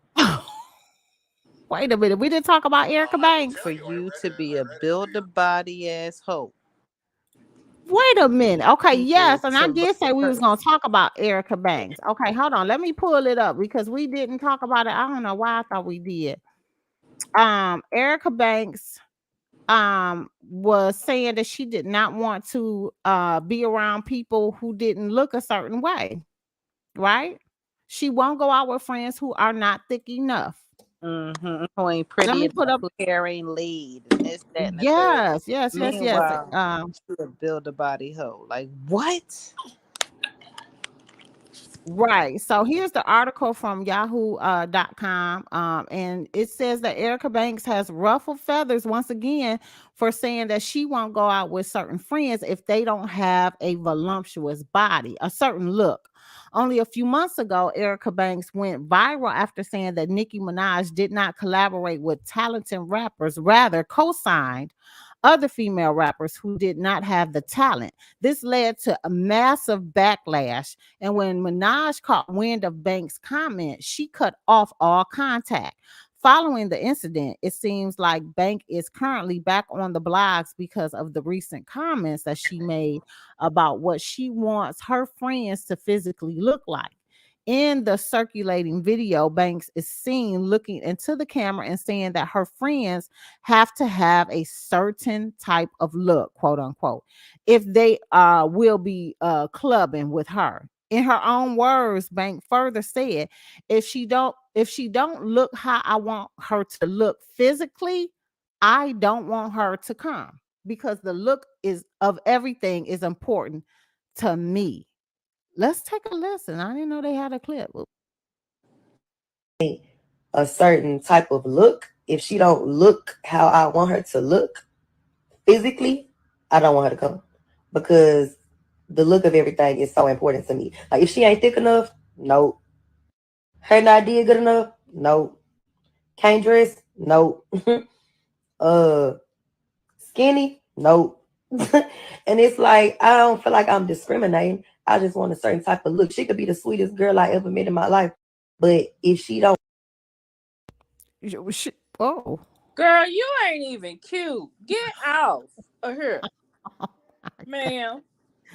For you to be over here discriminating for people, look, nobody should be discriminated against people based off of their looks. But if you are, be cute at least. Damn. Girl. Some people should not say certain shit out loud. That's the type of shit you keep to yourself. Because you don't want no friends, sis. You want somebody that's going to beat the shit out you or that's going to leave you stranded when you in that club and somebody want to jump your stupid ass. And let's not forget that you bought your body. You wasn't born with that body. You sure are. So if somebody is skinny, to hang with her, they have to have had a BBL. Mm-hmm. And your hair got to be 30,000 inches long, silky straight Brazilian, straight from the island. Her hair don't even be looking all that to me. Them damn baby hairs be damn near touching her eyebrows. Man. Them not baby hairs. Them great grandparent hairs. Apparently, because no. Girl, well, they dragging her ass on here, honey. They told her that saying she only wants to go out with the women who look a certain way is not surprising to them. A lot of women feel that way. That's why y'all be having real friends just anesthetic. Y'all don't be having real friends, just anesthetic. Right. That's true. That's what it is. Because that's what she obviously don't want is real friends. Like what she said is so asinine. And it's like, where the fuck is your mentor at? Girl. Tell you, look, if you do think that way, don't say that in public, ma'am. That's just crazy. You know, a lot of people out here really do think that, like, you know, I remember when I was growing up, people used to say silly stuff like, you know, if you only be hanging around, you be hanging around them type of people because they make you look pretty, make you stand out more. Like you be having ugly friends. I be like, I don't pick my friends based on how they look. Like, what? like you hang around, I hang around like-minded folks. You know what I'm saying? Like I'm not picking up friends if they don't look a certain way, then they can't hang out with me. You know what I'm saying? Like what kind of crazy shit is that? Girl, just stupid. I don't know who the hell would think of something like that. Girl, they out here, and apparently Erica Banks is one of them. That's Girl, crazy. that thought has never entered my head to be like, well, you ain't cute enough to roll with me, or I ain't cute enough to roll with you. It's just crazy. That's silly. I'm sure nobody nobody says they want to club with Erica Banks anyway. Everybody's entitled to their own opinion, and I've never been one to conceive people of liking mine. My preference of who I club with when it comes to my brand has nothing to do with y'all. Y'all never liked me anyway, so why would I care? Oh, why would I care? Child, what in the hell? Who is Flo Queen? Okay, this was Erica Banks. She don't care. That's what her response was to everybody dragging her. Okay, girl. Okay, girl. The fuck is going on? OMG, child. I just can't. Yes. Look, they come said a bitch. What's a BBL? Who asked that? Who asked what is a BBL? Brazilian butt lift is a BBL. Oh, that's yeah. your Mama Joe. Brazilian butt lift, Mama. Oh, Mama, you know where yeah, they be getting their BBL. fake booties put in, girl. Girl, yes. They be doing all types of things to the butt. Yeah. Girl, they just be doing anything. That's crazy. That is so crazy to me. I can't believe she said that. That like that's serious. That's seriously some discriminatory shit. Yeah. I mean, it's discriminatory, and it's also just plain cruel. Ain't no way I say no shit like that to nobody. You ain't cute enough to hang with Like, me. can you imagine how crazy like her siblings might feel for her saying that, or people that thought they was her friends? Like, Right. You Yeah. sound dumb. Girl, you sound like a damn idiot. Yeah, that's crazy. That can't be me. Well, again, this is the people that you hang around speaks volumes of yourself. So if you hanging around people that just have to have a build a body, then that says a lot about you as well, Erica. Erica got that body done, and she say she can't be hanging with y'all little people no more. And what's her brand? She said she got a brand. What's her brand? Her body? I mean, I guess she's saying her aesthetic of being a rapper. She's worrying about the look. If she take a picture of her in the club, she want more BBL booties around her. She a rapper? Yeah. Oh. It doesn't mean she's a good rapper, but yes, she is. Okay. Well, I think we You covered know what song everything. she sang? That song. Remember that song that was viral on TikTok? Bust It. You remember that one? Vaguely. Oh, well, yeah. It was technically wasn't her song. It was like a snippet of somebody else's song, and then she Oh wow. Did she take she took a clip from Nelly, didn't she? Oh, so she built her career like she built her body? I don't know. She ain't built the career. I mean, I wouldn't say she had a career so far, but she's out here, Yeah, wasn't her song a snippet of Nelly's Hot in Here? I don't know. You know what? I'm gonna be honest. I don't recall Erica Banks as a It's rapper. okay. Oh, it's okay. Please. Erica Banks don't recall Erica Banks. Just it's not ringing a bell. I don't recall nothing she did. Like I very vaguely remember the TikTok thing. Yeah, I remember a little bit of that, but I wasn't all into that either. I think she was signed with Meg Thee Stallion's old record label, Then she was trying to get a little beef going with Meg, and I'm glad Meg played that dust because all she was looking for was clout. Yeah, well, she got it though, didn't she? She been clout chasing the whole time. Apparently, she's still in the box. And shout out you guys before we exit stage left. Yeah, if y'all haven't got the iPhone updates, the 16 with the emojis, y'all need to get it because they got the new emojis with the look what they say they was out here talking with the about bonnet, with the bonnets on there. Yeah. They was talking about whatchamacallit was gonna have a whole fit because you remember she was out here talking about the bonnets and stuff. Girl, and her Monique. Girl, yes. So if y'all haven't gotten that update to be able to, get your bonnets right, y'all need to check that update out. Too funny. All right, you guys. With that being said, I guess we up out of here now. We finally done got through everything. I want to thank everybody for joining. Everybody that was on the Curb, on Sixx's Word on the Curb Facebook. You guys that's on YouTube land, I want to thank you for joining as well. And don't forget, we just recently joined Twitch as well. So thank everyone who joined in from Twitch. We appreciate it. We're going to see how it goes. Hopefully we get a good response. I can continue to go live on Twitch and be able to get our followings over there. And you also can follow us on TikTok if you can't stay for the hours that we talk, because we gave you 4 hours today. Then you definitely can get the snippets from TikTok and on Instagram. All right. I want to thank my co-hosts as well, Shine the Gossip and Michelle Shantae, for joining us and giving us their version of all the messiness that continues to go out here in these social media streets. We here for all of that. And as always, you guys, I will see y'all in the chat. Good night, y'all. Night. Good night, everyone.